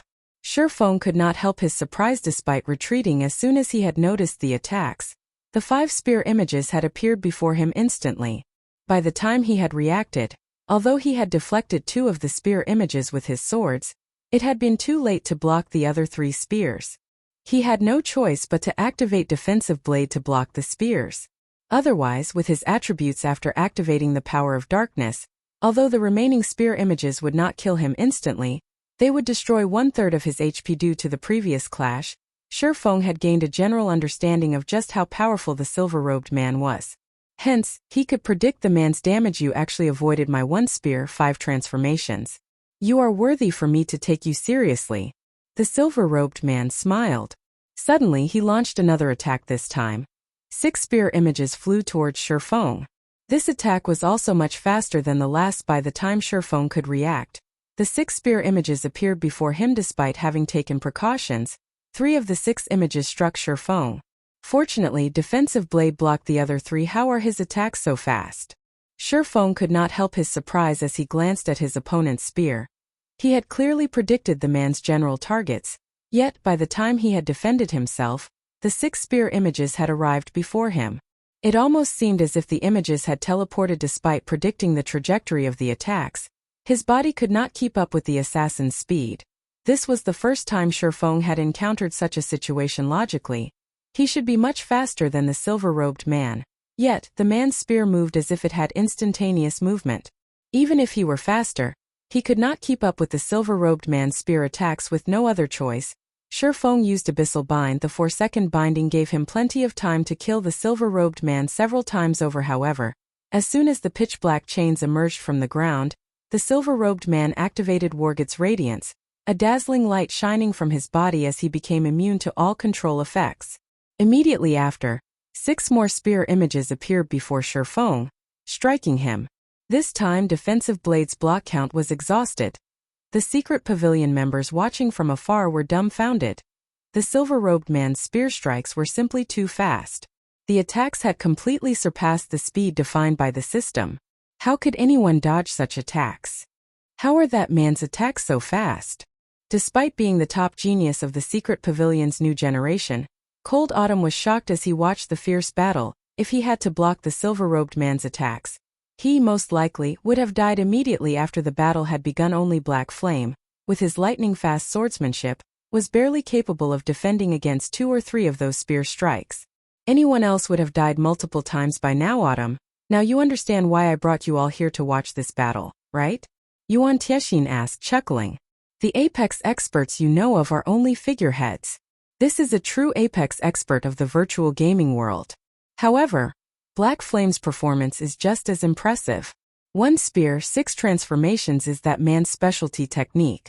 Countless well-known experts have died against this move. I can count the number of experts who can block 2 or 3 strikes while in the flowing water realm on one hand. Now that Black Flame has used up all his life-saving skills, this fight should end very quickly. The silver-robed man executed 1 spear, 6 transformations once more. However, Shifeng suddenly closed his eyes. He saw nothing as he allowed the assassin to attack. Could he have given up already? The sudden development shocked the onlookers with the spear moving so fast. If Shifeng did not rely on his sight to predict the silver-robed man's actions, how could he defend against the spear attacks? It seems the fight is over, Cold Autumn said. Shaking his head, the 6 spear images pierced Shifeng's body. However, the instant the 6 spear images shot through Shifeng's body, another Shifeng appeared beside the silver-robed man. This other Shifeng swung down his abyssal blade. Dang! The clear ring of metal clashing with metal resounded throughout the battlefield. The silver-robed man was forced to retreat 3 steps before stabilizing himself. You actually dodged all of them. Shock appeared on the silver-robed man's face as he stared at the unharmed Shifeng with disbelief. Chapter 742 Deciding Strike.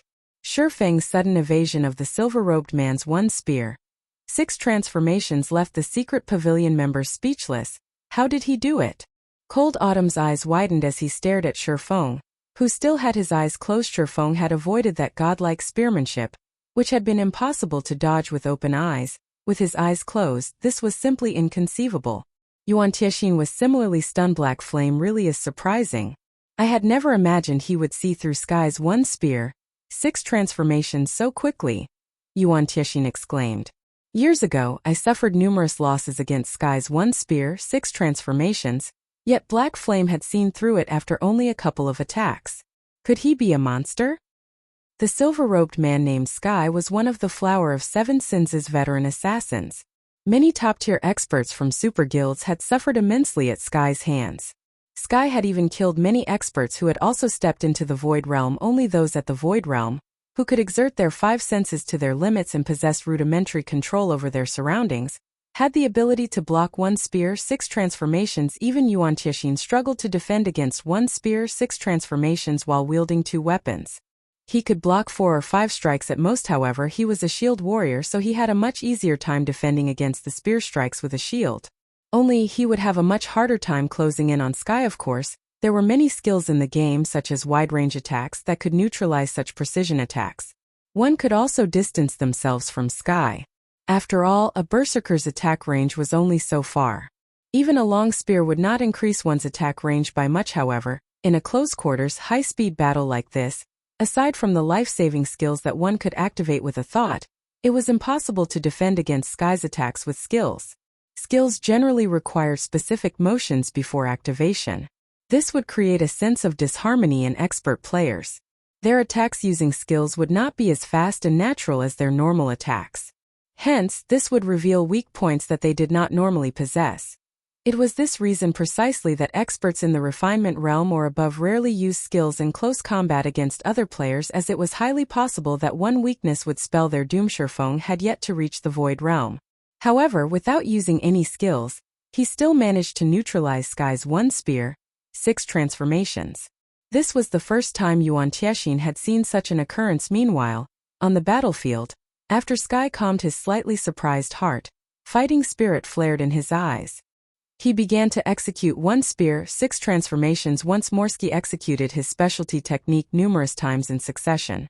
Yet, Shifeng dodged all of his attacks with his eyes closed, launching a counterattack each time. Initially, Shifeng had only gotten 1 hit in during his counterattacks. Now he landed 2 hits. Although Sky had blocked every attack Shifeng had sent at him, he had received a lot of damage. Each one of Shifeng's attacks had dealt over -500 damage. Shifeng's strength was astonishing in God's domain.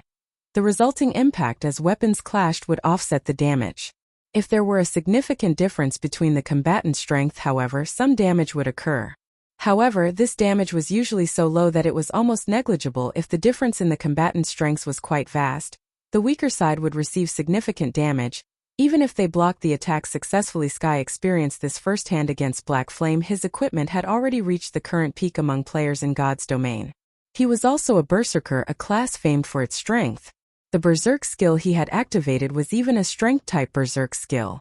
Yet, Shifeng's strength was still far above his own. This was the first time Sky had encountered such a situation in terms of the strength attribute. Even those monster-like players in God's domain could not overwhelm him like this. It no longer felt as if he fought another player. Instead, it felt more like he fought a humanoid Lord-ranked monster. He received over -500 damage just by defending against attacks. His HP after activating his Berserk skill was only slightly more than 19,000. He had a limit to the number of times he could defend against Shifeng's attacks. Although Sky put in the utmost effort to dodge Shifeng's attacks, he discovered that he could not dodge any of them. Despite having relatively powerful control over his surroundings, Shifeng's attacks were simply too fast.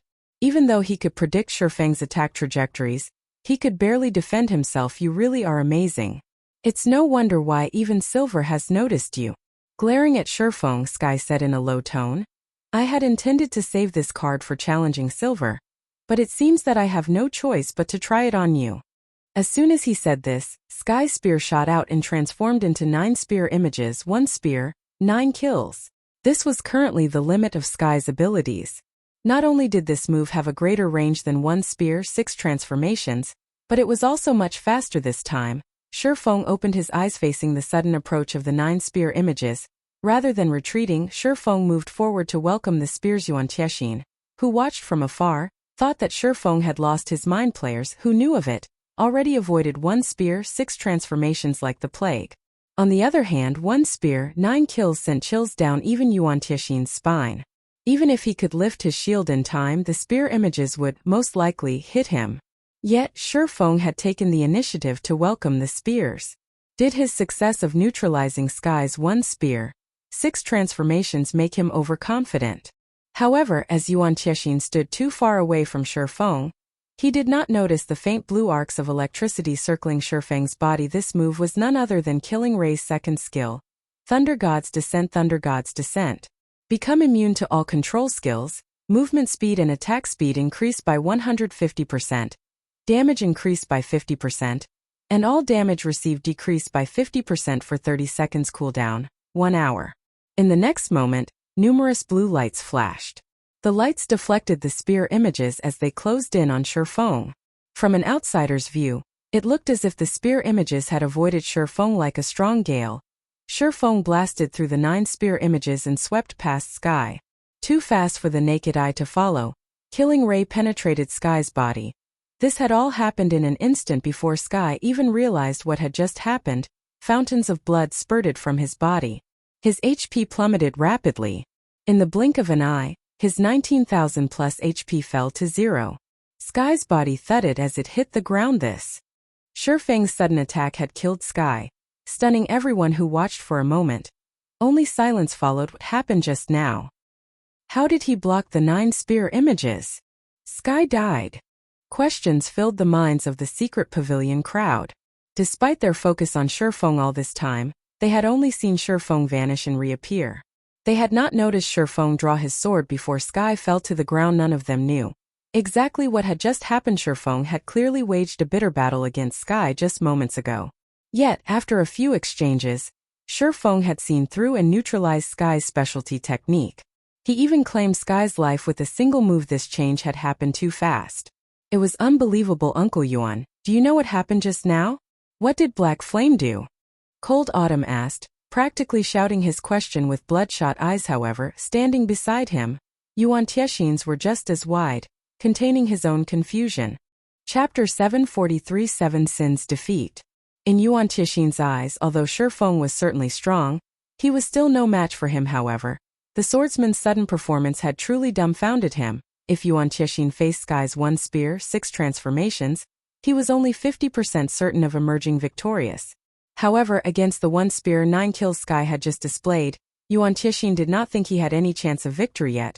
Even after using 1 spear 9 kills, Sky died after Shifeng's single strike. From the moment Shifeng moved to when he swung his sword, everything had happened all too quickly.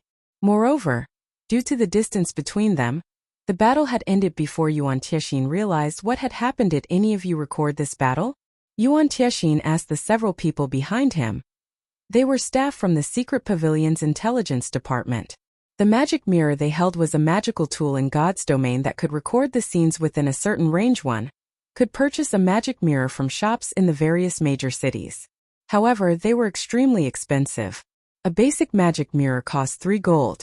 However, a basic magic mirror could record an area of 100 by 100 yards in a range of 4,000 yards for 2 hours. This item could easily allow the various large guilds to keep a record of certain battles. It was especially easy for players like them to get dragged into battles like this. Hence, they needed to maintain a certain distance from the battle. Although they could use binoculars to watch the fights, those items could not record the battles. Hence, magic mirrors were the best tools to gather information. After collecting the required data, one could research the information in detail. It was much easier than the system's recording function. We got everything. The intelligence agents nodded in reply. Good. Make a copy and send it to me later. Send a copy to the guild leader as well. Yuan Tiexin commanded seriously. For an expert like himself, nothing was more alluring than watching a battle between players of Shifeng's and Sky's standards. Moreover, Shifeng's performance was also mind-blowing. At this moment, Yuan Tiexin could not help but reconsider the relationship between the Secret Pavilion and Zero Wing. However, this decision would have to wait until after the war ended. Compared to the surprise the Secret Pavilion members had felt, the Flower of Seven Sins assassins were thunderstruck. Although Sky was not one of their upper echelons, his fame within the organization was resounding.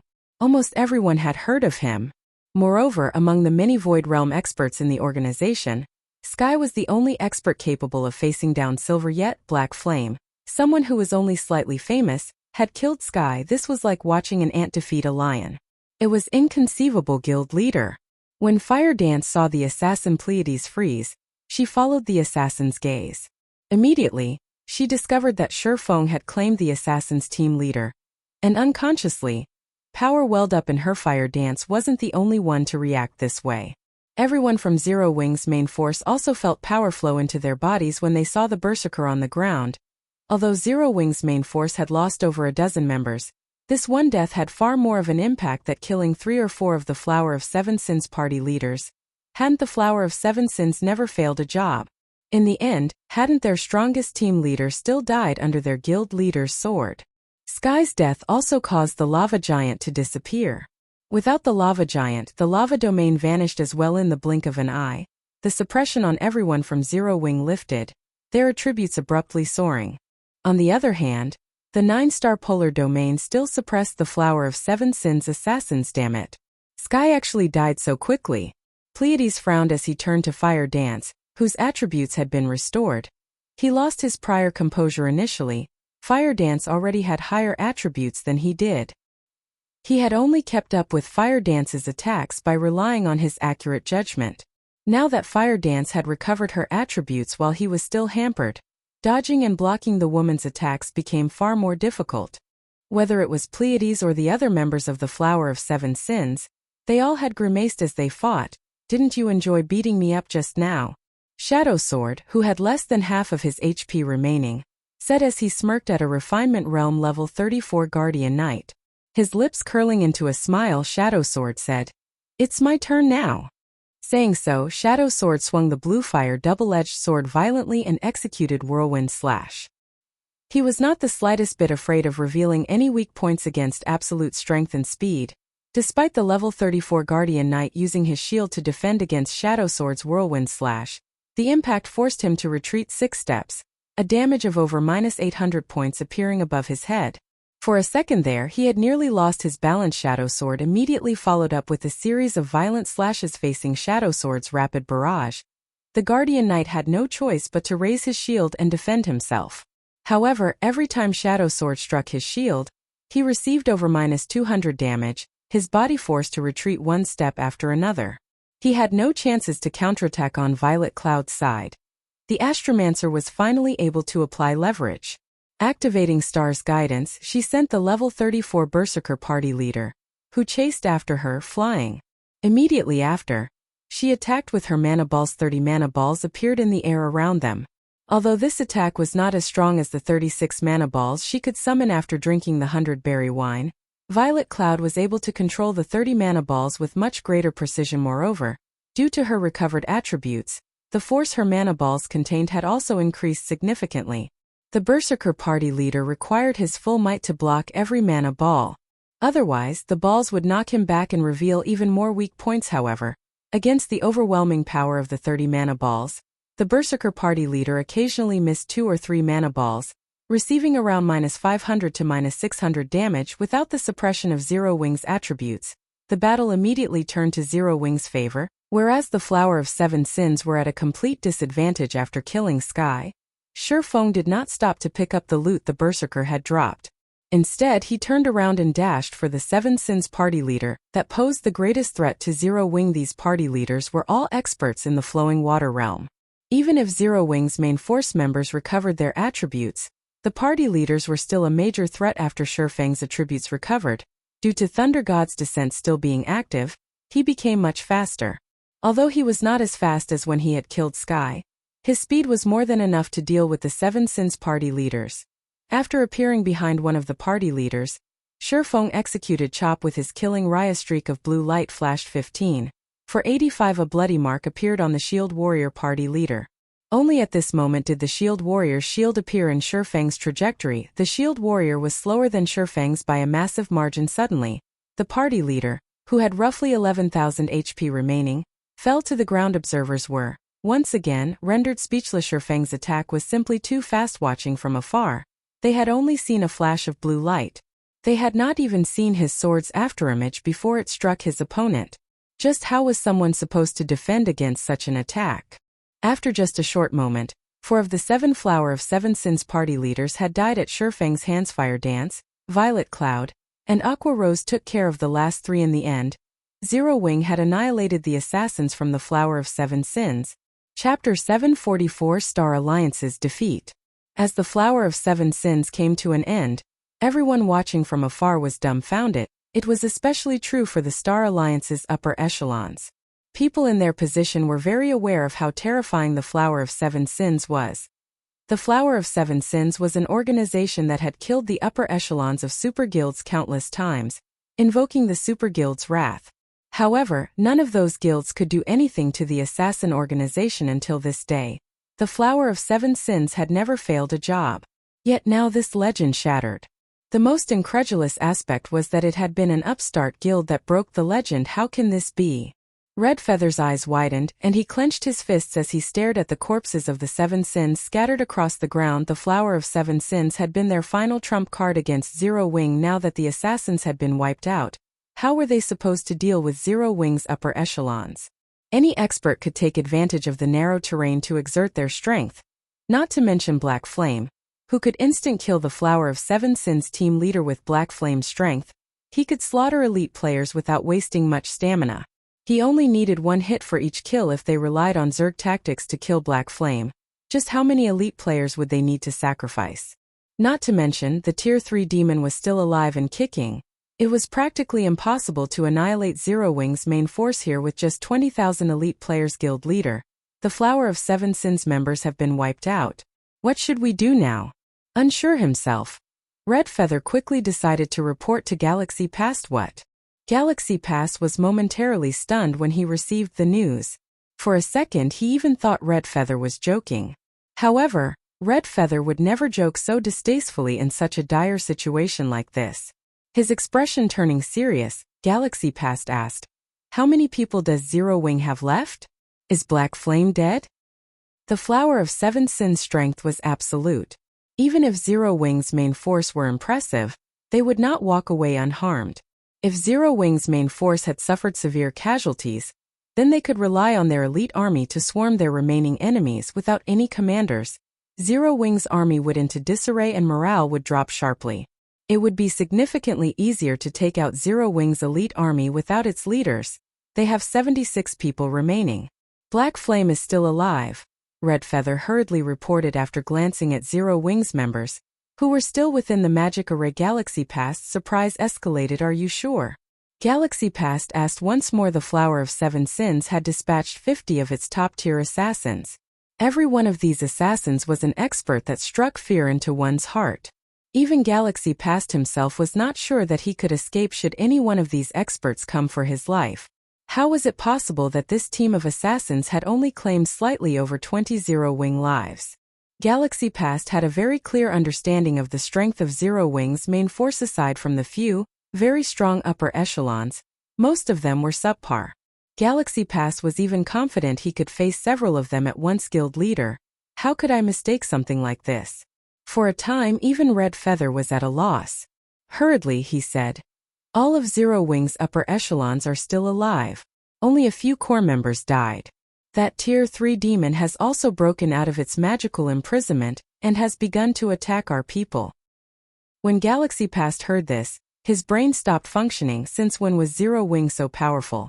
Against the Flower of Seven Sins' 50-man assassin team, Zero-Wing had actually emerged victorious, losing only a few unimportant members. Guild leader, what should we do now? Do we fight or retreat?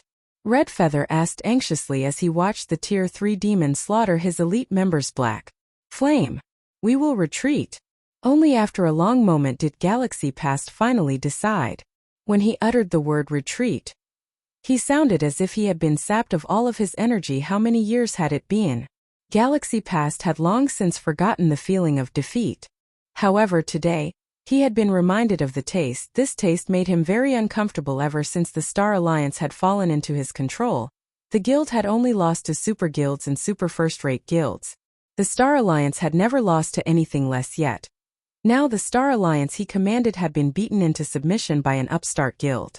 This blow was many times more humiliating than suffering defeat at the hands of those super guilds. Tier 3 demon was the equivalent of a great lord. Galaxy Past knew the strength of a great lord quite well. Otherwise, he would not have paid such a large price to purchase a Tier 3 summoning scroll from a super guild. At this stage of a game, having a great lord on one side could reduce one's losses significantly, while dealing a devastating blow to the enemy with 2 Tier 3 summoning scrolls. They thought they had this war in the bag. However, Galaxy Past had never imagined that an energy pulse attack would eliminate both of their great lords. They had no way to deal with a Tier 3 demon. If they did not retreat, they would only suffer more casualties. After Red Feather heard Galaxy Past's command, his downcast expression became even more gloomy. However, he still gave the order to retreat. Meanwhile, standing on a nearby mountaintop, the secret pavilion members were engaged in a heated discussion over this war between the Star Alliance and Zero-Wing Guild leader. Black Flame is too powerful. The way he killed that team leader from the Flower of Seven Sins was just too cool. I wonder what sort of training Black Flame used to get to his level? Even after watching the battle so many times, I only caught a glimpse of Black Flame's figure. I couldn't even see the afterimage of his attack. Uncle Yuan would most likely last only a few moves against Black Flame. What do you even know? Uncle Yuan is powerful. Of course he could block Black Flame's attack. But Black Flame's attack speed is so high. Who could possibly defend against his attack? Oh, among the secret pavilion's trainees, many had renewed their impressions of Zero-Wing. They were no longer arrogant when talking about Zero-Wing. Unconsciously, they had gone from calling the swordsman Black Flame to calling him Guild Leader Black Flame. However, a few youths among them were still unsatisfied. There is no need to argue. I am not a match for Black Flame. Or to put it in another way, only those few monstrous players can contend with Black Flame now, Yuan Tiexin said suddenly. He could not help but laugh at everyone's conversation. Autumn, what did you think of this fight? Yuan Tiexin asked. The silent Cold Autumn was the top genius among the secret pavilion's new generation. The youth had joined the secret pavilion's secret training program a year ago. He was only 17 years old, yet he had already become the pavilion's star pupil. He had already reached the half-step refinement realm, and was only a thread away from truly entering the refinement realm. He could break through at any time. Initially, Yuan Tiexin had brought Cold Autumn and the other trainees here to teach them not to be too arrogant, showing them that there were many experts in the virtual gaming world. He had also wanted to show them a true monster. Unfortunately, Silver had not made an appearance this time. However, their gains from watching the battle between Sky and Black Flame should be sufficient. Yuan Tiexin had even hoped to see a confrontation between Black Flame and Silver. Just what kind of outcome would such a battle yield? Black Flame is very strong. With my current strength, I am no match for him, the prideful Cold Autumn admitted softly. However, I will continue to work hard. Sooner or later, I will surpass him. Ha ha ha. That's right. This is the sort of mindset you must possess. It seems that this trip here has not been a waste at all. Yuan Tieshi nodded with satisfaction. Suddenly, he heard the ring of his communicator, surprising him after all. This was a call from none other than the Secret Pavilion's guild leader. Chapter 745. Eternally Remembered Strike. After Red Feather gave the order, the elite army the Star Alliance had sent to deal with Zero Wing's main force retreated, leaving behind only a small squadron to deal with the battle demon, the elite legions of the Star Alliance and the various large guilds, which fought elsewhere on the battlefield, also began to retreat, preparing to leave the Stoneclaw Mountains. It's too late to retreat now. Shifeng sneered as he swept his gaze across the fleeing Star Alliance army. Immediately, he sent a command through the guild chat, saying, "All elite legions, activate the 9-star polar domain magic array." There was why Shifeng had previously split Zero Wing's army into 10 separate elite legions. The Stoneclaw Mountains outer region was vast. However, there were only 10 paths that led to the dungeon's teleportation array. As soon as the war began, Shifeng had used the guild war order to seal off the Stoneclaw Mountains. Any player within could not escape with a return scroll. The only way to leave the dungeon was by using the teleportation array. There were 2 methods of using magic arrays in God's domain. The first method used a magic array aggressively to suppress the enemy. The second use was defensive due to the unique characteristics of barrier magic arrays. Once these magic arrays were activated, enemies trapped inside the barrier could not leave. Similarly, nobody would be able to enter the barrier unless they destroyed the magic array itself. However, it was not easy to destroy a magic array. A lot of time was required to do so. Attacks from outside the array would be weakened. Normally, it was much easier to destroy a magic array from inside. The 9-star polar domain was no exception. Hence, Shifeng had sent Zero Wing's 10 elite legions to guard the 10 paths. When the elite legions activated their 9-star polar domain magic array, they would prevent the Star Alliance and other large guilds from leaving the Stoneclaw Mountains.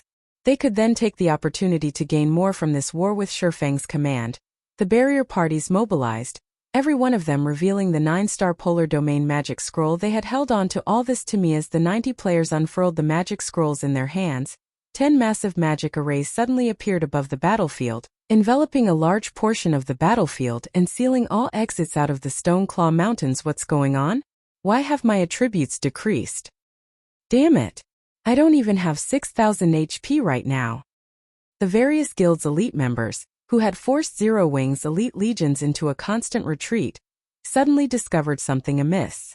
Their attributes had decreased by 40%. Their attacks could not cause any significant damage to Zero Wing's elite members at all. In contrast, Zero Wing's elite members, whose attributes remained unchanged, could finish them off with just a few hits.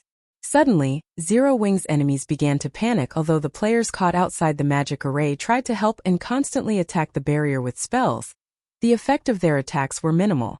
The magical class players maintaining the 9-star polar domain did not lose much mana from their attacks. It's our turn now. Seeing the various guilds panicking elites, Zero Wing's elite members rushed forward to resolve the battle. Originally, they had needed roughly 4 or 5 attacks to defeat their enemies. Now they only needed 2 or 3 hits to do so. On the other hand, their enemies now required roughly 8 or 9 hits to kill them. The battle was one-sided. Moreover, the 9-star polar domain magic array was like a knife at their throats.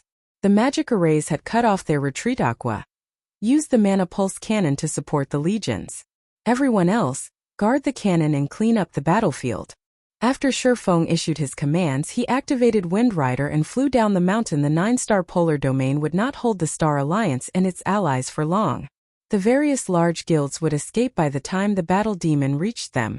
However, if he killed his enemy's commanders, the remaining elite players would run like a headless chicken. He would significantly reduce the elite army's momentum, earning more time for his army. Someone's flying towards us. The retreating Star Alliance members suddenly shouted as they glanced towards the sky. Everyone turned to see the flying figure Black Flame. It's Black Flame. As the figure approached, the elites recognized Zero Wing's guild leader. Charging at us alone? Do you really think the Star Alliance is that easy to bully? Red Feather also noticed Sherfong rapidly approach their army. He bellowed. Ranged players, shoot him down. Anyone who kills Black Flame will be rewarded with a set of top-tier equipment, 500 gold, and a promotion to corps member. A first-rate guild had many members.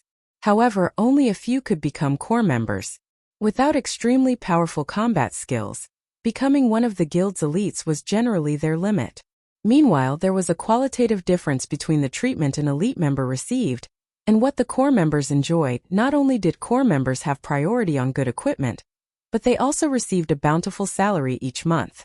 One could earn far more credits as a corps member than they could as at an office job in a large corporation. One could say that corps members were considered formal internal staff in a first-rate guild, while an elite was merely external staff. The benefits were on a completely different level. Black Flame, die. The Star Alliance's elites shouted excitedly. Thousands of ranged players began casting their spells and knocking their arrows as they awaited Sherfang's arrival. As Sherfang grew closer to the elite army, spells and arrows began to fly towards him. However, with Wind Rider's speed increase, Sherfang had little trouble evading the spells and arrows. Moreover, as these elite players launched their attacks based on their predictions of Sherfang's movement, he only needed to fly out of range to avoid the attacks. Like this, Sherfang advanced effortlessly, weaving his way through the rain of spells and arrows from afar. It seemed as if Sherfang danced amidst the countless spells and arrows. As a result of his frightening speed, Sherfang left behind one afterimage after another, confusing the Star Alliance's elites.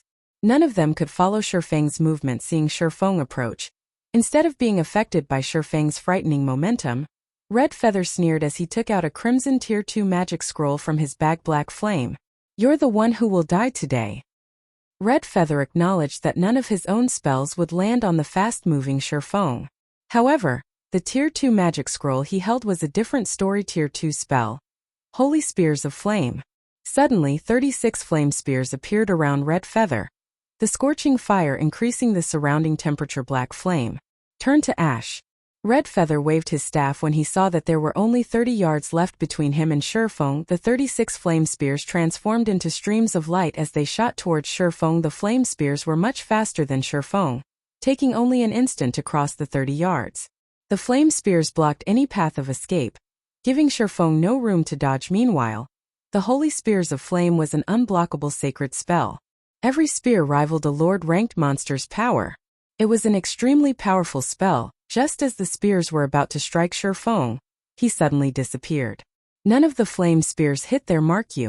Before Red Feather could react, he discovered Sherfang in front of him. Blue arcs of electricity circled Sherfang's body, crackling as they sparked Tier 2 Taboo skill. Instant strike. Sherfang's figure dashed past Red Feather, leaving behind a blue afterimage that remained for a relatively long time. Red Feather fell to the ground, his body lying motionless. His HP, which had been over 8,000, dropped to nothing. Meanwhile, Sherfang's figure had long since departed, leaving the Star Alliance elites in a daze. They would carry this scene forever in their minds while thousands of players bombarded him with attacks. Sherfang had managed to kill Red Feather with one hit. All they could do was stare at Sherfang's back as he departed. Chapter 746, Breaking Through Flowing Water. The retreating elite members weren't the only ones who saw Sherfang kill Red Feather. The secret pavilion members, who had been preparing to depart from the battlefield, also saw the attack. With a flash of blue light, the battle had been over. No one from the secret pavilion understood what had just happened. Despite the thousands of elite players and Red Feather's Tier 2 magic scroll, Sherfang had killed Red Feather instantly and left without so much as a scratch. It was simply inconceivable. Sherfang's attack was even faster than the one he had used to kill Sky. Who could possibly contend with that kind of speed? Black Flame was still hiding his strength when he faced Sky. Yuan Tiexin was shocked. As for the secret pavilion's trainees, everyone was speechless, chills crawling down their spines. Ordinary elite members might not have caught the crucial moment of the fight, but they had seen it. Rather than his dodging capabilities, the speed of Black Flame's attack had been truly frightening. They had only seen Black Flame brush past Red Feather. None of them had seen Black Flame's sword leave its sheath. They stood too far away, so they had not been able to see the attack too clearly. However, Red Feather had taken the hit personally.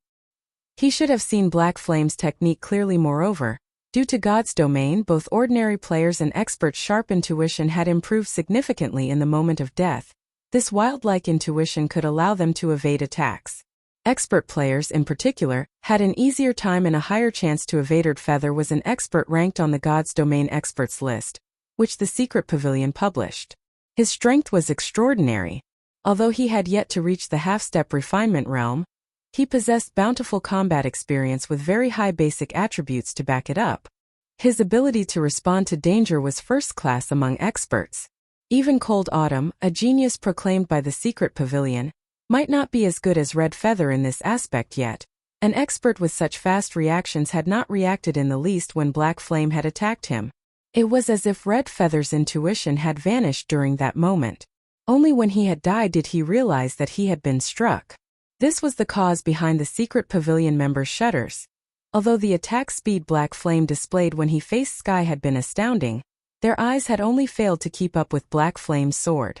Now, however, they had not even realized when Black Flame had attacked. They had only seen the streak of rapidly dissipating blue light. Meanwhile, Shifeng, who had already pulled away from the elite army, was not particularly satisfied with his performance. Sure enough, it won't be easy to replicate that sensation again. After killing Red Feather, Shifeng recalled the move he used to kill Sky. The principle behind One Spear, 6 Transformations was similar to his Void Steps.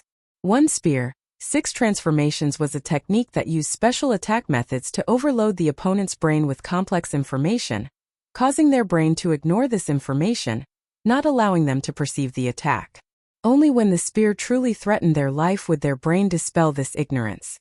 However, at that point the spears were already under their noses, and it was too late to react. Even with his advantage of attributes, Shifeng could barely block 2 or 3 spear images. It was practically impossible to block all 6. Shifeng was only able to employ such a technique with his body. However, Sky could employ the technique on his attacks. It was astounding. The body's movement speed was far inferior to its attack speed. Hence, it was exponentially more difficult to employ such a technique with one's attacks. Moreover, for this kind of technique, the faster it was, the more difficult the technique was to use. One was required to carry out a series of complex motions within an extremely short period to execute the technique. Only with overly complex information would the brain refuse to accept the image, choosing to ignore it. As someone who had a profound understanding of this technique, Shifeng had no choice but to close his eyes and shut out all visual information. Instead, he chose to rely on his other sensory organs, his wealth of combat experience, and his sharp intuition to dodge Sky's One Spear, 6 Transformations. With his absolute advantage regarding attributes, it was possible if he maintained a distance of roughly 1 yard away from Sky's attack range and evaded the instant he sensed the Berserker's spear displace the air around him, he would have sufficient time to dodge the incoming attacks. This was precisely the reason that Shifeng had avoided Sky's aggressive attacks while launching his own counterattack in a battle between experts. It was extremely dangerous to shut out one's visual sense because, among a person's 5 senses, one's sight absorbed the most information. Ordinary players relied on sight the most. If a player lost their sight, they would be crippled, wounding their combat power. However, while Shifeng had closed his eyes and evaded Sky's One Spear, 6 Transformations, he discovered that his perception of the world had changed without his sight. His concentration had focused on his surroundings. He no longer focused on his enemy. When he faced the threat of death, he discovered that his perception had become much clearer than before. Although he had not been able to see Sky's movements, he had sensed the spear's position, which allowed him to have an increasingly easy time to dodge the Berserker's attacks. Finally, when Sky executed One Spear, 9 kills, Shifeng realized what the Void Realm actually was at that moment. It was as if his environment were a part of his body. It felt like the martial arts concept of harmony between man and nature. At that moment, Sky's spear ceased to confuse him. In the end, Shifeng had opened the last door of the realms of refinement. Void Realm. After reaching the Void Realm, Shifeng could see the general attack range of One Spear, 9 kills with a single glance. Hence, Shifeng brandished Killing Ray to block every single strike. If comparing attack speed, Shifeng, who had activated Thunder God's Descent, could not lose. However, when Shifeng landed the final strike against Sky, he noticed a crack in space. He unconsciously swung Killing Ray along that space. By the time he was aware of what was happening, Sky was already on the ground when he had killed Red Feather. However, he had not been able to relive that sensation. Only the bonus speed that instant strike provided was simply astonishing, so much so that Red Feather could not react to his attack. Hence, Shurfeng was somewhat dissatisfied with this result. After Shurfeng killed Red Feather, Red Feather's elite army fell into a turmoil. None of the elites knew what to do. Moreover, after watching Shurfeng's performance, many of them were scared witless as they scattered. If killing Red Feather generated such a result, Shurfeng could not let the other Legion commanders off the hook on top of his own battles. Shurfeng directed the Battle Demon to kill the Star Alliance and their allies' commanders. Very quickly, chaos broke out on the battlefield. Damn that black flame. He is trying to wipe us out. After receiving the reports from the Star Alliance's various elite legions, even if Galaxy Pass were a fool, he understood Shurfeng's goal. He then looked at the map of the Stoneclaw Mountains and said through the guild chat, "Everyone, gather at the northwest mountain path. We'll break through as one." With mayhem overwhelming the battlefield, breaking through multiple exits would be too time-consuming. They would only play into Shurfeng's hands if they did so. Hence, Galaxy Pass chose to gather the Star Alliance's army at the nearest exit path, focusing their power into a single point. With this, they could smash through Zero Wing's defense. A moment later, under Galaxy Pass command, the Star Alliance's elite army gathered at the northwest mountain path and began to attack the 9-star polar domain madly. Despite Zero Wing's elite members retaliating, the effect was minimal. The 9 players maintaining the magic array lost their mana rapidly. After a few minutes, the 9-star polar domain shattered. The Star Alliance members rejoiced. Huh? Isn't that black flame? It's not just black flame. Isn't that fire dance and aqua rose beside him? When the magic array shattered, the players from the Star Alliance with sharp eyesight discovered Black Flame and Zero Wing's main force members in the middle of the mountain path. Their expressions sank instantly. Chapter 747, Harvest of the War. Everyone had seen for themselves what kind of powerhouse Shurfeng was despite watching from afar. They could not stop their shudder. The fact that Shurfeng was able to kill Red Feather, while surrounded by thousands of elite players, and leave unharmed showed them that their lives were in Shurfeng's hands. If Shurfeng wanted to take any life here, nobody could stop him. It was precisely this reason that kept the various players from the Star Alliance from rejoicing when they shattered the 9-star polar domain. Right now they only felt fear. Every one of them froze. None of dared to move forward by a single step. One man had deterred an elite army of tens of thousands. Moreover, this was no ordinary elite army. It was the elite army from the Star Alliance, a first-rate guild. Every elite member was level 32 or above. In the eyes of ordinary players they were all experts, yet against Shurfeng's might, these experts lost the will to fight. Furthermore, Shurfeng had many famous experts standing with him, whether it was Fire Dance, Aqua Rose, and the other upper echelons of Zero Wing. Each one of them was even more famous than their guild leader Galaxy Past. Moreover, they all possessed dazzling battle records. Chances were that Zero Wing's upper echelons were stronger than their guild leader. How were they supposed to face these monsters? Zero Wing loomed in front of them. Behind them Ouroboros waited.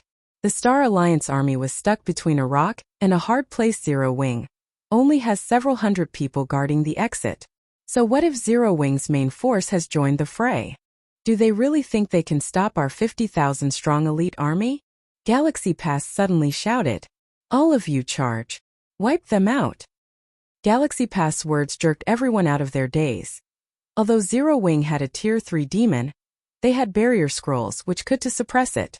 Dealing with Zero Wing's several hundred members would be a piece of cake. Even if Shurfeng were more powerful and could kill a player with every attack, even if everyone let him, it would take a very long time to kill 10,000 players, not to mention 50,000. Suddenly, the Star Alliance members swarmed towards Shurfeng. The players from Zero Wing felt their hearts race as they watched the tide of players surging towards them. They only had several hundred players on their side. Although their guild's main force had arrived to assist them, it was impossible to hold off 50,000 players. Even lasting for a short time would be impressive. After all, battles between players demanded an extremely heavy burden of one's stamina. Without stamina, even the strongest expert would fall under an ordinary player's blade. However, as soon as the Star Alliance's elites closed in, dozens of intermediate frost grenades exploded among the crowd, freezing the mountain path and decorating it with hundreds of ice sculptures. As soon as they appeared, these ice sculptures shattered and disappeared naturally. Feng knew that it was impossible for several hundred players to hold off an army of 50,000. However, the frost grenades could delay the elite army for long enough for Ouroboros's army to arrive. Each main force member carried 100 intermediate frost grenades and 10 advanced frost grenades, which were significantly more powerful than intermediate frost grenades. With the main force's strength and the large stock of frost grenades, it was child's play to hold back the Star Alliance's army until Ouroboros arrived. Black Flame. Galaxy Past gnashed his teeth as the frost grenades appeared once more. At this point, the fearsome might of the frost grenades had embedded itself into everyone's minds. Previously, Zero Wing's elite legions had damaged the various large guilds significantly with these frost grenades. To deplete Zero Wing's supply, the various guilds had sacrificed a large chunk of their armies. If the Star Alliance showed its fear and halted its rampant assault, Zero Wing wouldn't need to waste their grenades to buy time. However, if the guild proceeded, it would pay a horrific price. Guild leader, are we continuing the charge or not? One of the Star Alliance's commanders asked. Charge. I refuse to believe that Zero Wing has that many tools. Galaxy Pass shouted. A chill running through his troops. Neither advancing nor retreating was a good option. Hence, even if he knew that they would slam into a brick wall, they needed to charge past Zero Wing's blockade. If they waited until Ouroboros's army arrived, none of them would leave this place alive. Suddenly, the Star Alliance launched a full charge. Zero Wing's main force, who were throwing frost grenades, had nearly buckled under the flood. The Star Alliance's assault was fierce. These players showed zero regard for their lives as they pushed forward. Many MTs activated all of their life-saving skills, significantly increasing their maximum HP and reducing the damage they took. The intermediate frost grenades were already half as effective against players. Now its damage reduced by another half. At this moment, each intermediate frost grenade only dealt around -200 damage to the Alliance's MTs. With over 14,000 HP, not even 60 or 70 intermediate frost grenades would be enough to kill them. As a result, Zero Wing's 70-plus main force members threw their grenades as fast as they could, barely holding off the assault as Feng charged towards the Star Alliance's army. He upgraded the 7 Luminaries Ring's aura of fire to level 9. As a result, Feng's level fell from 38 to 37. However, the Aura of Flame's activatable skill, Firestorm, instantly improved. Previously, the skill only inflicted 1000% damage within a range of 30 by 30 yards for 6 seconds and had a cooldown of 5 minutes. After its upgrade, it inflicted 1200% damage within a range of 45 by 45 yards for 6 seconds with a cooldown of 5 minutes. Although upgrading the skill by 2 levels did not increase its damage by much, the skill's range had increased by 1.5 times.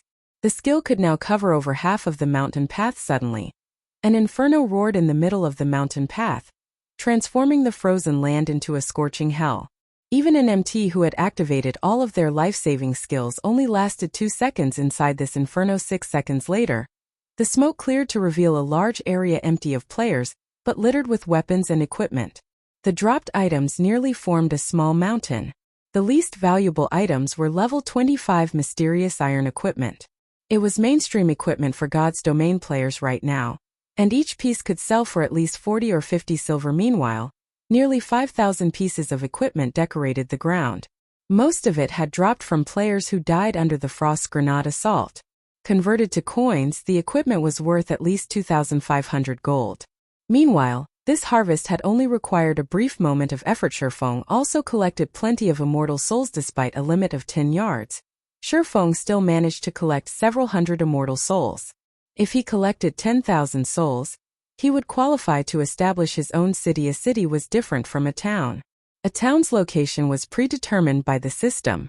On the other hand, players could choose where they wished to build their city. Moreover, after capturing a town, one had to reconstruct the town from scratch, developing it into a city slowly. The time involved was long. On the other hand, the Sherlin's quest would reward Feng with the qualifications to construct a city. Before him was the perfect chance to complete this quest. There were 2 conditions to collect immortal souls. The first condition was the limit of 10 yards. The second was the level limit. There could not be more than 5 levels between Feng and his prey. Currently, the Star Alliance's elites were at least level 32. Meanwhile, Feng was now level 37. It just so happened that he could absorb all of their immortal souls. If he missed this opportunity, He would not find one like it again. There weren't enough people before. Now that so many are here, I should get enough immortal souls. Sherfong could not help his smile as he looked towards the distant galaxy past. Retrieving a blue magic scroll from his bag, he activated Wind Rider and dashed towards the guild leader. Chapter 748, One Man's Strength.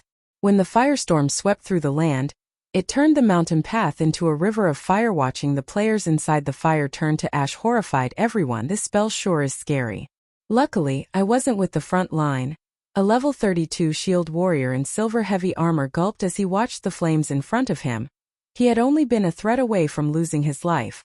Had he taken another step forward, he would have died like the Guardian Knight who had been in front of him a second ago. The Guardian Knight had over 12,000 HP and had protection blessing and magic resistance aura activated. The Guardian Knight had even received a truth shield from a cleric and a defense blessing from an oracle. Yet, said Guardian Knight still evaporated in a matter of seconds. Someone's heading this way.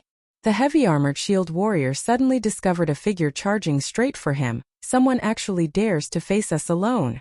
Brothers, let's *CK him up.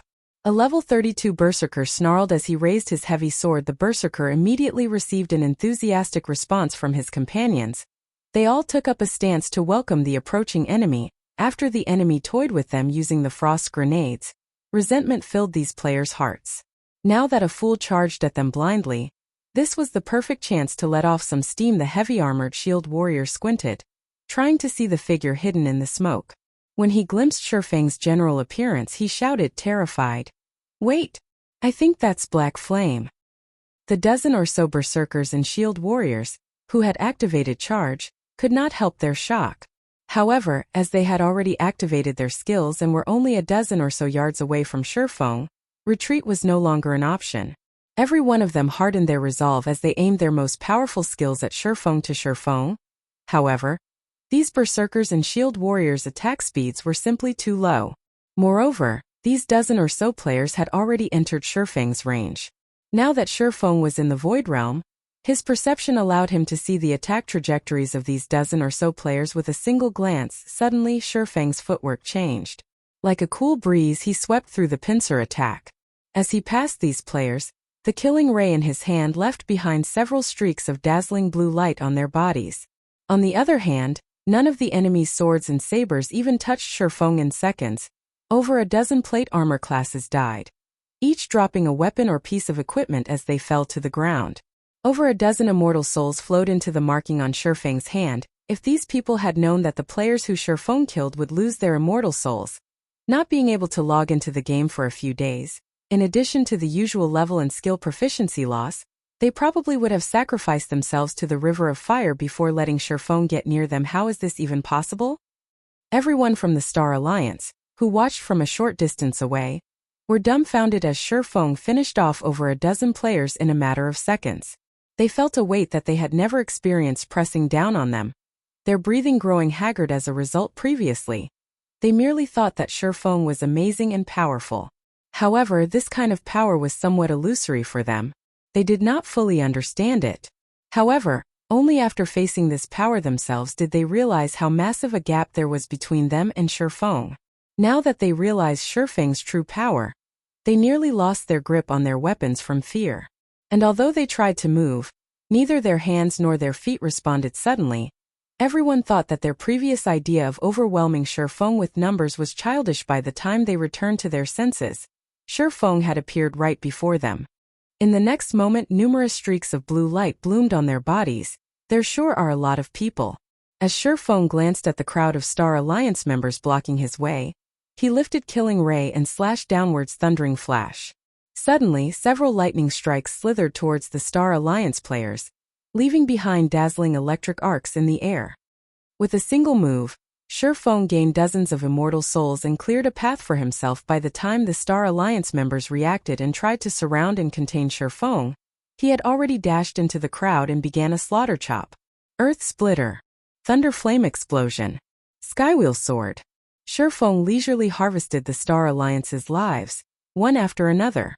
Despite the elite members throwing all sorts of control skills at Sherfang, who had activated the Aura of Space, none of these control skills had taken effect. As for the various attacks sent at him, with his movement speed, none of them even came close to hitting him frequently. Onlookers watched bodies soar into the air, hitting the ground with a thud far from the Star Alliance's elite army. Those who watched were stupefied. Not only had Shurfeng's onslaught slowed the Star Alliance's offensive, but he had also killed a large fraction of the Star Alliance's elites. Shurfeng was unstoppable as he rushed through the Star Alliance's army. As Zero Wings members watched the slaughter, their fighting spirits burned within them as they joined the offensive. He's so strong. Black Flame can actually hold off the Star Alliance's assault by himself? Is he even a player? Oh. The players from the secret pavilion watching from afar were stunned. Shurfeng's astonishing performance even aroused many of the pavilion's female players despite being surrounded by enemies. Not only did Shurfeng's rampage continue without pause, but he was also able to evade everyone's attacks in the limited space. This feat was immensely difficult. The secret pavilion's experts were quite confident that they could handle 100 elite players by themselves during the battle. They would try to choose the most favorable terrain for their fights, using it to funnel their opponents, limiting the number they had to face at a single time. This way they would have a much easier time defending against and dodging attacks. However, when the enemy surrounded them, the difficulty of defending and dodging increased exponentially. They would most likely last only a moment before they died. Even Cold Autumn, who was known as a genius of the new generation, would be lucky if he lasted even 20 seconds. However, Shurfeng had already lasted over a minute. Moreover, he had yet to receive any damage. Black Flame. Complex emotions filled Galaxy Past's heart as he watched Shurfeng. The Star Alliance's overall strength had clearly surpassed Zero Wings by a large margin. The Alliance had even received assistance from various guilds. They had amassed a force that not even Zero Wing and Ouroboros combined could defeat yet. At the end of the day, he never would have imagined that. In this war involving hundreds of thousands of elite players, Zero Wing grasped the outcome, dominating simply because they had Shurfeng on their side. It should have been impossible for a single player to change the outcome of a major guild war. Yet at this moment that is exactly what had happened. Moreover, this domination occurred right before his very eyes. This will end now. Killing intent flashed in Galaxy Past's eyes as he lifted his greatsword and charged at Shurfeng, shouting, "Everyone, attack him as one!" Even Twilight Echo's guild leader, Glorious Echo, took action. Over 100 experts also circled to Shurfeng's back stealthily. Chapter 749 Wargod Possession. Galaxy Pass finally can't endure it. Yuan Tiexin could not help but smile as he watched Galaxy Pass, who rushed at Shurfeng. Although it was impossible for Shurfeng to wipe out the Star Alliance's army, even if Galaxy Pass let the swordsman be, doing so would wound the Alliance's morale severely. If Galaxy Pass did not stop Shurfeng's unrestrained slaughter, the elite members' opinions of their guild might hit rock bottom. When Ouroboros' army arrived, the Star Alliance would truly be finished. However, with this opportunity, Yuan Tiexin would finally see Shurfeng's limits. During the battles against Sky and Red Feather, Shurfeng had shown rapid improvements to his combat power initially. Yuan Tiexin merely thought that Shurfeng's stunning performances against Sky and Red Feather were a result of his overwhelming attributes.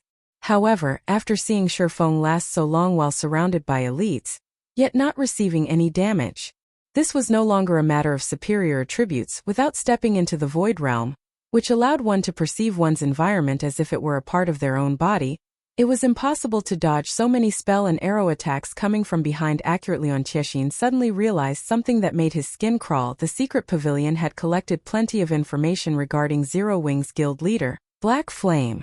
Yuan Tiexin himself had read the reports on Black Flame multiple times. In the beginning, Black Flame had gained his fame in Star Moon Kingdom through his identity as a forger, earning himself the title of Star Moon Kingdom's chief forger. However, as Black Flame began to appear in battle, everything had changed. Black Flame had relied on absolute strength to defeat his enemies. Through his achievement of killing his enemies with a single hit, he had gained the title of One-Hit Asura. However, Black Flame's performance had been a result of his excellent equipment and very high basic attributes. As for his combat standards, he was merely a top-tier expert in the eyes of the general public. He had not even been a match for Cold Autumn when it came to combat standards. He was only someone with a wealth of combat experience. He could not hold the attention of the major powers in God's domain yet. As he participated in more battles, Black Flame's combat standards surprised the public again and again. He had gone from half-step refinement realm to reaching the refinement realm fully, then entering the flowing water realm as well. As his battle count increased, Black Flame's abilities increased now. He had reached the void realm. Yuan Tiexian refused to believe that Black Flame's battles had just been acts. Moreover, experts who had set foot into the realms of refinement had their own pride. They would not suppress their strength to deal with a weakling. There was no point to that since it wasn't an act.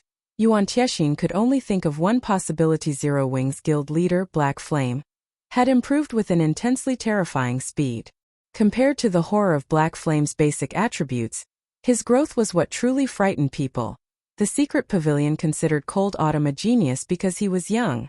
In addition, despite training with the pavilion for less than a year, he had already reached the half-step refinement realm and could break through to the refinement realm at any moment. Cold Autumn's growth was even faster than Yuan Tiexian's when he had been young. But what about Black Flame? How long had it been since God's domain launched? In less than 2 months, Black Flame had gone from someone who was not even a half-step refinement realm expert to a true void realm expert. Was he even still human? Even Martial Dragon, someone whom the Dragon Phoenix Pavilion had considered a genius that only appeared once every 10 years, would not be a match for Black Flame in the future. Black Flame might very well become one of the virtual gaming world's monsters. With that in mind, Yuan Tiexian decided that, even if Zero Wing suffered defeat in this war, he would offer to aid Zero Wing in securing Stone Forest Town, taking the opportunity to get associated with the Guild God's domain.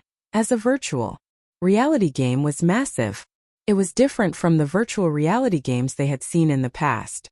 Even a super guild should not consider the idea of monopolizing the game. Moreover, the waters of the virtual gaming world were relatively deep. Now that various major international corporations had put a foot in as well, the virtual gaming world had become far more complicated. If the secret pavilion could gain a powerful ally like Zero Wing, it would benefit the pavilion's development in the future. The pavilion could seize more opportunities and gain a stronger influence. Just as Yuan Tiexian plotted to strengthen the relationship between the secret pavilion and Zero Wing, over 100 figures approached Shifeng with astonishing speed. Hold his attention. Find an opportunity to attack. Galaxy Pass commanded through the team chat as he approached Shifeng. He then retrieved a deep blue potion from his bag. Shifeng might be able to fight with relative ease while surrounded by elite players. But it would be a different story if he were surrounded by expert players. It was extremely difficult for elite players to push their virtual bodies to their limits. However, this was not an issue for experts. They could do so easily naturally. Shifeng had no trouble with elite players if he fought with everything he had. However, it was a vastly different story against experts who also pushed themselves to their limits. Black Flame, I'll teach you that a first-rate guild is not easy to deal with, Galaxy Pass shouted. He then dumped the deep blue potion down his throat. At the same time, he activated his Berserk skill, Wargod Possession. Suddenly, not only did his body grow a size larger, but it also released a brilliant golden glow.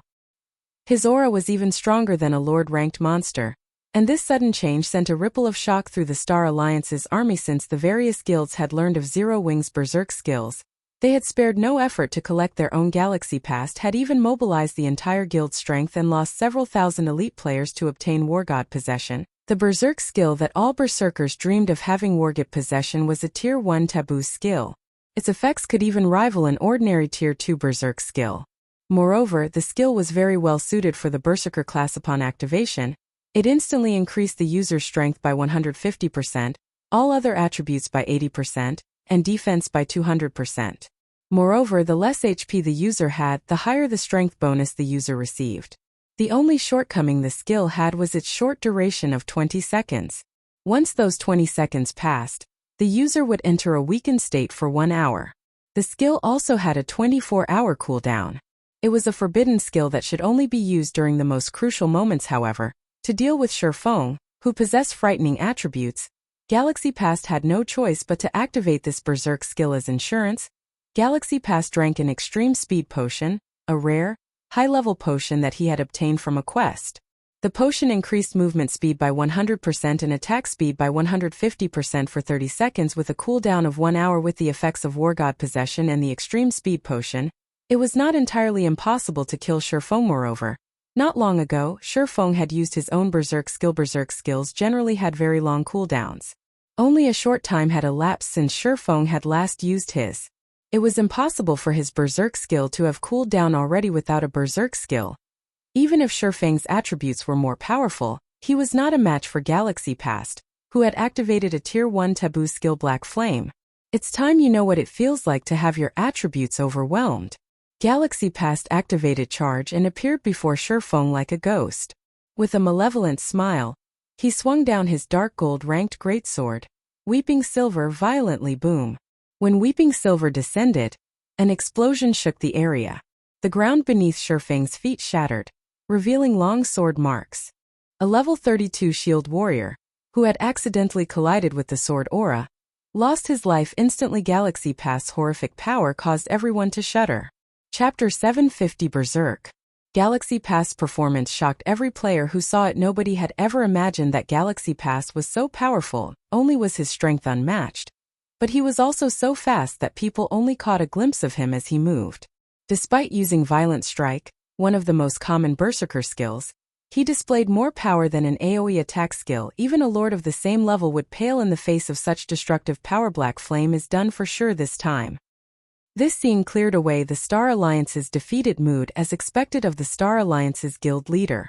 He actually hit such a card so well. Glorious Echo was also impressed. Although he had his own trump card, it was slightly inferior to Galaxy Pastus with such strength and speed. Even if Black Flame had not died from the sudden blow, he would be heavily injured. The 100 or so expert players stilled their footsteps, thinking that the battle had ended, that their help was no longer needed. When the dust settled, however, a man, wearing a black cloak and wielding an emerald longsword, stood before Galaxy Past unharmed. He blocked it? How? Everyone's jaws nearly fell to the ground. Shurfeng had actually blocked Galaxy Past's attack, which had been stronger than a lord, as everyone had thought that Shurfeng might evade the attack, but never had they thought Shurfeng would block it with his sword. Moreover, Shurfeng was still unscathed. Only the ground beneath his feet had fragmented, the cracks spreading out across 5 yards in every direction. From the state of the ground, they knew how heavy Galaxy Past's violent strike had been. Such immense strength. Shurfeng felt his hand, which held onto Killing Ray, go numb. Although he had sensed Galaxy Past charge at him, he had not expected the Berserker's strength and speed to increase by so much. With that kind of speed, it had been too late to dodge. If not for his perception of his environment having sharpened, he would not have executed parry in time to block Galaxy Past's attack. Parry was considered one of a swordsman's life-saving skills. It could neutralize one instance of damage coming from ahead of the user. However, the user would not be exempt from the impact. If Galaxy Past's attack had struck Shurfeng's body, even with his high defense and his HP being over 14,500, he would not have died, but he wouldn't have had much HP left. Either I want to see just how many life-saving skills you possess. Seeing that his surprise attack had failed, Galaxy Past swung Weeping Silver and executed Horizontal Slash. Not only did Horizontal Slash have a larger attack range than Violent Strike, but it was also significantly faster with the boost from the Extreme Speed Potion. Weeping Silver transformed into a streak of silver light as it shot towards Shurfeng. Galaxy Past completely disregarded his own safety, revealing all sorts of weak points as he attacked. He was fully intent on trading Shurfeng a hit for a hit. In response, Shurfeng used silent steps and avoided the devouring white light. Reappearing behind Galaxy Past, he swung Killing Ray down on the Berserker while using a skill. Players were highly susceptible to revealing weak points if they were not adept with a skill's movements. Galaxy Past experienced this for himself, transforming into a streak of electric blue light. Killing Ray descended with frightening speed. Even if Galaxy Past had wanted to block the attack, it was too late. However, as if he had expected this, Galaxy Past immediately executed Whirlwind Slash, spinning with his greatsword. He ignored the blue light descending towards him, fully intent on trading damage for damage. In terms of strength, Galaxy Past had an absolute advantage. Hence, if they traded blows, Galaxy Past would come out victorious. Shurfeng had no intentions of granting Galaxy Past's wish. With a thought, he activated Defensive Blade Boom. The blue light slammed into Galaxy Past's body, stealing over 2,300 of the Berserker's HP. Meanwhile, although Weeping Silver found its mark, Shurfeng's defensive blade blocked the damage. Such high defense. Shurfeng clicked his tongue. He wielded the epic weapon Killing Ray. His one-handed sword mastery had even reached the basic Sword King standard, which increased his damage with the one-handed sword by 80%. He could easily finish off a cloth armor class of the same level with a single hit. Yet, his attack had only inflicted around -2,300 damage. Galaxy Past currently had 21,000 HP. Shurfeng's single attack had merely devoured slightly over 1/10 of his HP, just as Shurfeng intended to get a few more hits in. He noticed a Guardian Knight's protection blessing suddenly enveloping Galaxy Past. A Cleric's Truth Shield and an Oracle's Defense blessing also fell over the Berserker. A healing light touched Galaxy Past's head, instantly recovering his HP to full quickly. Shurfeng brandished Killing Ray and launched a barrage of attacks. However, all he managed to do was shatter the Truth Shield. He was still short of shattering the Defense Blessing and Oracle's Defense Blessing, and a Cleric's Truth Shield were different. The Truth Shield could protect the target's entire body, and the caster's mana determined how much damage it could absorb. Defense Blessing, on the other hand, could only block attacks coming from one direction. However, the target's maximum HP determined how much damage it could absorb. A Tier 1 Defense Blessing could absorb damage equal to 30% of the target's maximum HP. Since Galaxy Past had 21,000 HP, a Defense Blessing cast on him could absorb over 6,000 damage. Shurfeng frowned slightly. They were currently surrounded by members of the Star Alliance. If Shurfeng were facing an elite MT, even if said MT activated Shield Wall, he was confident that he could finish off the MT quickly without giving the healers a chance to heal him. Now, however, Galaxy Past's defense was simply too high.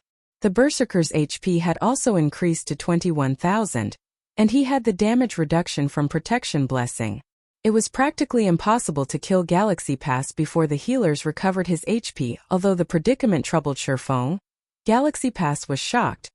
He finally realized just how massive the gap was between him and Shurfeng. Shurfeng's attack power was insanely high. Wargod possession had increased Galaxy Past's defense by 200%.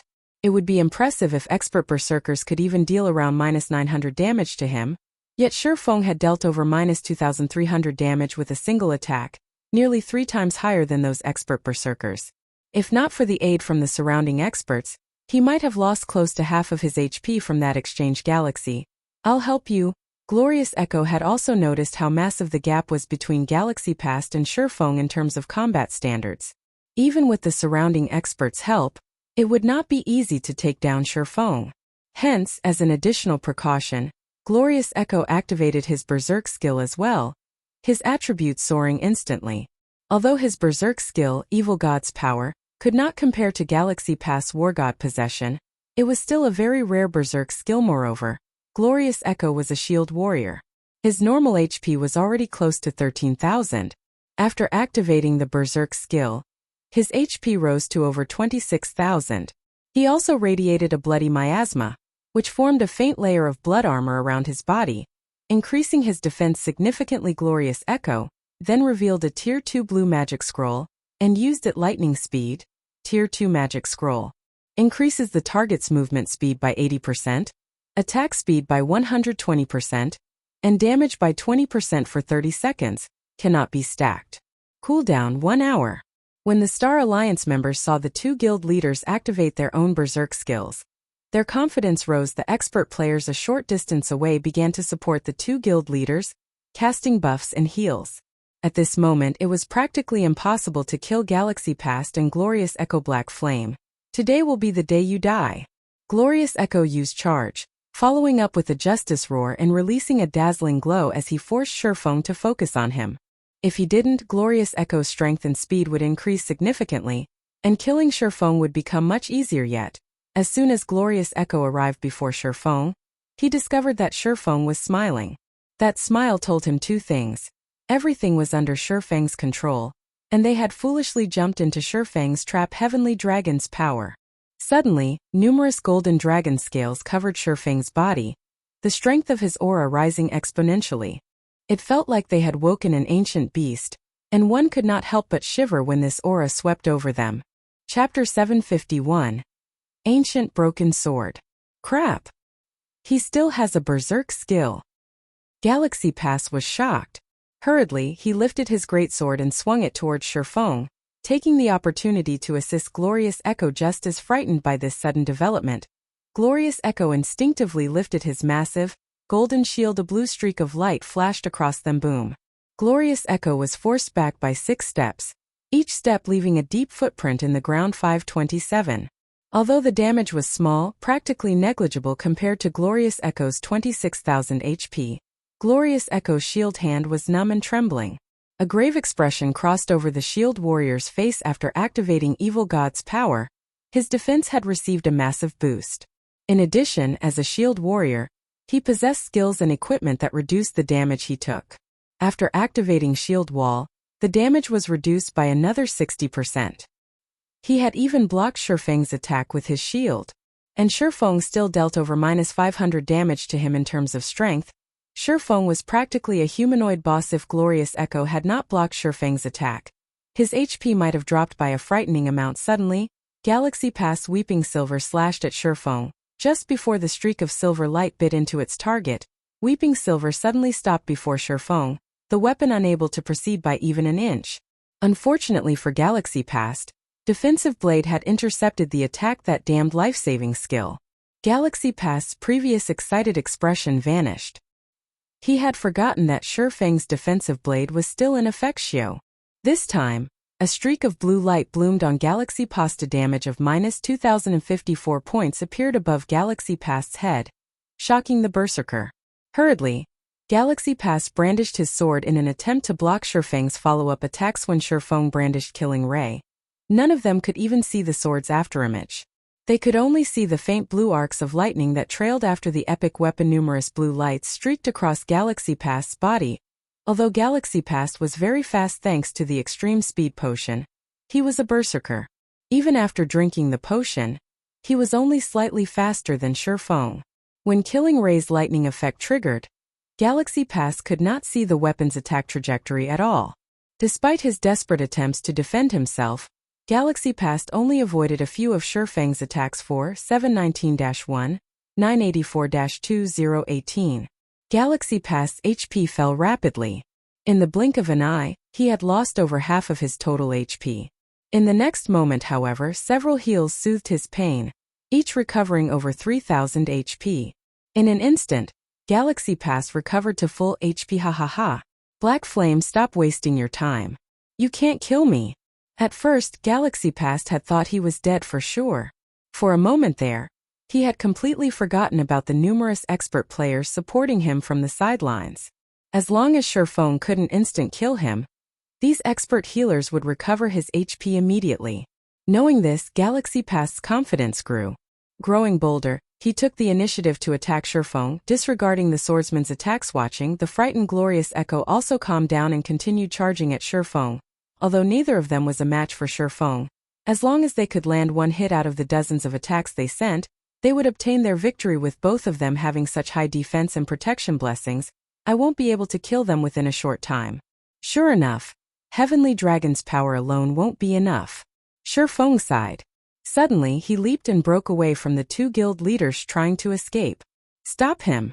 Galaxy Past shouted as Shifeng fled. His Wargod possession had a very short duration. If he could not defeat Shifeng within that duration, they would definitely lose this fight. Hearing Galaxy Past's command, the Shield Warriors and Guardian Knights activated their life-saving skills and rushed at Shifeng. Scram! Shifeng shouted. Turning, he swung Killing Ray violently. Hurricane. Hurricane. Deals 200% plus, 30% asterisk hurricane energy stacks. Weapon damage in a 20-yard cone and lifts all targets struck into the air, preventing movement for 5 seconds. Cooldown, 10 minutes. This was one of the Tier 1 Swordsman set equipment's additional skills. Hurricane, as Shifeng had long since built up 10 stacks of hurricane energy during his previous attacks. He used Hurricane at its maximum power instantly. The dozens of Shield Warriors and Guardian Knights were blown into the air. Despite these players having activated Shield Wall and Protection Blessing, they still received over -15,000 points of damage. Some had even received a critical hit of more than -30,000 points. Instantly, every one of these MTs died before they hit the ground. However, Galaxy Past and Glorious Echo had used this brief opportunity to catch up with Shifeng. I finally have some space. Shifeng glanced at the approaching Berserker and Shield Warrior. He then retrieved the Dragon Slayer potion, which he had obtained from the Disaster Treasure Chest, and drank it. Dragon Slayer potion, consumable. Increases all attributes by 100%, and all resistances by 100 points for 1 minute cooldown, 3 hours. In reality, Shurfeng didn't need to use the Dragon Slayer potion to deal with Galaxy Past and Glorious Echo. He could simply activate Blade Liberation. However, the 20-second weakening effect after the skill's duration was a risk that Shurfeng could not afford. Hence, he toughened his resolve and chose to drink the Dragon Slayer potion instead. That way, he would not receive any negative side effects that would hamper his combat power later on. After drinking the potion, Shurfeng felt his entire body brim with energy. It felt as if his every attack contained enough power to decimate heaven and earth. Black Flame. You won't escape. After activating Charge and arriving before Shurfeng, Galaxy Past executed the Berserker's strongest Tier 1 skill, Lethal Blow. However, Shurfeng suddenly stopped running. With double the attributes now, Shurfeng turned around and evaded Galaxy Past's Lethal Blow easily. The Killing Ray then transformed into numerous blue lights that snaked towards the Berserker. Before Galaxy Past realized what had happened, Killing Ray had struck numerous times for 418-9, 578-9, 495. In the blink of an eye, Galaxy Past's HP hit rock bottom, his body falling to the ground. The healers standing at the rear had not even had the time to heal him. When Galaxy Past died, he dropped a piece of equipment and an ancient, broken sword with a golden hilt. Suddenly, the entire battlefield fell silent. The Star Alliance members who had tried to block Shurfeng's path revealed expressions of disbelief. The guild leader they revered had been killed. When Glorious Echo saw his companion hit the dirt, he froze in his tracks, his will to fight vanishing. Shurfeng's terrifying power left him thoroughly shaken. Shurfeng noticed that Galaxy Past had dropped something extraordinary, so he took the opportunity to pick up the Berserker's loot. While everyone was still caught in their stupor, they all watched in a daze as Shurfeng collected the drops. Nobody dared try to stop him, seeing as nobody wanted to approach him.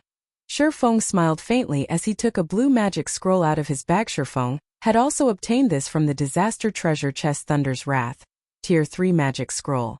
Deals devastating damage within a radius of 100 yards for 5 seconds. Although this magic scroll was powerful, it had a channeling time of nearly 1 second. During this time, he could not afford any interruptions. This moment, however, was the perfect opportunity to use it while everyone struggled with their shock. Shurfeng unfurled the magic scroll and channeled the spell. With himself as the center, he activated Thunder's Wrath. Crap. Run quickly. Glorious Echo shouted in a panic after realizing what was about to happen. Unfortunately, it was too late to finish Shurfeng off. The Star Alliance had gathered most of its experts around him. If Shurfeng attempted to hunt down these experts one by one, they would have fled if he used Thunder's Wrath. However, none of them would get away. Suddenly, a gigantic magic array appeared in the sky. Countless lightning bolts began to descend. However, area-wide attacks like these usually required around 2 or 3 seconds to reach their full potential. During this period, the lightning strikes that snaked down from the sky would gradually increase. Hence, not all players within the affected area would take damage the instant the magic scroll activated. Upon activating Thunder's Wrath, Shurfeng switched the Aura of Space to the Aura of Earth and activated Absolute Defense. The skill's duration was just enough to last through the duration of Thunder's Wrath. Shurfeng then dashed towards the Star Alliance's expert players. Lightning bolts descended, one after another. Even Glorious Echo, who had the highest HP and defense among every player present, was vaporized when one of these bolts struck him. Shurfeng weaved his way through the lightning storm as he collected the experts' immortal souls.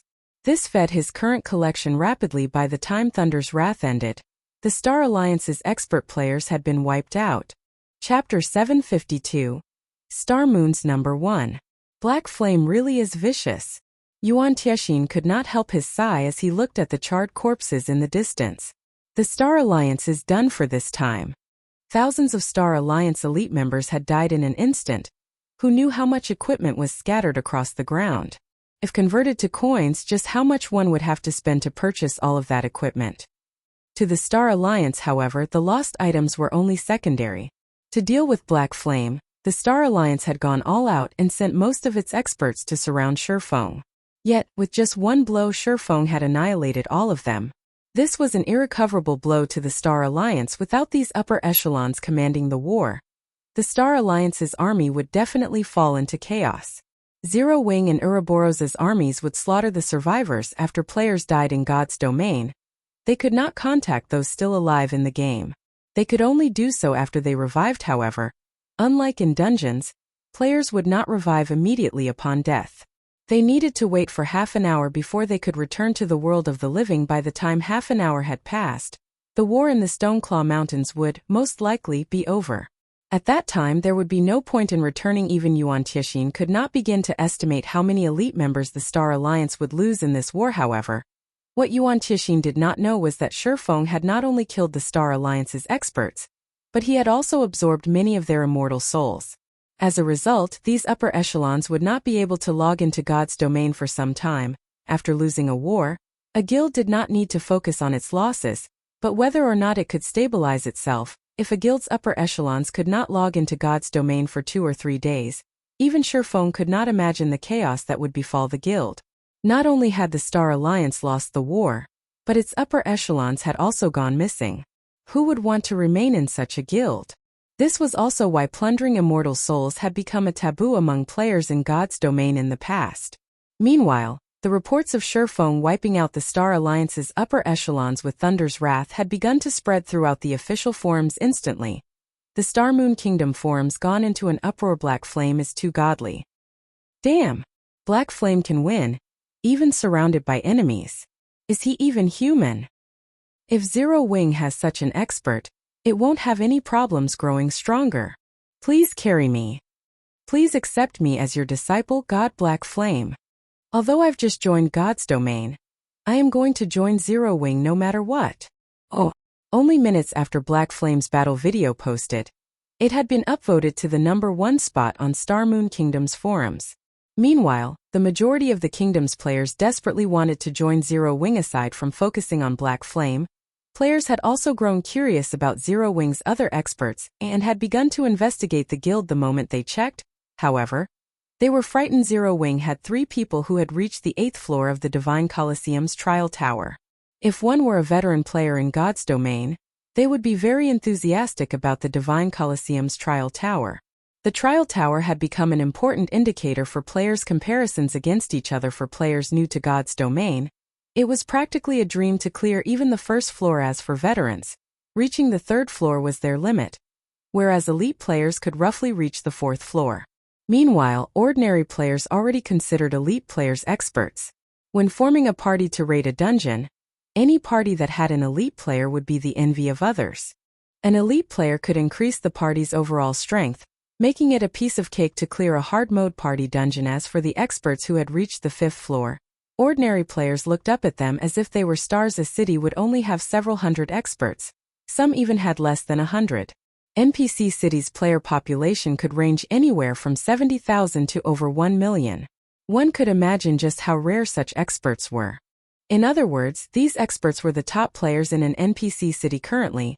In most of the cities in Star Moon Kingdom, the highest floor any player had reached was the Trial Tower's 6th floor. Only the major NPC cities with a player population of over 1 million would have 7th floor experts. Zero Wing actually had 3 people who had managed to reach the Trial Tower's 8th floor. The players of Star Moon Kingdom struggled to accept this fact. It was impossible for ordinary players to encounter true experts. Hence, they usually used the Trial Tower as a method of judging experts because the Divine Colosseum's tower did not test a player's attributes or equipment. Rather, it tested a player's true power. The difference between players was made clear. Each of the Trial Tower's floors was more difficult than the last. Veteran players could only reach the 3rd floor after fighting through hell and high water. Hence, elite players who reached the 4th floor were treated like experts. However, what about those who managed to reach the 8th floor? No one could even imagine how much power these players had. The Assassin Fire Dance, the Cleric Violet Cloud, and the Cursemancer Aqua Rose. Beneath them were quite a few 7th floor experts such as the Berserker Rampant Blade, the Berserker Shadow Sword, the Guardian Knight Kola, the Shield Warrior Yi Wumian, the Ranger Minor Wind, the Assassin Flying Shadow, the Elementalist Su Qianlu, and the Cursemancer Blackie.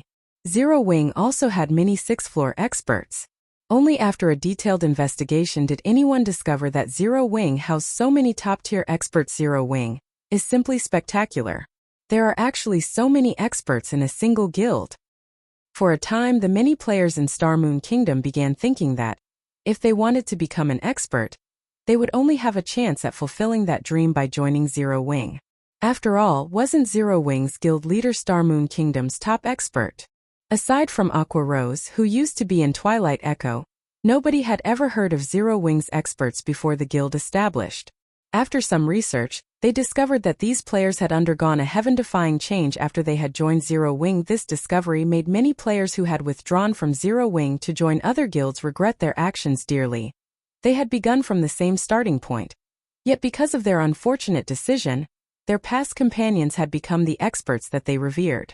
Inside the Stoneclaw Mountains, after Thunder's wrath dissipated and the Star Alliance's upper echelons were dead, chaos descended on the Alliance's elite army. The guild's elite players scattered, fleeing in all directions and discarding their attempt to charge towards Zero Wing's blockade. Moreover, Ouroboros's army had finally caught up and had begun to trap the Alliance's elite army. As Sherfong had activated Heavenly Dragon's power and had drunk the Dragon Slayer potion, he could not idle and let the effects go to waste. He charged into the Star Alliance's elite army and began slaughtering players like a ferocious beast. On the other hand, none of the Alliance's elite members showed any will to defend themselves. They only wanted to escape the Stoneclaw Mountains as Sherfong massacred the Alliance's elite members. The system notification he had long awaited for finally arrived. System. Congratulations. You have collected 10,000 immortal souls. Rewarding basic tyrant title. Chapter 753 title, Sword King. I finally finished this quest. Sherfong breathed a sigh of relief when he saw the system notification before him. Although it was not difficult to kill 10,000 players in the time frame Charlene had set, it would be very time-consuming if he had gone out of his way to do so. Where would Sherfong, who already had his hands full with his own tasks, find the time to hunt random players? Now that he had completed the epic quest, Immortal Crown, the weight bearing down on Sherfang's heart lifted significantly. After all, he still had an extremely deadly legendary quest waiting for him, Lord of Balrog's Fall. If he did not gain the promotion to Tier 2 quickly, only death awaited him. Failing an epic quest would partially cripple a player. However, there was still a chance to recover from the blow. A legendary quest, on the other hand, was different. If failed, the penalty would render the player's account useless. In the past, even though many players had encountered the opportunity to undertake a legendary quest, they had hesitated for a very long time before making a decision. There were multiple known instances where players, who had not been strong enough, had accepted a legendary quest. In the end, they had to delete their accounts and start all over again. Hence, in the past, many players had chosen to pass on the opportunity to challenge a legendary quest, either challenging it later or selling the quest's information to stronger, bolder players. A legendary quest's rewards were incredibly bountiful. Normally, they would reward either a fragmented legendary or legendary item. These were invaluable to a player, and they could push a player's combat power to the next level. Hence, one could gain quite a profit by selling information about such quests. In the past, many players who had known that they were too weak would sell these legendary quests to large guilds, earning coins or items to strengthen themselves. Instead, others had scolded these players for being foolish. After all, just how much of a boost would a legendary item offer a player? Even so, many people had still envied such players. After all, it was extraordinarily difficult to complete a legendary quest as an individual. Obtaining 1 or 2 pieces of epic equipment without bearing any of the risks that came with a legendary quest definitely made it a worthwhile trade. Bird in the hand is worth 2 in the bush. A small advantage was more beneficial than a massive risk. Improving one's strength was the priority, however. A legendary quest was not as easy as an epic quest. Epic quests were similar to epic items in God's domain, while legendary quests were similar to legendary items. Although epic items were very high-end, they would gradually become commonplace among the general populace. A legendary item, on the other hand, would remain a rarity. Not many players would ever encounter one without heaven-defying luck. Moreover, the player's decisions to sell the legendary quests had been proven a wise one because, among the large guilds that had purchased these quests, 90% of them had failed to complete their legendary quests even after suffering tremendous losses. Many of those guilds' experts had been forced to start all over again. Sherfong knew of a few legendary quests he could pick up.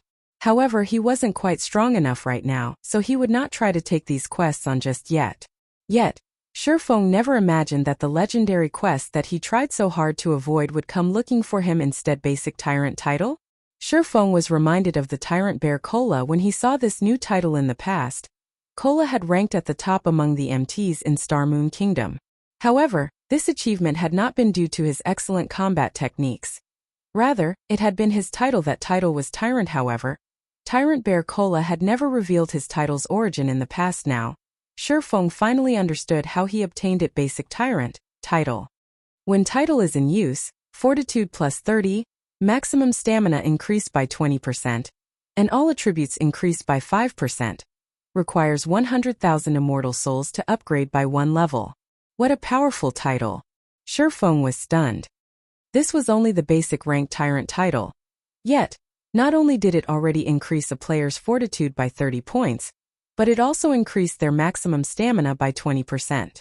Just how powerful were the intermediate and advanced Tyrant titles? Both fortitude and stamina were hidden attributes in the past. Many people had paid massive prices to add just 1 point to their hidden attributes. Yet, one could obtain both stamina and fortitude from just a single title. Not to mention, the Tyrant title also increased a player's basic attributes in God's domain. Although basic attributes were important, hidden attributes were far more powerful. It was especially true for expert players. Fortitude could reduce the consumption of a player's stamina and concentration, whereas stamina could extend the time a player could spend in battle fights between experts of similar strength, almost never ended in a short amount of time. Eventually, it would become a competition of stamina and concentration. Whoever could outlast the other would be the winner of the fight. Shurfeng had only managed to obtain 10 fortitude points after taking the risk to open the disaster treasure chest. Even so, this meager amount had thrilled Shurfeng. Now, if he used the basic Tyrant title, he could obtain 30 fortitude points and increase his maximum stamina by 20%. If he encountered an opponent of roughly equal or greater strength in battle, he could definitely fight a battle of attrition and slowly wear down his opponent. This was why, despite Kola being the MT of only a second-rate guild, he had been able to push his way through the many obstacles in his path and become one of Star Moon Kingdom's top MTs. In fact, as one progressed in the game, fortitude and stamina were also extremely important when raiding a large-scale team dungeon because the bosses inside these dungeons demanded much of one's stamina. More often than not, raids would fail not because the bosses inside large-scale team dungeons were overwhelmingly powerful, but because the players raiding these bosses would collapse from exhausting their stamina. Guild leader, we've cleared out most of the elites from the Star Alliance and the various large guilds. Those still alive have already escaped the Stoneclaw Mountains. Should we hunt them down? Aqua Rose reported excitedly. This war had truly been a pleasurable one. They had even beaten a massive threat like the Star Alliance to a pulp. Even if the Star Alliance tried to rope the other large guilds to join hands and capture Stone Forest Town in the future, no one would work with them. No need for that. Everyone's tired from the war. Let's tidy up the battlefield and tally our gains and losses, Shurfeng said, shaking his head. When players left the Stoneclaw Mountains, they could use a return scroll to teleport to their respective cities. It would be impossible to pursue these players even if they wanted to. Moreover, they had already achieved their main goal in this war. In the future, any guild would have to consider their decisions carefully before trying to lay a hand on Zero Wing. Shurfeng left the post-war report to Aqua Rose and the others to manage. After all, he had something more important to deal with right now. He needed to look for Charlene and turn in his quest. Shurfeng was already dying to receive the reward for the immortal crown. As Shurfeng took off to turn in his quest, a huge incident rocked Star Moon Kingdom. The secret pavilion had updated its God's Domain experts list this time. The update had rendered many experts throughout God's Domain speechless, none of them daring to believe the truth of what they saw. The God's Domain experts list was a very credible ranking list in God's Domain. Experts who ranked on it were all considered extraordinary players. Particularly, the top 500 rankings very rarely saw any fluctuations. It was very difficult to climb the ranks once a player entered the top 500. Meanwhile, since the first publication of the God's Domain experts list, the top 100 had never changed. This time, however, someone had finally broken that record. Moreover, not only had someone climbed the ranks, but their title had also changed. God's Domain experts list rank 51, Black Flame. Class Swordsman. Title Sword King. Chapter 754 famous throughout God's Domain. Every one of the experts within the God's Domain Experts list's top 100 had been a famous expert in the virtual gaming world for many years. These experts had become overlords in not just one, but several virtual reality games. Each was a master-level character with countless brilliant battle records. Upstart experts could never hope to compare with these masters. It was already extremely difficult for upstart experts to join the top 1,000 for an upstart expert. Joining the top 100 was practically a miracle, yet not only had Black Flame achieved a miracle, but he had also jumped to the 51st rank. Excitement over the new development swept through Star Moon Kingdom. The majority of those top 100 experts resided in God's Domain's various empires. Empire players had always been dismissive of Kingdom players subconsciously. No one truly believed that Kingdom players were a match for those from the empires, yet Black Flame, who came from Star Moon Kingdom, had managed to rank 51st on the experts list. Star Moon Kingdom's players were bursting with pride. The Secret Pavilion is certainly trying hard to flatter this upstart expert, raising his rank to 51 just after a single guild war. Is he someone from the Secret Pavilion's son? That's right. Didn't he just lead an upstart guild to victory against a first-rate guild? That has happened many times before in other games, yet I've never seen the Pavilion change the ranking list so drastically. The top 100 experts have experienced victory in dozens of great wars. The Secret Pavilion is just favoring Star Moon Kingdom's players. There is definitely something fishy about this. Black Flame's title just as absurd. He's actually calling himself a Sword King. Does he really think he is the king among sword users? Every other swordsman player in the top 100 could easily beat him to a pulp. Oh, as the God's Domain Experts list updated, many players from other kingdoms and empires voiced their complaints about the latest change.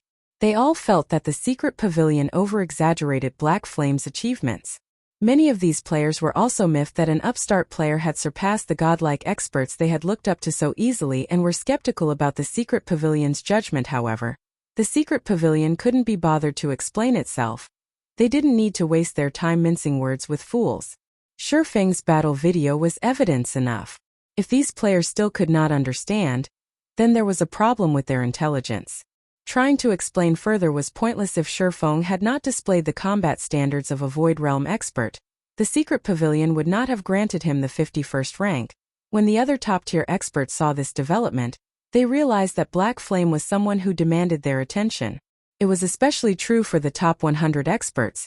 There were 3 thresholds for all ranking lists the Secret Pavilion published. Only the pavilion itself and very few experts knew exactly what these thresholds were. The first threshold was the top 400. If an expert had yet to set foot into the realms of refinement, then regardless of how brilliant they performed in a game, they would never reach the top 400. If an expert were ranked among the top 400, then it proved that this expert had already set foot into the realms of refinement. This was why Shurfeng had only ranked 481st. Based on the Secret Pavilion's previous investigation, Shurfeng had not yet entered the realms of refinement. He had only reached the half-step refinement realm. Otherwise, Shurfeng would have had a higher ranking. The second threshold was the top 200 experts outside of the flowing water realm should not even dream of entering the top 200. Even with the most brilliant of performance, the best rank they could achieve was 201. The third threshold was the top 100. Only those in the Void Realm could earn one of the top 100 ranks, as Shurfeng had shown that he had reached the Void Realm and had defeated the well-known Sky. His rank instantly jumped to 51. Otherwise, the best rank Shurfeng could achieve was around the 80s or 90s. An expert's position on the God's Domain ranking list was not determined by just their strength.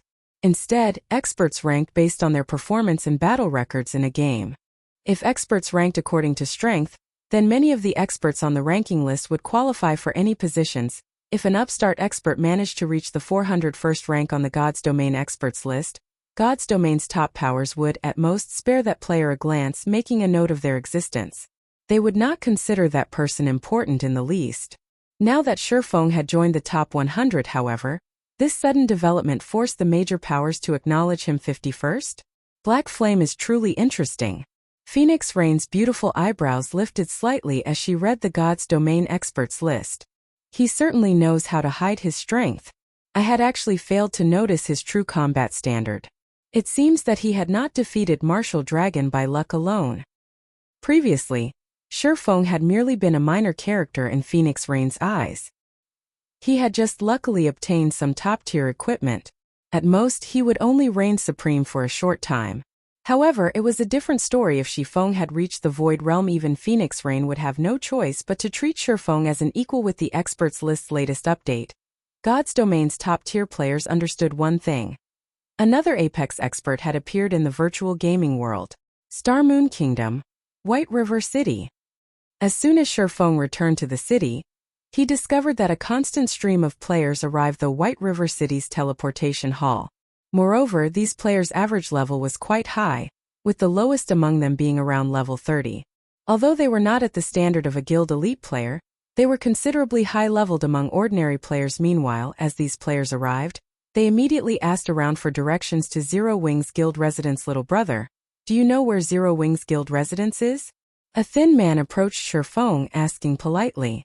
This man looked to be in his 40s and wore a blue mage's robe. Behind this middle-aged man were 5 other people. All 5 were level 30, and their equipment was level 25 mysterious iron rank at the very minimum. In a guild, these players could definitely join the elite members. Unfortunately, their levels were slightly off the mark. However, independent players did not have the same advantages as guild player. Independent players did not have access to the various benefits that a guild offered. They had no choice but to invest some of their time in other aspects.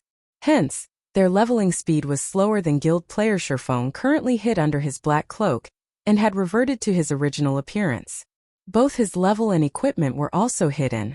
Hence, no one recognized him. When Shifeng glanced at this group of players, his eyes instantly lit up with an excited light. The person speaking to him was actually Silent Years, who had been a top-tier expert in his previous life. This man had once ranked within the top 50 among the oracles of Star Moon Kingdom. He had even reached the top 10 during his peak. Big brother Silent, this person is wearing Zero Wing's emblem. He's from Zero Wing. The female elementalist beside Silent Years said awkwardly as she jabbed her finger at the oracle. Suddenly, Silent Years jerked, realizing this. As he had walked up to Shifeng from behind, he had not noticed the guild emblem on the swordsman's chest. To think that he had actually asked a member of Zero Wing whether or not they knew where the guild residence was. Zero Wing's residence is on the city's central street, Shifeng said casually, not minding the oracle's awkward question. You guys can just take a carriage there. After saying so, Shifeng turned and left the teleportation hall, riding a horse carriage towards the library. Sure enough, Zero Wing is really amazing. It's no wonder how it became an expert's playground. I felt so much pressure from a casual member. It seems that we have not wasted a trip. We must join Zero Wing, Silent Years stated as he watched Shifeng's departing figure, reverence on his face. His evaluation of Zero Wing increased substantially. Shifeng had not realized that his casual response had increased Silent Years' reverence of Zero Wing. Chapter 755. City Promoted. Horse carriages rattled up and down White River City's streets. As Shifeng rode comfortably in one such carriage, he could feel the tremendous changes that had swept through the city. More horse carriages moved along the streets than before. Moreover, there were more varieties of carriages now. God's domain evolved over time. Similarly, NPC cities also changed as time passed. Nothing would stay the same forever. Ordinary players might not think much of the number or variety of horse carriages, but to Shifeng, who had played God's domain for over a decade, these changes symbolized the city's prosperity. How could one determine how prosperous a city was? The most basic criterion was the city's horse carriages. It was similar to the cars in a city. In reality, in small cities, not only were there fewer cars but high-class cars were also very rare. In big cities, however, traffic jams were common. One would also see high-class luxury cars all over the city. God's domain cities were similar in this aspect. When an NPC city's player population increased, to satisfy the players' needs, the main god system automatically increased the number of horse carriages within the city, allowing more convenient travel. Meanwhile, as players consumed more in a city, the system would also release advanced horse carriages. These advanced horse carriages charged more but were much faster. This would allow players to save time when traveling. After all, an NPC city was very large. It was very normal to spend several hours walking from one place to another. Currently, advanced horse carriages had only appeared in 5 cities in Star Moon Kingdom. The city with the most carriages was none other than White River City. One could say that White River City had become Star Moon Kingdom's most prosperous city. Unlocking the advanced horse carriage feature was only one of a thriving city's basic settings. As time passed, various new facilities would open, such as flying tools and the flying transportation feature, which could allow players to reach destinations where teleportation arrays could not. As a result, these features would subtly improve a player's leveling speed. This was also one of the main reasons that Empire players were much higher leveled than Kingdom players now that White River City has unlocked the advanced horse carriages. With the number of carriages present, the city should not be that far from unlocking the luxury horse carriages. When the city unlocks the luxury horse carriages, players will be able to take the flying ship to the Eclipse Gate to level up. Seems I'll need to prepare for that. Sherfong could not help but recall the Eclipse Gate, which had been the most famous leveling area that White River City had to offer in his previous life in the past. By the time White River City had activated the flying ship feature, the average player in God's domain had closed in on level 50.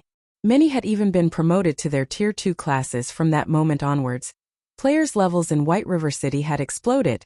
This was because White River City's flying ships could access the Eclipse Gate. Of course, White River City wasn't the only city whose flying ships passed through the Eclipse Gate. Every city in Starmoon Kingdom's eastern region had flying ships that could reach the Eclipse Gate. 4 countries would gather at the Eclipse Gate: the Starmoon Kingdom, the Rhine Kingdom, the Icefield Kingdom, and the East Spring Empire. It was considered a neutral zone, and the various countries had garrisoned their armies there to prevent the creatures within the Eclipse Gate from invading God's domain. Hence, there were plenty of high-level and army quests there. A player's leveling speed at the Eclipse Gate would be roughly double than in other leveling maps of the same level.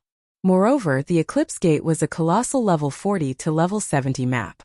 One could also find plenty of rare herbs and ores in the area, which were all necessary resources to produce high-level potions and equipment. More importantly, the Eclipse Gate was a source for energy essence, a resource required to tame mounts. Taming a guild mount required resources. The higher the quality and quantity of resources one had, the quicker one could tame a mount. At the same time, one could use these resources to hasten a guild mount's growth. Energy essence was one of the advanced materials required to tame a mount. Precisely because of this, players coveted the Eclipse Gate after reaching level 40. Everybody dreamed of having a good mount. However, they were not that easy to obtain. One had to nurture their guild mount slowly, promoting it as quickly as possible before it could become a part of one's combat power. However, although one could level up quickly and obtain plenty of resources at the Eclipse Gate, there was a downside. The Eclipse Gate's environment was relatively severe. If one did not possess a certain amount of fire and ice resistance, even expert players would lose their lives. Hence, after the Eclipse Gate opened, whether it was in Starmoon Kingdom or the 3 surrounding countries, the demand for equipment with ice resistance and fire resistance attributes grew. Aside from ice and fire resistance equipment, tools that increased one's ice and fire resistance were also extraordinarily popular. Although there was still quite a long time before the flying ship feature would unlock, Sherfong felt that he could already begin the necessary preparations. Although ice resistance and fire resistance equipment sold for a relatively high price right now, once everyone reached the Eclipse Gate, such equipment would double in price. Tools would also sell for far more, whether it was for improving the leveling speed of Zero Wings guild members or making money by reselling items. Now was the perfect time to stockpile these items. I recall Campbell Volcano drops plenty of fire resistance equipment and tools. It might not be a bad idea to bring Aqua and the others there to grind. Sherfong could recall quite a few maps in Starmoon Kingdom that were a great source for fire and ice resistance equipment. Among them, Campbell Volcano had the highest drop rates for fire resistance equipment. Campbell Volcano was a level 40 to level 50 map. However, due to its extreme environment, very few players were willing to venture there. However, after the Eclipse Gate had appeared, Campbell Volcano became one of the most popular locations in Starmoon Kingdom. No one had visited that map yet. This was a good chance for him to lead the main force members there to develop the map, since none of the bosses had died yet. Bosses killed for the first time would have double their usual drop rates. Moreover, with the strength of Zero Wing's main force, they shouldn't have any issues dealing with the level 50 boss. As for the magic crystals in the Stoneclaw Mountains, they could rely on the guild's elite members to continue that harvest. Before Sherfong realized it, the advanced horse carriage he rode in had already arrived at the library. The library's entrance was the same as usual, with a group of players bunching around the doors, hoping to gain the favor of an NPC noble and gain entry into the library under everyone's watchful eyes. Sherfong strode into the library unhampered. When the NPC guards stationed at the entrance saw Sherfong, they treated him with respect, shocking many of the loitering players after entering the library. As always, Shifeng headed towards the Star Moon Hall on the building's top floor. When the two level 300 Tier 3 Red Paladins, who guarded Star Moon Hall's doors, saw Shifeng approach, they stopped him. Since when did Tier 3 NPCs guard this place? Shifeng was surprised. Tier 4 NPCs were already overlords in White River City. Some small cities only had Tier 3 NPCs to safeguard them. Yet now 2 such NPCs guarded the Star Moon Hall. This was surprising. Normally, only the palace in Star Moon City warranted such treatment without permission. Outsiders are not allowed to enter. The level 200 Red Paladins said as they blocked Shifeng's path with their spears.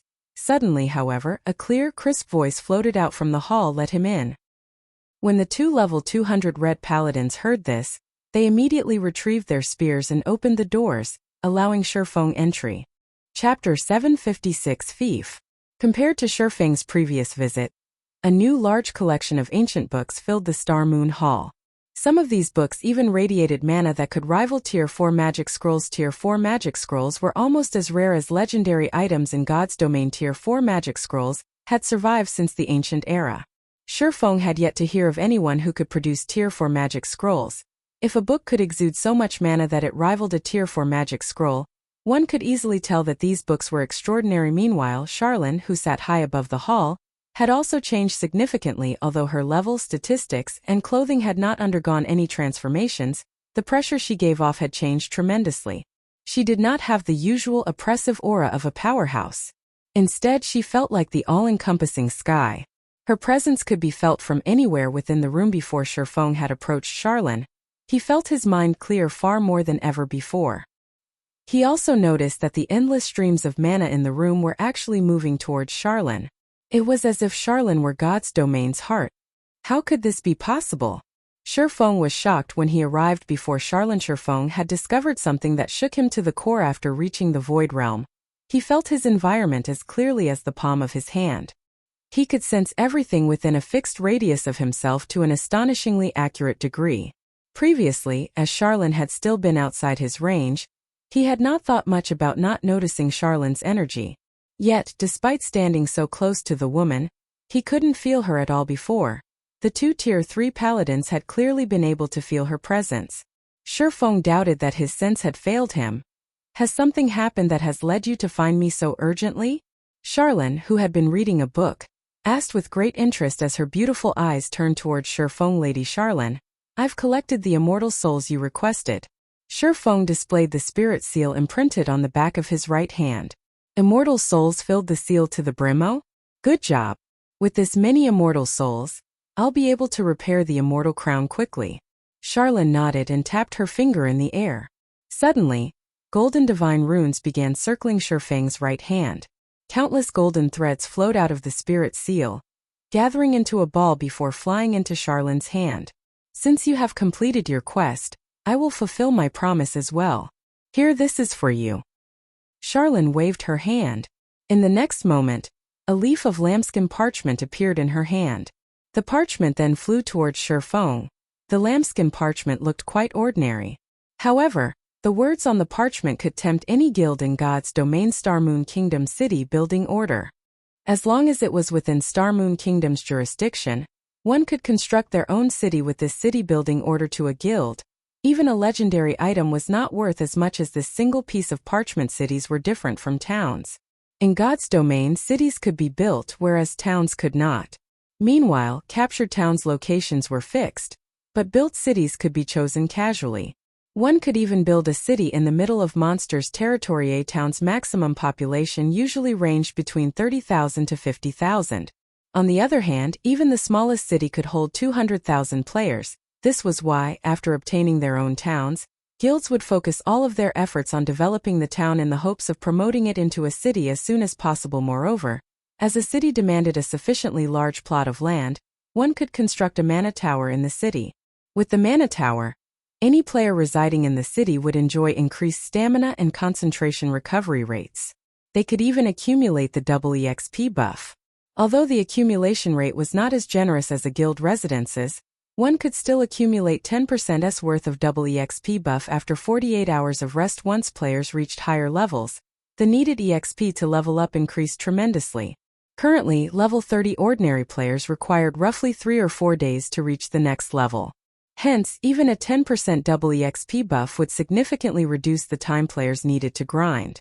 Aside from improving one's stamina and concentration recovery rates, hotels would also offer the guild residence effect, allowing players to accumulate 20% worth of double EXP buff after 48 hours of rest. Meanwhile, the guild that controlled the city would also see some benefits. When guild members rested in the guild residence, they would accumulate 30% worth of double EXP buff after 48 hours. In addition to receiving this double EXP perk, a player-established city would also receive a specialty product. Aside from being able to construct a mana tower, one could also construct a black market auction house in the city. This auction house would function like the auction house in Blackwing City.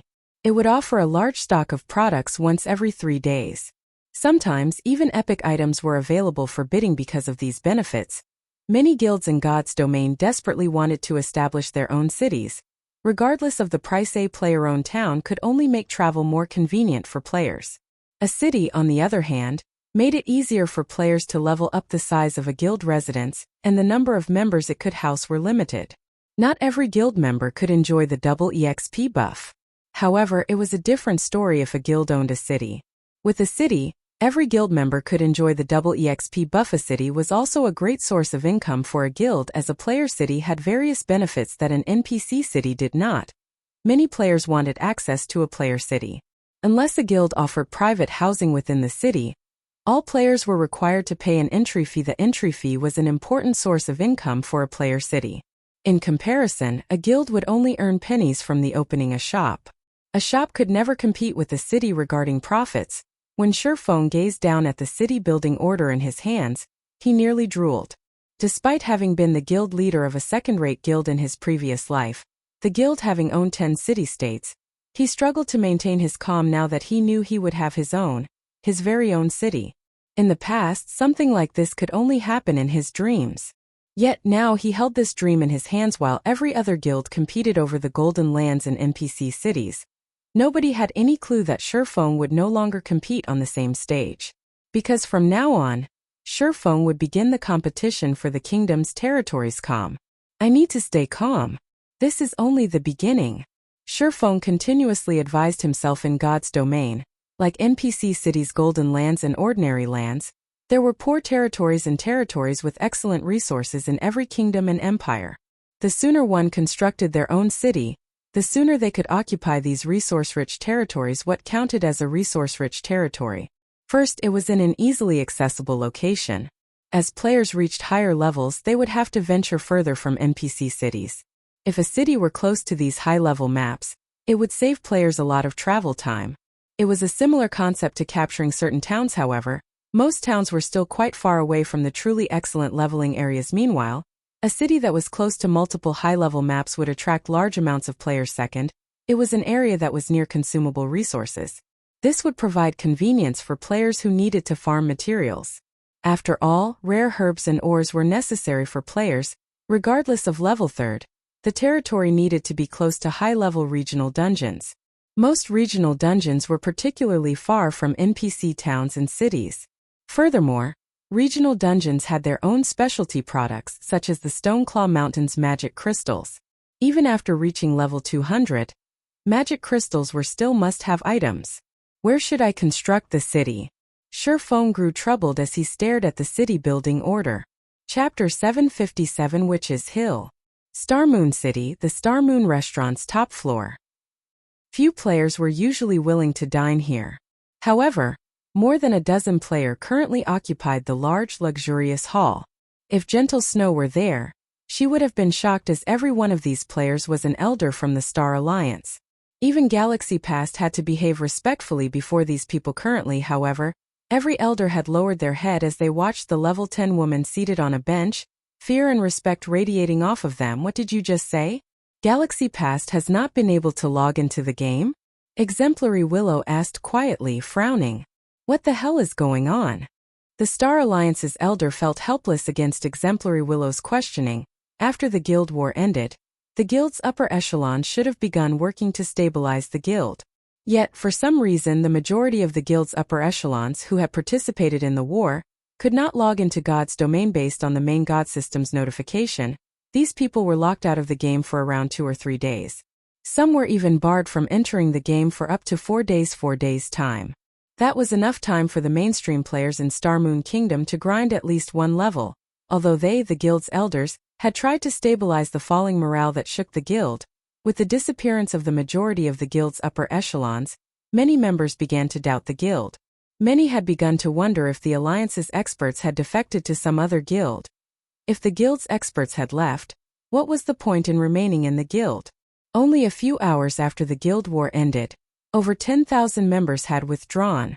If this persisted, no one knew if the Star Alliance would survive. However, this was not the most tragic issue. The Star Alliance's defeat had infuriated Exemplary Willow. A high and mighty first-rate guild like the Star Alliance had actually lost to an upstart guild, on their home ground no less.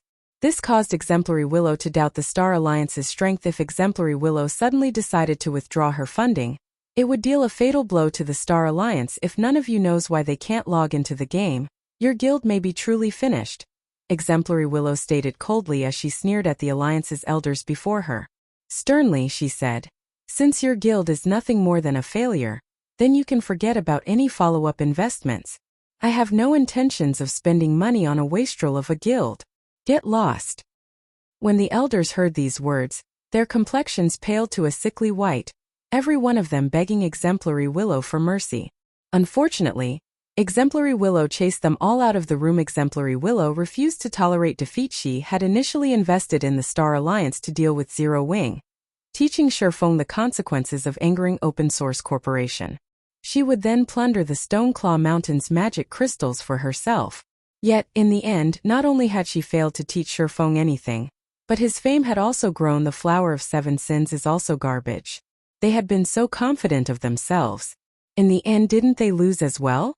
Fortunately, I only promised them 1/3 of the Stoneclaw Mountain's magic crystals and did not have to pay much, Exemplary Willow muttered as she glanced through Star Moon Kingdom's official forums. Her mood soured as she saw the many discussion threads relating to Black Flame. In the end, it seems that I'll have to use my own power to resolve this matter. Oh. Meanwhile, in the real world, the Star Alliance's upper echelons enclosed themselves in a secret meeting. Although they could not contact each other in God's domain, the Star Alliance was a major company in the real world. The company often held video conferences between its upper echelons. Even without God's domain, this latest loss would not affect the company. Only it was a lot more difficult to direct the guild members in God's domain. Guild leader, we suffered tremendous losses. Based on the initial statistics, we lost over 50,000 items. We'll need quite some time before we recover. However, the most tragic loss is ours. None of us can log into God's domain for some time. It will be a challenge to catch up to Ouroboros, Red Feather reported sourly. He had never imagined that they would actually lose this war so tragically. Not only had the guild's experts been wiped out, but the guild's elite army had also almost been obliterated. Less than 10% of the elite army had managed to escape with their lives. The loss of EXP, equipment, and post-war compensation were huge problems that they needed to deal with. Most likely, by the time they saw to those issues, the Star Alliance will have been drained of resources. Purple, what's the situation with the guild elders? Galaxy Pass similarly gnashed his teeth upon hearing Red Feather's report. The Star Alliance had never suffered such a tragic loss.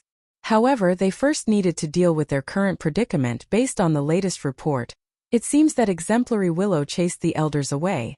They are all in a foul mood.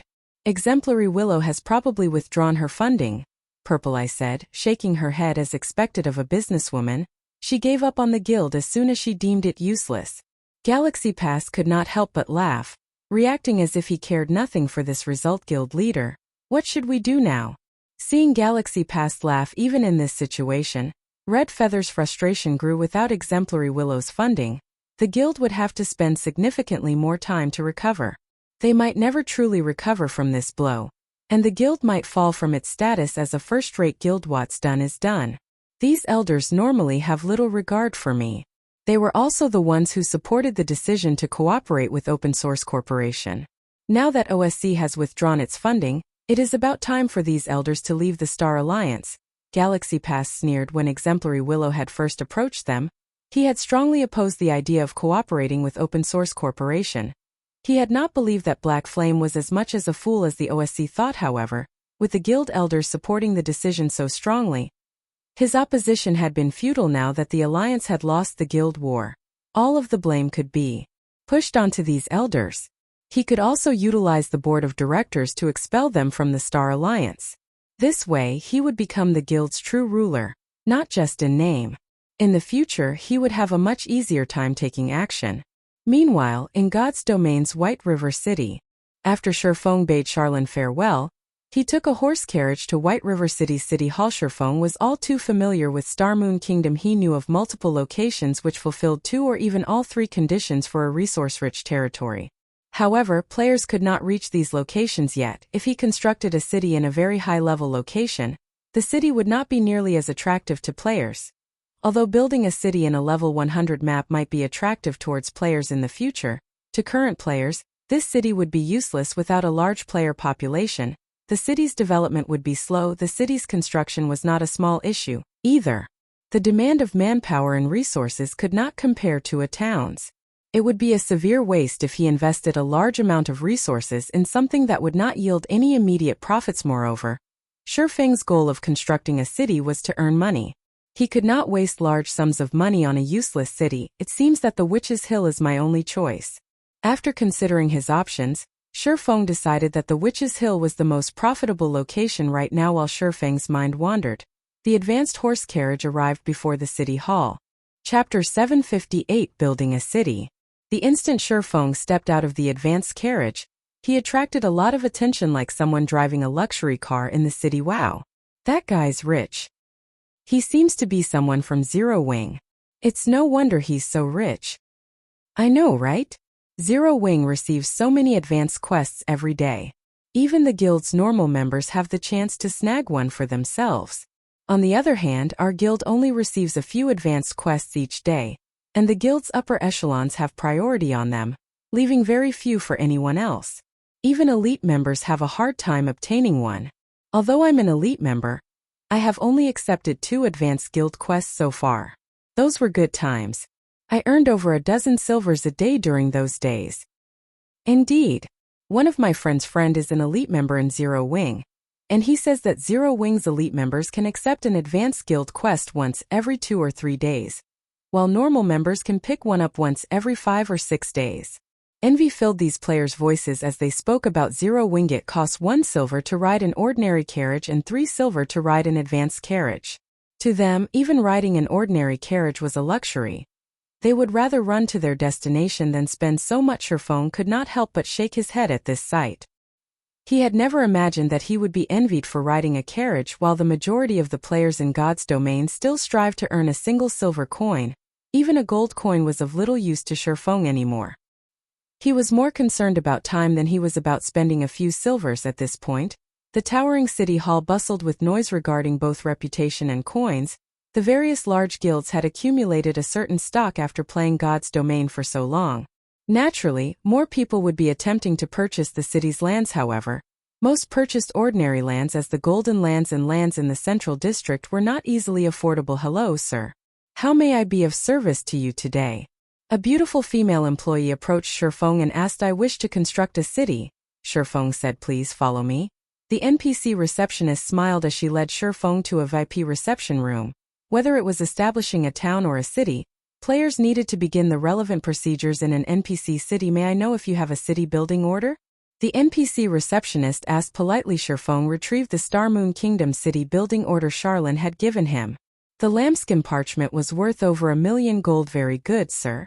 May I know where do you wish to establish your city so that I can quote you a price? The NPC receptionist said as she took out a magic scroll. Unfurling it on the table, this magic scroll displayed a map of Star Moon Kingdom. Compared to the system map players had, this map was far more detailed. The Witch's Hill, Shurfeng said as he tapped a spot in the southwestern corner. Immediately, the scroll displayed the Witch's Hill map. The Witch's Hill was a level 50 to level 70 map. Rumors had it that a great witch lived there, hence, the hill had been called the Witch's Hill. The hill's name had remained unchanged even after hundreds of years, and the Star Moon Kingdom's ownership. The Witch's Hill could be considered an ordinary leveling map. It was not particularly rich in resources, yet various guilds in Shurfeng's previous life had frantically sought after the Witch's Hill. They had done so for two reasons. The first was the location's accessibility. The Witch's Hill bumped up against two resource-rich maps. Shadow Forest, a level 80 to 100 map, and Ruins of Agon, a level 60 to 75 map. Of these two locations, one produced rare herbs, while the other housed a Hell Mode regional dungeon. The Witch's Hill secret was the second reason. This secret of the Witch's Hill had only been discovered after the mainstream players had reached level 100. At that time, the various guilds had suddenly rushed to construct their cities in this map. Dozens of guilds had fought over the Witch's Hill. Naturally, that included Shadow, the guild Shurfeng had led. In the end, the powerful Star Alliance and Ouroboros had captured the Witch's Hill. The other guilds had stood no chance against them. Rumors had it that the Witch's Hill was home to a great witch, and they had been around for hundreds of years. In fact, this rumor was absolutely true, as even now, that witch still lived in the Witch's Hill. That witch was also one of God's Domain's legendary characters, the Jealous Witch. In the past, Shurfeng's sight had been limited. He had thought that the Jealous Witch was only a Tier 5 powerhouse. Now that he thought about it carefully, he was sure that the Jealous Witch was not a Tier 5 powerhouse but a demigod. Otherwise, how could she have lived for so long? The Jealous Witch, none other than the guardian of the Otherworld Gate. The Otherworld Gate led to another continent outside of God's domain. The Otherworld was similar to the top of the world that Shurfeng recently visited. There, not only could players level up much faster, but they could also obtain equipment far more easily. There was only one condition to cross the Otherworld Gate: players must have reached Tier 2 inches God's domain. It was very difficult for players to find equipment of good quality above level 50. However, it was much easier to grind for such equipment in the Otherworld. Hence, back when the Otherworld Gate had been discovered, the various large guilds had fought frantically to occupy the Witch's Hill. After all, in order to obtain good equipment, countless players would grind and level up in the Otherworld. Hence, Witch's Hill bustled with player activity even after a decade had passed. A storm of players still gathered in the Witch's Hill currently. However, no one had discovered this secret yet. Hence, Shurfeng had to strike while the iron was hot. Furthermore, Zero Wings members were nearing level 50. The Witch's Hill's proximity to a Hell Mode regional dungeon was also a good enough reason to establish a city there. Hello, sir. We have calculated the quote for the region you've selected. At this time, a beautiful female NPC walked over and handed Shurfeng a list. Based on our preliminary assessment, the city's construction will cost 90,000 gold. If the city comes under attack, we will charge you an additional fee based on the number and rank of monsters killed. In addition, there is also a 30,000 gold registration fee. Based on the city's current level, you will also have to pay a 30,000 gold management fee each month. May I know how many guards you wish to be stationed there? Although Shurfeng had prepared himself and had only come here to ask about the price, his heart skipped a beat when he heard the cost. The price of establishing a city was more than 10 times higher than establishing a town. Moreover, after establishing the city, he also had to pay a monthly management fee of 30,000 gold. That was the equivalent of paying 1,000 gold every day. Just how many guilds in God's domain could earn 1,000 gold every day? Even if Shurfeng had not spent most of his funds on frost grenades and the mana pulse cannon, he couldn't afford even a fraction of that price. Sir, do you wish to build the city now? The NPC receptionist asked with a smile. No, I have to consider this. Shurfeng rolled his eyes at this NPC receptionist. The initial payment alone was 120,000 gold. There were also additional fees if the city were attacked during construction. Shurfeng had experience in constructing a city. Even if he dispatched the entire guild to repel the monster attacks, defending the city would cost tens of thousands of gold. Alright. However, I must remind you that you only have 1 month to use this city building order. If it isn't used within a month, this city building order will be voided, the NPC receptionist said before leaving the reception room. Chapter 759 Harvest of the War. Shurfeng could not help his bitter smile as he heard the NPC receptionist's words. Sure enough, it isn't that easy to establish a city. Shurfeng had thought it strange that Charlene had so kind-heartedly given him a city-building order in exchange for only 10,000 immortal souls. This reward was much too extravagant for an epic quest. Sure enough, there is another test to this God's domain was currently still in its early stages. Even a first-rate guild would have to spend a relatively long time just to collect several thousand gold. After all, for a guild to develop, expand, and improve itself, it would have to spend an exorbitant amount of money. Normally, having even 1,000 gold lying around was considered a luxury for a first-rate guild. Only Zero Wing, which had the candlelight trading firm, Stone Forest Town, and a large number of guild quests, had a daily income of several thousand gold. However, after expanding the guild, they had a wider variety of expenditures. After deducting operating costs and salaries, Zero Wing raked in a clean profit of roughly 1,000 gold each day. After a month, the guild would make around 30,000 gold. The other guilds could only dream of such wealth. However, Shifeng understood that, in reality, he was still just a poor bastard. This was only a fraction of what he needed to establish his city. The basic construction fee alone cost 120,000 gold. After including the cost of dealing with monster attacks, it was practically impossible for him to earn what he needed to construct the city. He also had to think of the necessary building construction that he would need after the city itself was complete. Shifeng thought back to when Shadow had constructed a mana tower in its first city. The mana tower's required raw materials had cost close to 10,000 gold. The guild had also hired a bunch of NPCs to deal with the construction. Overall, the mana tower had cost Shadow 35,000 gold. The black market, on the other hand, had been somewhat cheaper. Even so, its construction still cost over 20,000 gold. If one added all the costs together, they would discover that the initial construction fee was only the first step to constructing a city. Even so, a large guild would willingly sacrifice everything it had, seeking sponsors and selling small portions of the guild's shares, to build a functioning city. Once the city was built, however, it would be a money magnet. In the past, to construct its first city, Shadow had sought out over a dozen sponsors. It was also then that Shadow split its shares between many financial groups and corporations. If Zero Wing did not wish to rely on external powers to construct a guild city, then it needed to earn a lot more money. When Shifeng thought about the need to multiply his current income by several times, he felt his head throb. When Shadow had constructed its first city, there were far more people playing God's domain, and it had been much easier to earn money. Currently, the majority of the players in God's domain had yet to reach level 30. Hence, the challenge of earning more than 100,000 gold was significantly more difficult than it had been. Moreover, the candlelight trading firm's daily income was nearly at its max. It would be very difficult to increase ETAs for Stone Forest Town.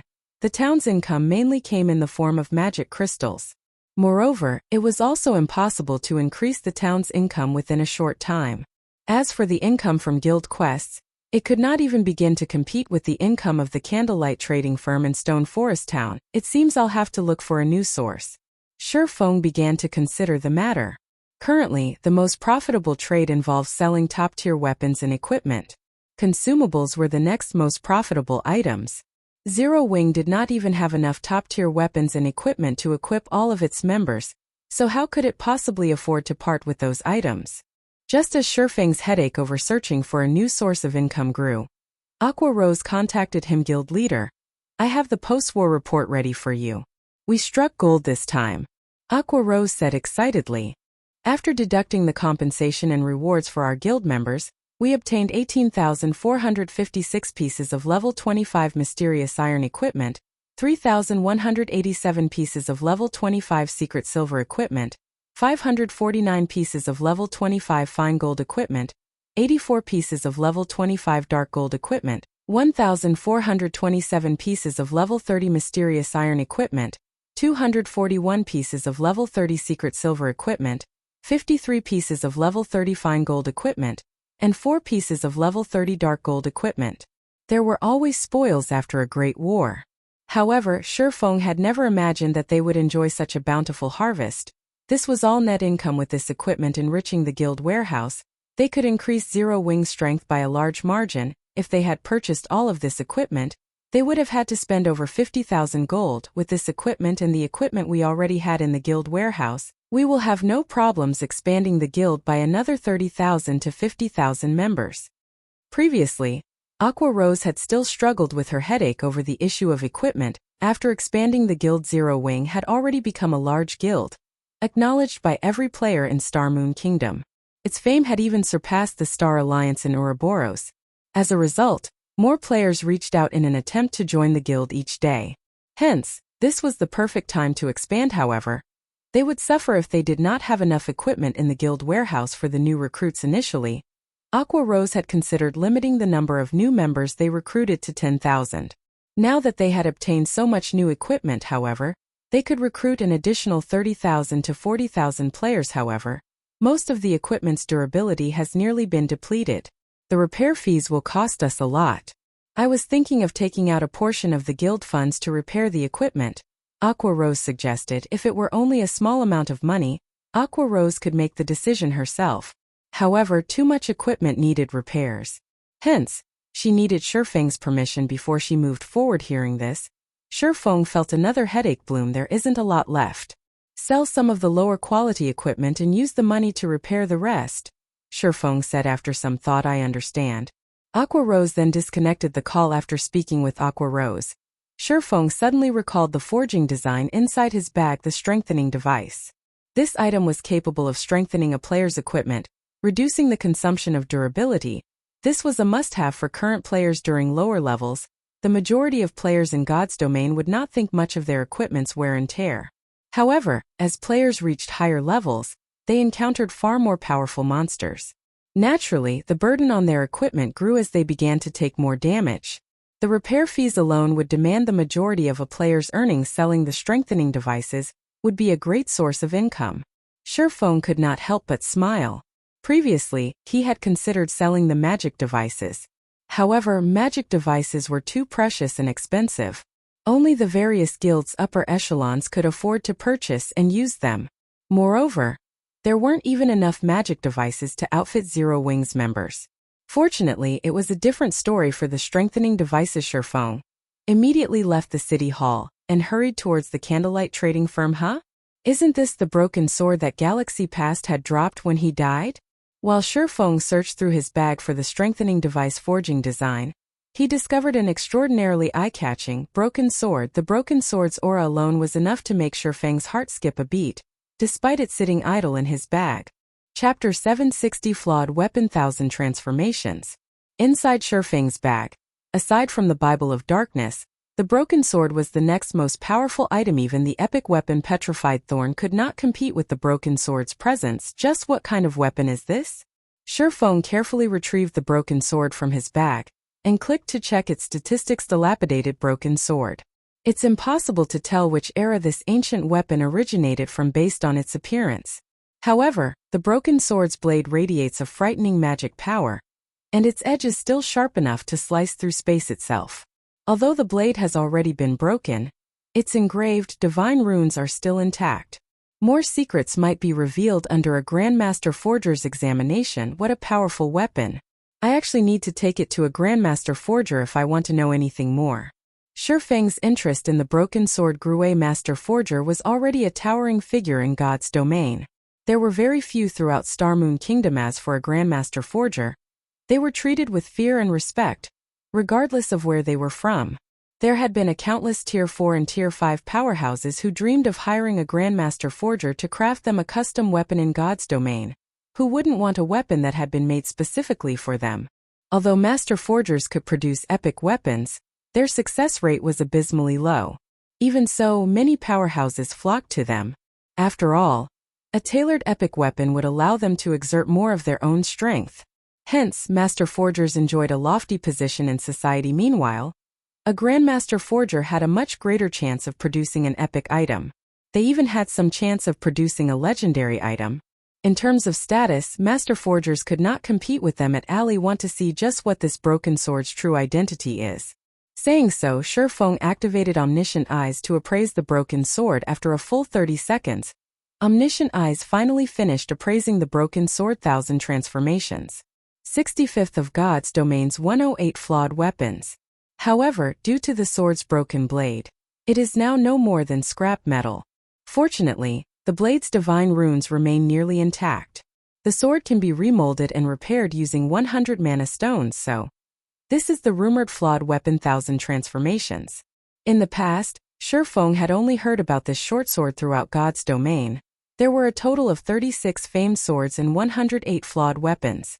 Famed smiths and craftsmen forgers had crafted everyone, and they were all peerless weapons. Legendary figures had once used the 36 famed swords, The Flawed weapons, on the other hand, were different. Although the legendary figures of the past had never wielded any of these weapons, they were something far beyond ordinary epic weapons after all. The Flawed weapons were the results of famed smiths and craftsmen forgers' failed attempts to forge legendary weapons. A weapon produced with the same materials as a legendary weapon was naturally not something ordinary epic weapons could compare to. Meanwhile, the 1,000 transformations had been made vastly famous by a player in Shurfeng's previous life. In the past, a Tier 6 assassin god had wielded the 1,000 transformations and had claimed countless expert lives with the blade. Among those experts, even the era's apex experts had died to the blade.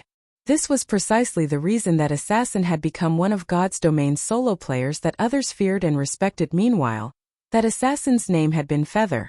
Although his ID was ordinary, nobody dared to show him disrespect in the past. A few people with too much time on their hands had compiled a list of God's domain solo players that one should avoid provoking.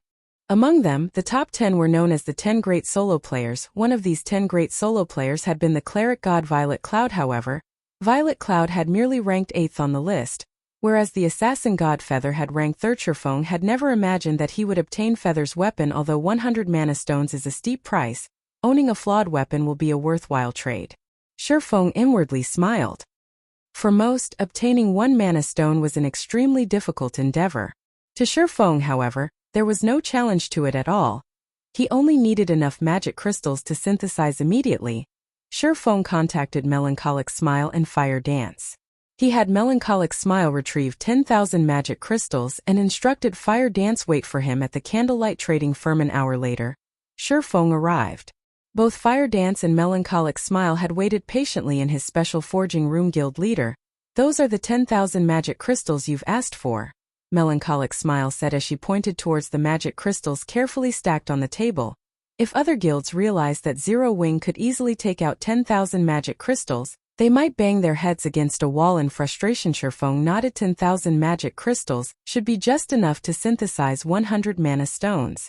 If converted to coins, 100 mana stones was worth far more than an epic weapon. However, anyone would be willing to trade 100 mana stones for a Flawed weapon. Guild leader, why have you called me here?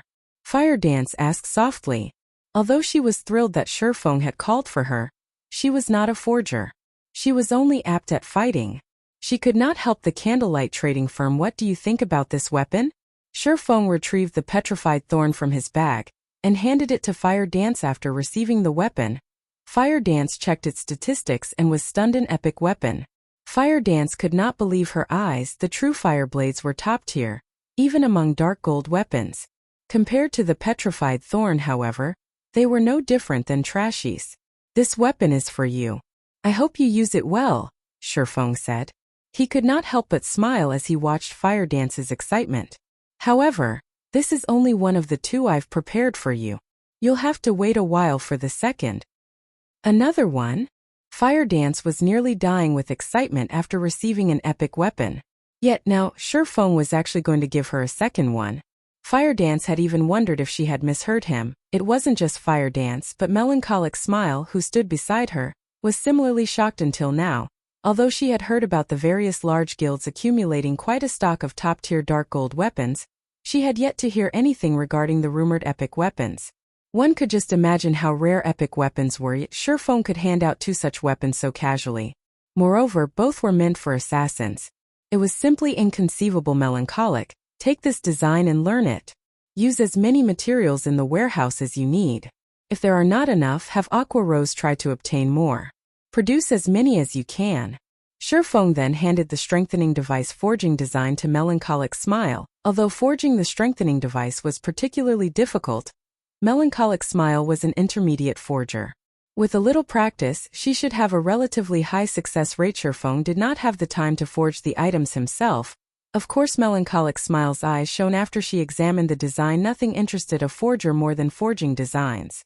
It was especially true for advanced forging designs. Compared to epic weapons, the strengthening device forging design was far more attractive to Melancholic Smile. Moreover, the strengthening device's effect was astounding. It would significantly reduce equipment's durability consumption. Unlike the advanced whetstones, the demand for this item on the market would be immense. Advanced whetstones had already saturated the market, and many guilds could produce their own. On the other hand, The strengthening device would be unique to the candlelight trading firm. It would become a hot-selling item, no matter where they sold it. After Shifeng finished directing the women, Melancholic Smile rushed back to her own special forging room to research the strengthening device production method, leaving Fire Dance and Shifeng behind. Chapter 761 Visit from Various Parties. In the spacious special forging room, Shifeng carefully took out the Philosopher's Stone and placed it on the stone table. He then began his alchemical synthesis. Hopefully, 10,000 magic crystals will be enough. Shifeng still felt a slight sting. He saw the synthesis success rate of 50% during the war in the Stoneclaw Mountains. The Manipulse cannon had needed to consume 1,000 magic crystals for each shot. Aqua Rose had fired the cannon over 30 times. Although it had been magnificently effective, over half of Zero Wing's magic crystal supply had been depleted during the war. Now the guild had barely 15,000 magic crystals remaining, and he was about to use another 10,000. Even to Zero Wing, this expenditure was considerable. While Shifeng synthesized mana stones, Fire Dance sat out of his way and watched quietly. When will I truly become an asset to guild leader?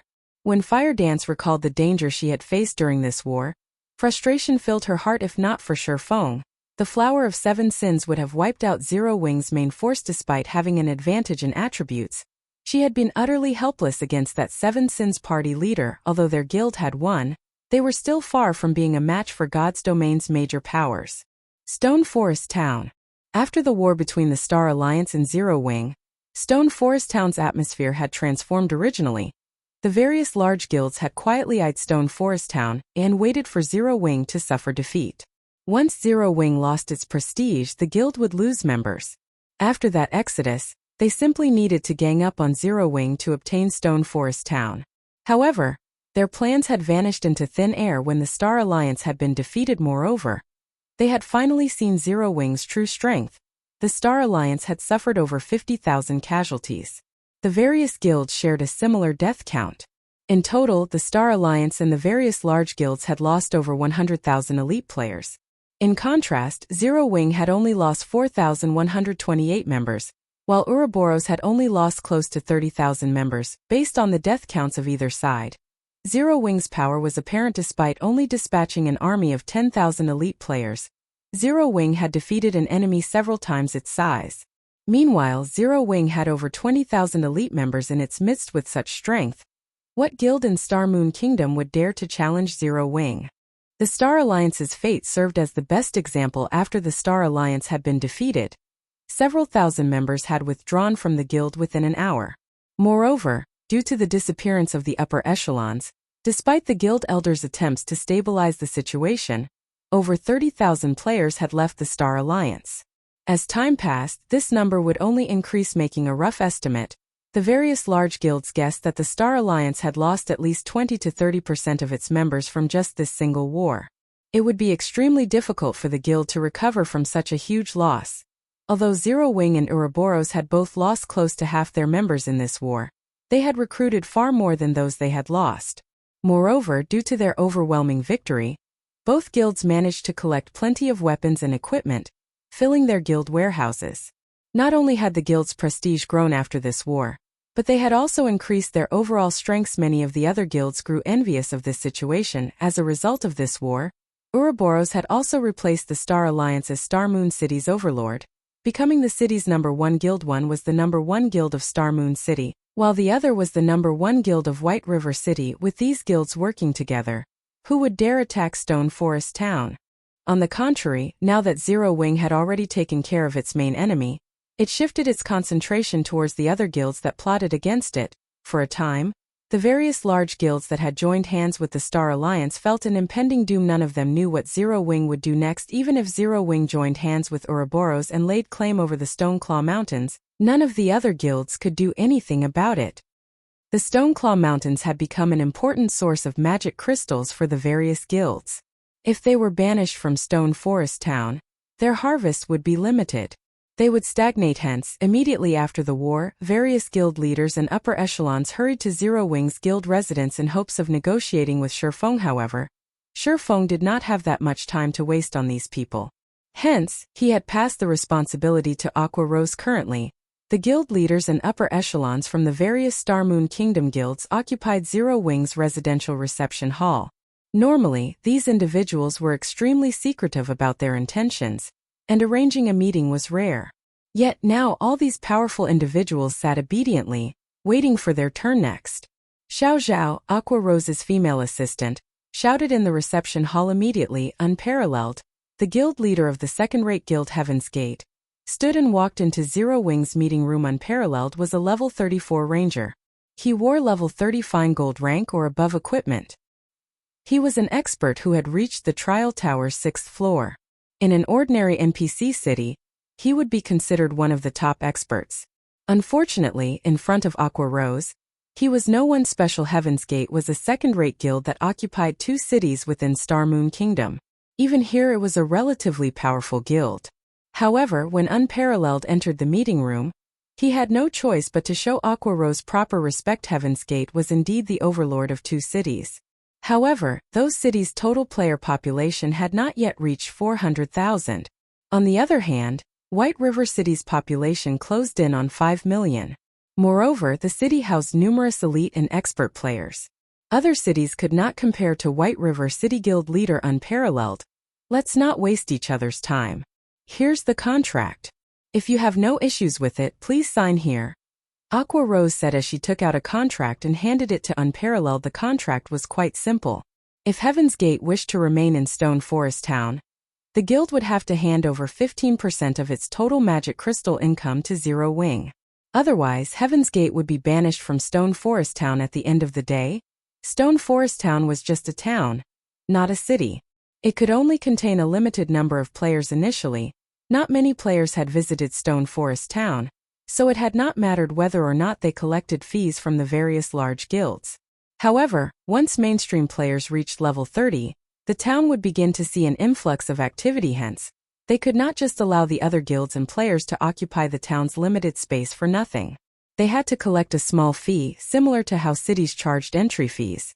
After all, they had not established a town for charity, but to increase their profits. Of course, it was impossible for a town to collect an entry fee like cities. However, it was possible to adjust the repair fees and accommodation fees in Stone Forest Town. Guilds that did not sign Zero Wing's contract would experience doubled repair fees and tripled accommodation fees during their future visits to the town. For those who signed the contract, however, the rates would remain the same. You bastards. Unparalleled paled. He had never imagined that Zero Wing's demands would be so vicious. This contract was an agreement to join Zero Wing's labor force. If you have nothing else to say, then please leave. Aqua Rose gestured towards the door. Chapter 762 Grandmaster Forger. Unparalleled never thought that Aqua Rose would not show any intention of persuading him at all. With no better choice, he could only sign the contract. Currently, over 100 guilds had come to Zero Wing's residence in Stone Forest Town, and over a dozen of them were second-rate guilds. Who knew which guild had signed Zero Wing's contract, and which had not?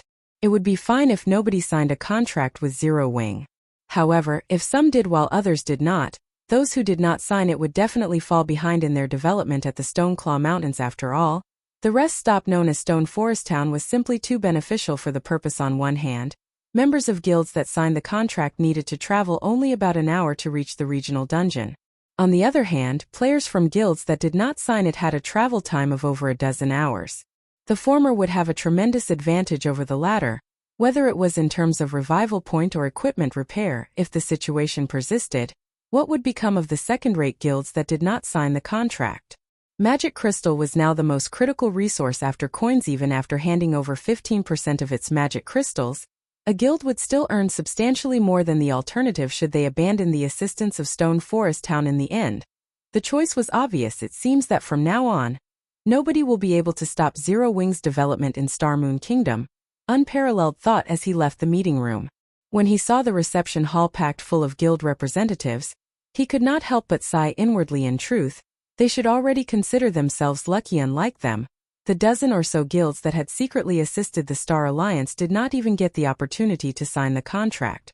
Zero Wing had immediately banished these guilds from Stone Forest Town after the war ended. In the future, these guilds would most likely not be able to develop themselves at the Stoneclaw Mountains even if they wanted to. On the other hand, Due to this contract, Zero Wings' income in magic crystals would increase by 2 or 3-fold at the very minimum originally. The guild's daily income of magic crystals was already plenty frightening, enough to supply the daily needs of every core member within the guild.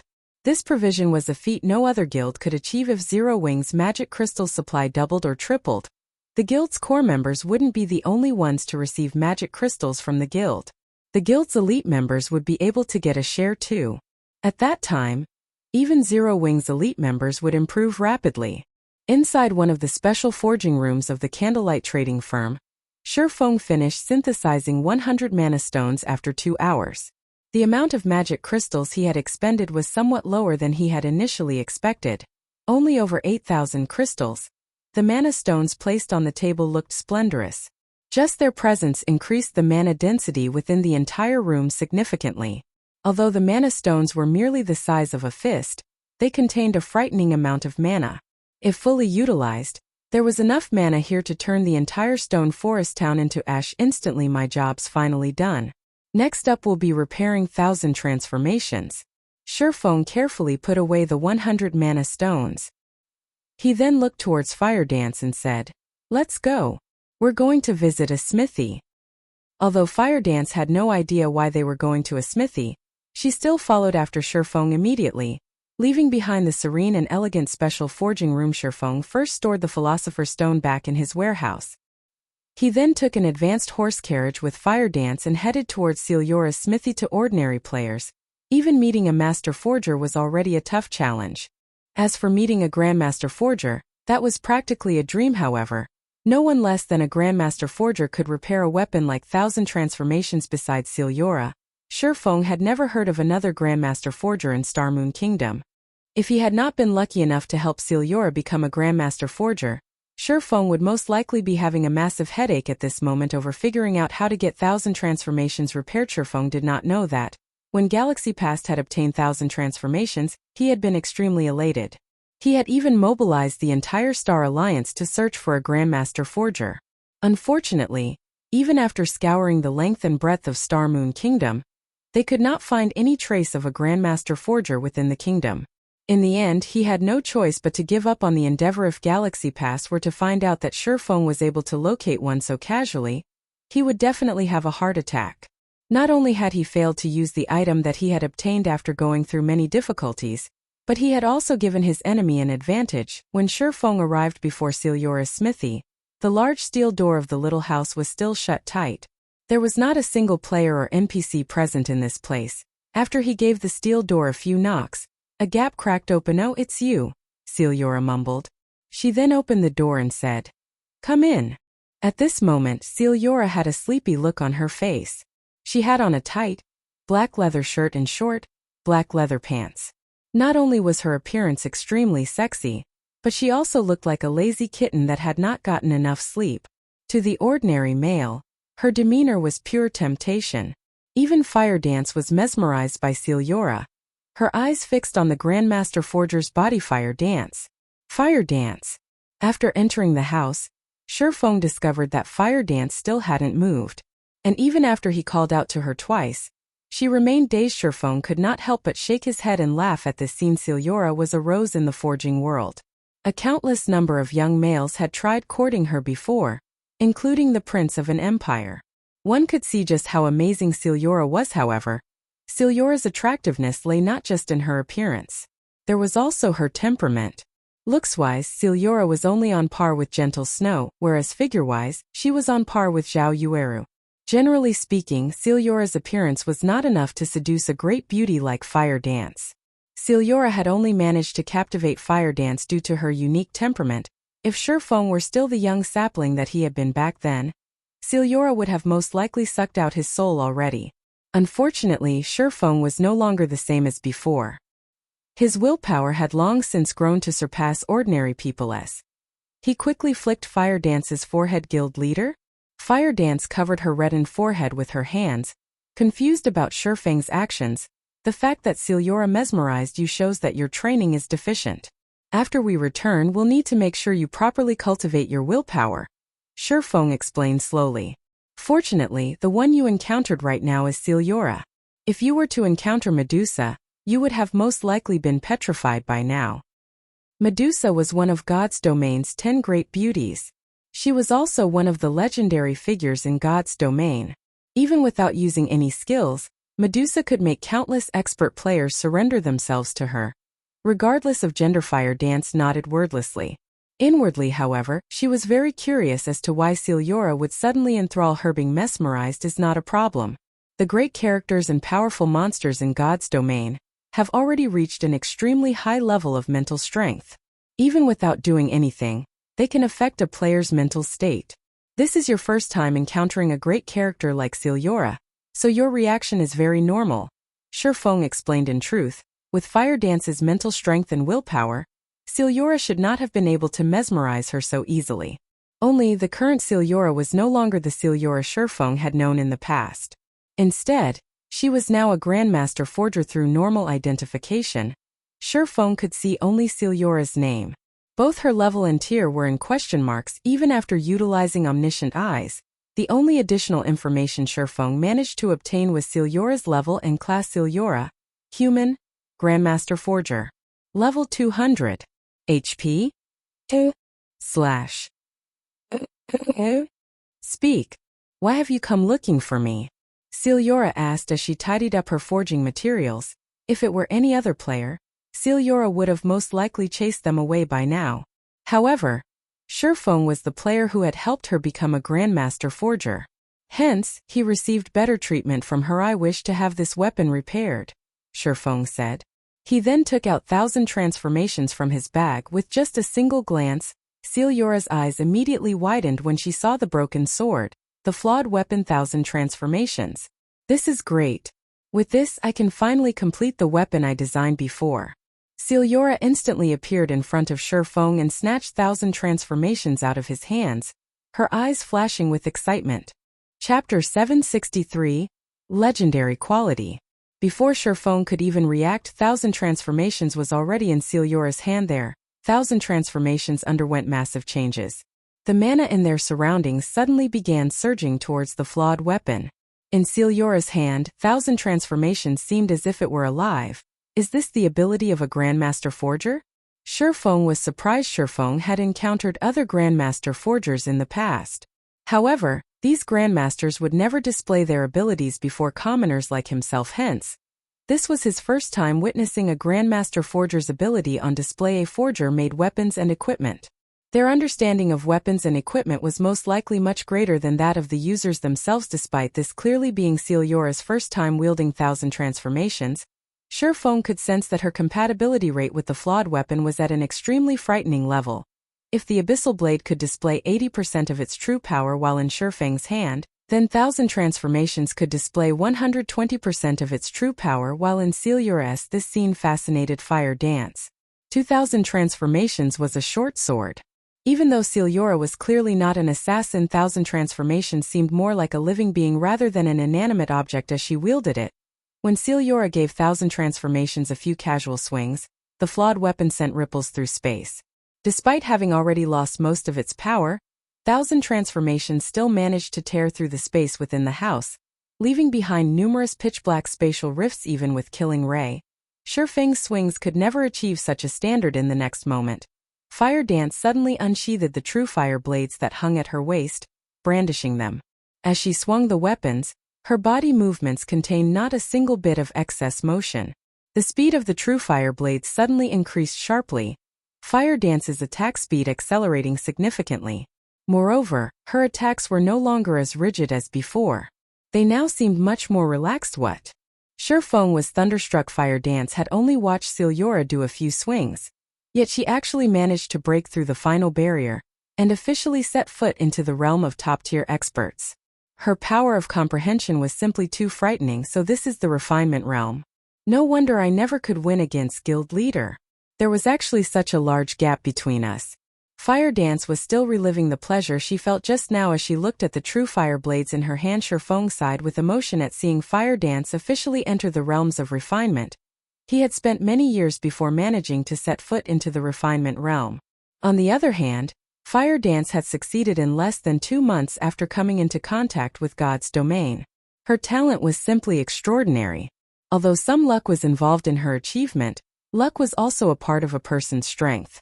If it were anybody else, they probably couldn't set foot into this realm within such a short time now. Zero Wing finally had its second refinement expert.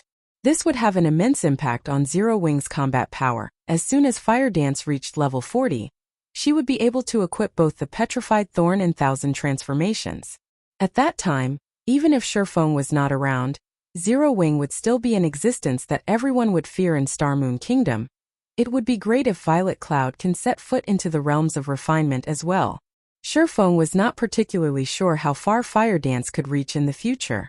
With Violet Cloud, however, Shurfeng knew very clearly just how great a potential she had. Tier 6 God-ranked players were peak existences in God's domain, not to mention a Tier 6 God-ranked player. If a first-rate guild managed to produce even one Tier 5 player, the guild would celebrate and hold feasts for days. In the past, after a decade of development in God's domain, the gap between first-rate guilds became extremely massive. Take Ouroboros for example. Even after 10 years had passed, the guild had not boasted a single Tier 6 God-ranked member, though there were quite a few Tier 5 players in the guild. As a result, Ouroboros was only middling among first-rate guilds. However, a first-rate guild that had a Tier 6 God-ranked member would be considered top-tier among first-rate guilds, even if the entire guild had only one Tier 6 God-ranked player and no Tier 5 experts. Meanwhile, due to Aqua Rose and her mage god friend, Unyielding Ice Twilight Echo, which had similarly been a first-rate guild, succeeded in developing into a super first-rate guild back then, only a short distance away from becoming a super guild. This potential was the amazing part about Tier 6 God-ranked experts. As long as Violet Cloud and Aqua Rose continued striving, it was only a matter of time before the both of them set foot into the realms of refinement. After Celiora finished toying around with 1000 transformations, she turned to Shurfeng and asked, "Are you trying to get this short sword repaired?" I've already prepared the materials needed to repair it."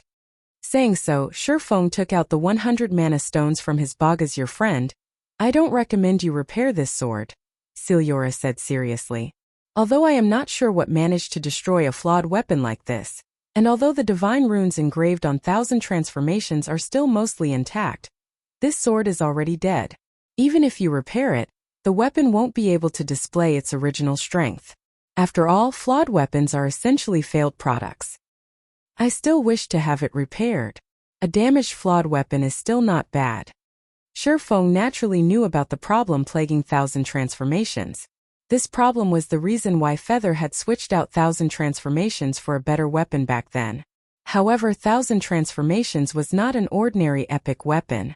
Even if it could not recover its peak state, it would still be significantly stronger than an ordinary epic weapon. I'm not finished speaking. If you were to bring this thing to anybody else, they would repair 1000 transformations and leave you with a barely usable weapon at most. However, after researching the broken steel set equipment forging design you left with me last time, I received plenty of inspiration and produced several weapons, gaining tremendous experience. The famed smith that made 1000 transformations originally intended it to be a legendary weapon. However, due to some error in the forging process, the final result was unsatisfactory.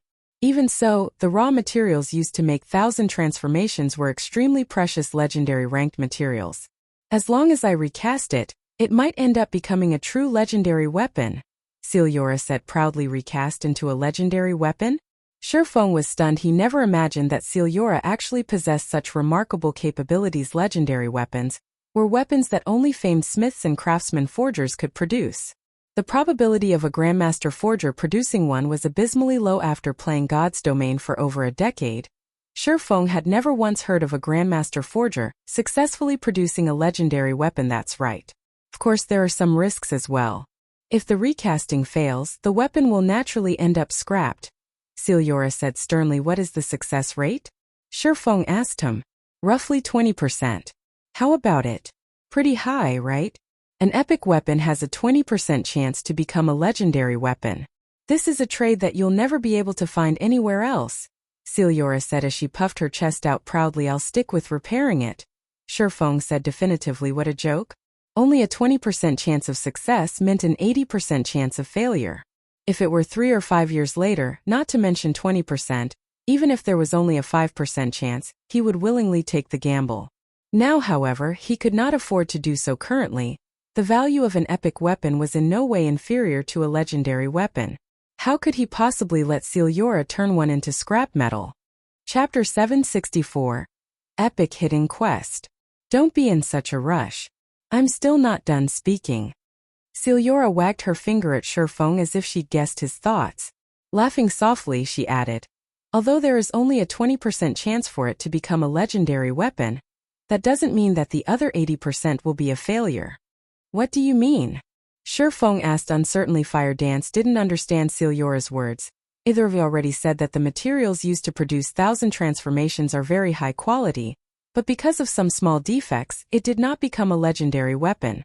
If I recast it, then there is a 20% chance it will evolve into a legendary weapon, as well as a 50% chance it will become a fragmented legendary weapon but never an actual legendary weapon. As for the remaining 30%, the recasting will end up a complete failure, and 1,000 transformations will turn into scrap metal, Siliora explained slowly. Now you should understand what I'm trying to say, right? Are you sure you are fine with just repairing it? Shurfeng and Fire Dance were both stunned for a long time. Really? Shurfeng sought further confirmation, thinking that he had heard wrong earlier. Not to mention upgrading 1,000 transformations into a legendary weapon, just turning it into a fragmented legendary weapon was already an unbelievable notion. Currently, the various large guilds and major powers in God's domain were frantically searching for traces of epic weapons. Who knew whether they could even obtain one? Fragmented legendary items were practically godly weapons to players right now. It was just like the heavenly dragon's breath he had obtained, which could raise his personal combat power by a large margin. However, the heavenly dragon's breath was only a ring. If it were a weapon, the improvement it could bring him would be dreadfully high. Legendary items could give players the ability to challenge opponents of a higher tier.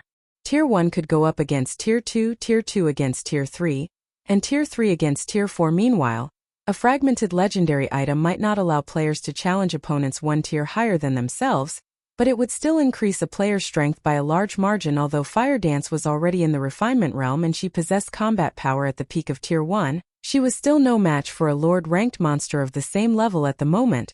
The purpose of combat techniques was to give players the ability to exert their own combat power. Take an ordinary player for example. Even if said ordinary player were fully geared in top-tier equipment and their system combat power value was at 1,000 points, so long as their combat techniques only allowed them to exert 20% of their combat power, then their actual combat power value was only 200 points. On the other hand, expert players could bring out more of their combat power in battle. An expert player who could exert 50% of their combat power in battle would have 300 points in actual combat power value when wearing shabby equipment, and having a system combat power value of only 600 points. However, a person's combat power was only half of what determined a battle's outcome. The other half was external environmental factors. Ordinary players failed to exploit their surroundings. Expert players, on the other hand, were adept at using the environment to their advantage. This knack was another major difference between ordinary players and expert players. Should an ordinary player and an expert player of the same level fight against each other, the outcome of the battle was self-evident. Even if the expert player had poorer equipment, the victory would still belong to the expert player. Fire Dance's normal combat power was only at the peak of Tier 1. In a situation where she lacked any advantage in environmental factors or any special skills or tools, a frontal clash with a lord of the same level would only end in her loss. After all, Fire Dance's limit was the peak of Tier 1. Even if she could exert 100% of her combat power, defeating a Lord-ranked monster, which was equivalent to a Tier 2 class, would be impossible for her. However, as long as Fire Dance equipped a fragmented legendary weapon, she would immediately gain the combat power of a Tier 2 class. She would then be capable of soloing a Lord. What's your decision now? Siliora asked with a smile on her face. Since there's a 50% chance for it to become a fragmented legendary weapon, let's recast it, then. After giving it some thought, Shurfeng still decided to gamble. Not only was there a 50% chance to upgrade 1,000 transformations into a fragmented legendary weapon, but there was even a 20% possibility for the Flawed weapon to become a true legendary weapon. Moreover, although epic weapons were currently extremely precious and could improve a player's combat power considerably, an epic weapon would not provide Fire Dance with the combat power she needed to go up against a lord. Even if she wielded two epic weapons without the heavenly dragon's breath, Feng's combat power would directly decrease by at least 40%. In such a case, he would not last even a single exchange with Sky of the Flower of Seven Sins. Such was the strength of fragmented legendary items. If Fire Dance could obtain one herself, rather than improvement, her strength would undergo a metamorphosis. If Thousand Transformations became a legendary item, once Fire Dance equipped it, her strength would most likely surpass even Feng's. Since you've already decided, then go prepare the materials. Celiora nodded. Sure enough, the game won't give away a fragmented legendary weapon so easily. Feng smiled bitterly. God's domain was particular about fairness. Gains and losses came in equal proportion. No matter how Feng thought about it, it was simply impossible for him to turn the broken sword he had casually picked up into a fragmented legendary weapon for no cost whatsoever. The mana stone should be sufficient already. However, it is extremely difficult to melt down legendary ranked materials. Although I have some of the materials I need here at my place, after conducting my previous few experiments, I've already used up all of my Inferno gold. Go and collect 10 more pieces of it for me, Celiora said, smiling. Her eyes gleamed as if she saw a rich tycoon when she looked at Feng's system. Epic Hidden Quest Recast Thousand Transformations, Accepted Quest Content. Collect 10 pieces of Inferno Gold Quest Reward. Celiora will recast the Flawed Weapon 1000 Transformations for you 10 pieces of Inferno Gold. Does it have to be this vicious? Feng felt his stomach aching when he heard the system notification. Guild leader, I've just checked, but there's no mention of Inferno Gold on either the official forums or our guild's database. Where are we supposed to find this thing? Wanting to share some of Feng's burden, Fire Dance had searched through Zero Wing's database for Inferno Gold. However, she came away empty-handed. God's domain had an extremely enormous amount of information for players to process. However, aside from basic information, the official game developers did not provide players with anything else. Players had to depend on themselves to search for the information they wanted through the libraries, ruins, and other such places. For convenience, the various large guilds had tasked individuals to collect information in the game after entering God's domain, and compile it into a single database. The upper echelons of guilds could then search this database for the information they wanted. After Feng established Zero Wing, the guild naturally had tasked certain members with collecting all sorts of information and integrating it into the guild database. This was also the reason why players always crowded the entrance of libraries.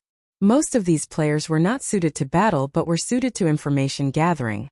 They would also often visit the libraries of various cities to collect information, because the information stored in libraries were not uniform, with some libraries having information that other libraries did not. Only Zero Wing's members could access its database. However, the level of information available to them would also differ depending on the individual's rank within the guild. For example, as the commander of Zero Wing's main force, Fire Dance had first-level authority to the guild database, which was beneath only Feng's top-level authority.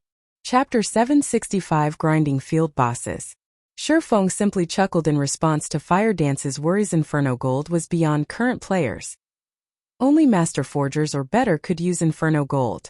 It was used specifically to melt materials, particularly extremely rare materials such as those of epic or legendary Runka. Single ingot was worth as much as an epic item as it was a necessary component in crafting epic and legendary items. In his previous life, Feng had often led teams to farm Inferno Gold. However, Inferno Gold was hard to find, and they had never managed to collect much at Alonley. Field bosses has a chance to drop the ingots. Moreover, the bosses had to be level 50 Great Lords or above. Level 50 Field Great Lords were extremely rare in God's domain. These monsters were walking treasure troves, so guilds with sufficient strength would dispatch their forces to kill these Great Lords upon encountering or receiving information on one. Meanwhile, Field Great Lords' Inferno Gold drop rate was not particularly high, averaging around 3%. Because Master Forgers needed the ingots to produce epic weapons, Inferno Gold's market price had only increased as time passed. In the past, scanning through Zero Wing's current database, it was natural that Fire Dance had not discovered anything regarding the valuable metal. She would find less than nothing if she scanned the internet. I need to find time to update the guild's database. Fire Dance's question had reminded Feng. In God's domain, players who joined guilds would have access to 3 main benefits: expert nurturing, the guild warehouse, and the guild's database. These benefits were also the three main criteria most independent players based their decisions on when choosing a guild. Needless to say, any guild that wished to grow stronger needed its own experts. However, it was extremely difficult to develop experts. Ordinary guilds would not have the necessary means. Only first-rate guilds and above had the appropriate environment. After all, the task that required a lot of manpower and resources. It was as costly as the upkeep of an entire first-rate guild. Second-rate guilds' backgrounds weren't strong enough. Although second-rate guilds received financial support from corporations as well, they received far less funding than first-rate guilds. Maintaining normal operations already taxed their budgets. Second-rate guilds never had enough time or money to nurture experts. This was also the reason why there was such a massive gap between first-rate and second-rate guilds. Meanwhile, a guild's warehouse allowed members easy access to the equipment and items they needed. Unlike independent players, guild players did not need to purchase items from auction houses or trading firms. Usually, a guild warehouse also offered a wider array of items. A guild's database was even more valuable to players. Generally, players needed to look for clues regarding the whereabouts of quest-related items themselves, which required a lot of time. Fortunately, guilds usually had players who specialized in collecting such information. Guild members could easily obtain the information they needed by accessing the guild's database, saving precious time. This was one of the reasons that guild players leveled up much faster than independent players. Veteran guilds in the virtual gaming world would strike at these three factors when entering a new game. Hence, many players preferred joining well-known, long-standing guilds. However, there were differences between each guild's information. Moreover, collecting and registering information was not easy as it had to be transcribed in the guild's database by hand. Meanwhile, every library in God's domain contained an overwhelming amount of information. Transcribing it all into the guild's database was a vast project that needed a lot of manpower. Although Aqua Rose had invested a lot of effort into developing Zero Wing's database, at the end of the day, Zero Wing was merely an upstart guild that had only recently established. Naturally, it could not compete with other large guilds in terms of resources.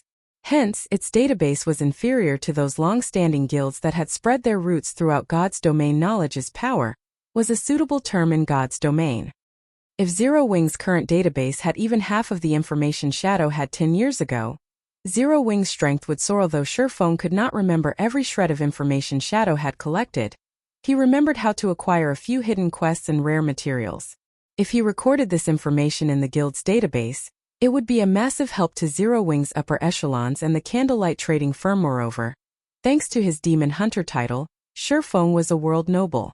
He could easily visit the libraries of various major cities without needing to complete quests and grind for reputation. He could also take others with him into a library. With this, Zero Wing could send at least one person to every library in God's domain. The guild would be able to gather information even faster than a first-rate guild.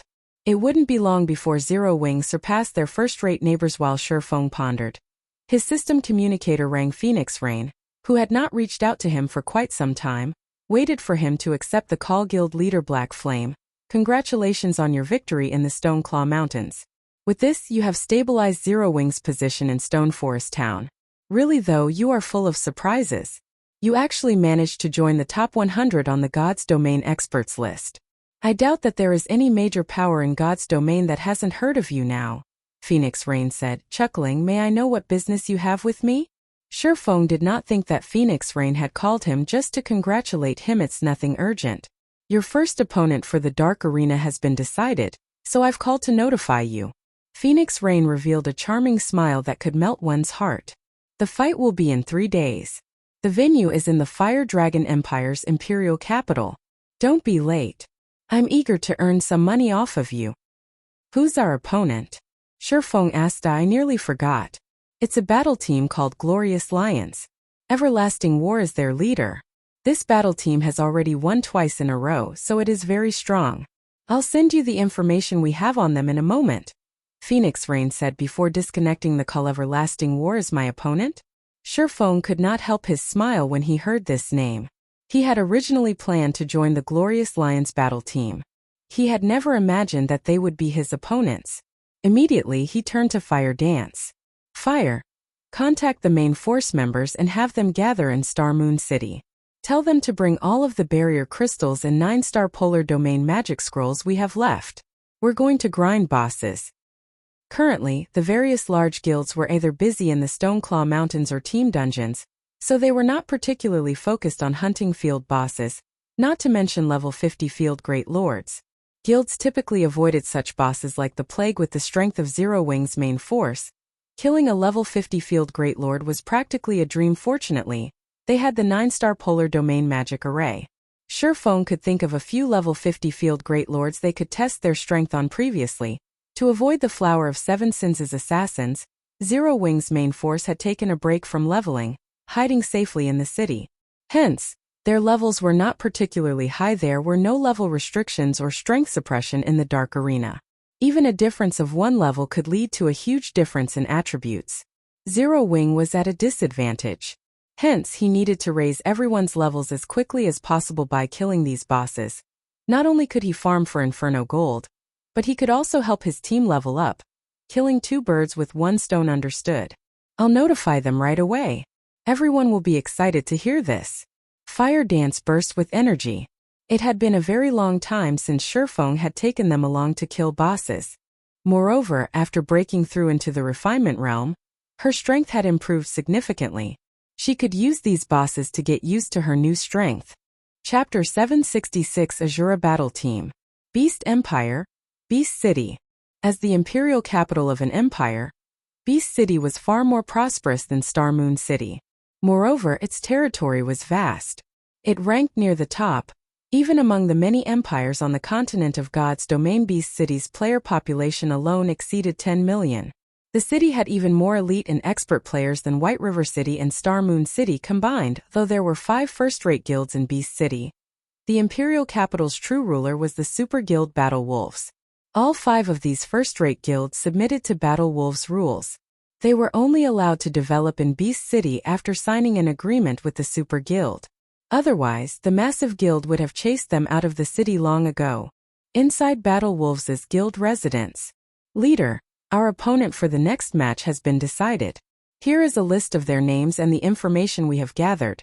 The vice leader of the Glorious Lions battle team, Journey Leave, reported as he approached Everlasting War. The report Journey Leave held was very thin as the folder only contained a single sheet of paper. Many of the battle team's members in the meeting room were confused. Vice leader, you couldn't have brought the wrong report, right? Why is there only 1 sheet of paper? Don't we usually have a stack for each team? The other members asked curiously. Journey Leave's report regarding the previous 2 battle teams they had faced had taken them nearly 3 days to analyze, yet their vice leader held only a single sheet this time. No matter how they looked at it, that did not seem like their usual reports. This isn't a mistake. The battle team we're facing this time has only recently joined the Dark Arena. This will be their debut match, Journey Leave confirmed. When he had received the report, he too had his doubts. However, the intelligence department had confirmed that there was nothing wrong with the report, stating that their opponent was a new battle team. Aside from the battle team's leader, there was no information on any of the team's members. A new battle team? Everlasting War's curiosity grew. He had not expected a new battle team to boldly challenge the Glorious Lions. It seems that the battle team's employer is confident of their team. In any case, we should be careful. Journey, give us a general introduction. Journey Leave nodded. He then opened the report on the meeting table and displayed it before his team members. This battle team is a new one. So aside from some basic data on the registered team leader, we haven't uncovered any information. As of now, the other members have not been registered yet, and we have nothing on them. The battle team is called Asura, and it's led by Yifeng. I researched this team leader myself. When God's Domain launched, he was relatively famous. He had once defeated a large guild by himself, so he is very powerful. However, it has been a very long time since anyone has seen him.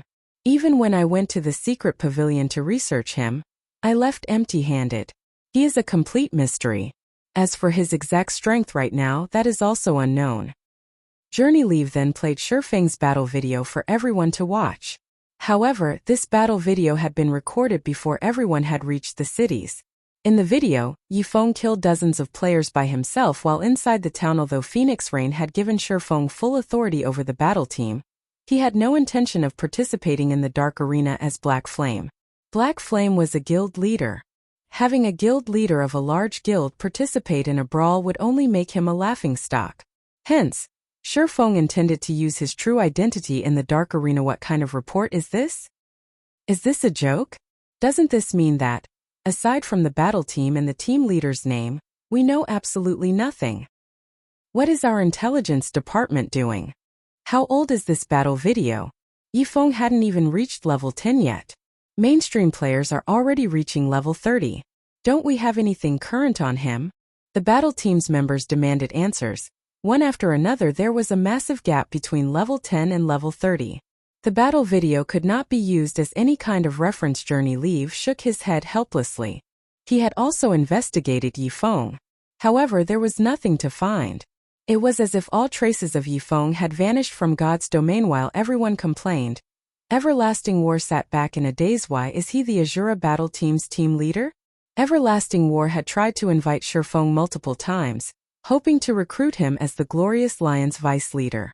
Unfortunately, Hua Qiushui, the representative of the corporation backing the battle team, was adamant in modifying the contract and restricting the battle team's freedom. The result was Shurfeng's rejection. Everlasting War had felt Shurfeng's strength personally.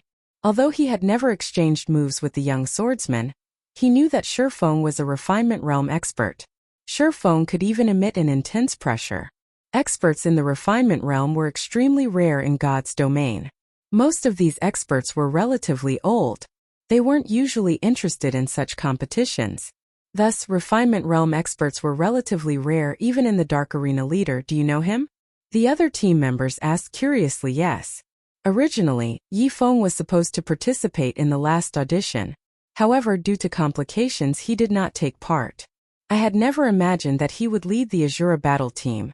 Now we have to face him, Everlasting War said disappointedly. His strength is the real deal. Although he is keeping a low profile, I suspect that he's a refinement realm expert. As for his weapons and equipment, it's been a long time since I've seen him. Even I am not sure how strong he has become. At this moment, Hua Qiushui, who sat at the head of the table, wore a twisted expression. Although she had forgotten about a minor character like Shurfeng, Everlasting War had reminded her the minor character that she had forgotten had become a leader of a battle team. Furthermore, his battle team was going to face her own. If the Asura battle team won against the Glorious Lions, the other major corporations would take advantage of her humiliation. Seeing Hua Qiushui's reaction, everyone quickly realized the severity of the situation. Back when the Glorious Lions had held its auditions, Hua Qiushui had decided to change the battle team's requirements, restricting the team members' freedom. In reality, however, they had not lost much. Take Everlasting War for example. His restrictions were minimal. Leader, you're not the same player that you were before. This is just a brat in the refinement realm. After all of your special training, this will be child's play. A team member joked. However, this joke was also true. The Super Guild Battle Wolves supported their battle team. Since they had begun participating in the Dark Arena, they had gained access to various resources. They didn't need to worry about top-tier weapons and equipment at all. They had even less worry about obtaining skills. As for leveling up, they had a group of players who helped them gain levels rapidly. It was heaven. They only needed to improve on their combat techniques. Thinking of ways to exert more of their strength, they could also spar and receive guidance from the Super Guild's older generation.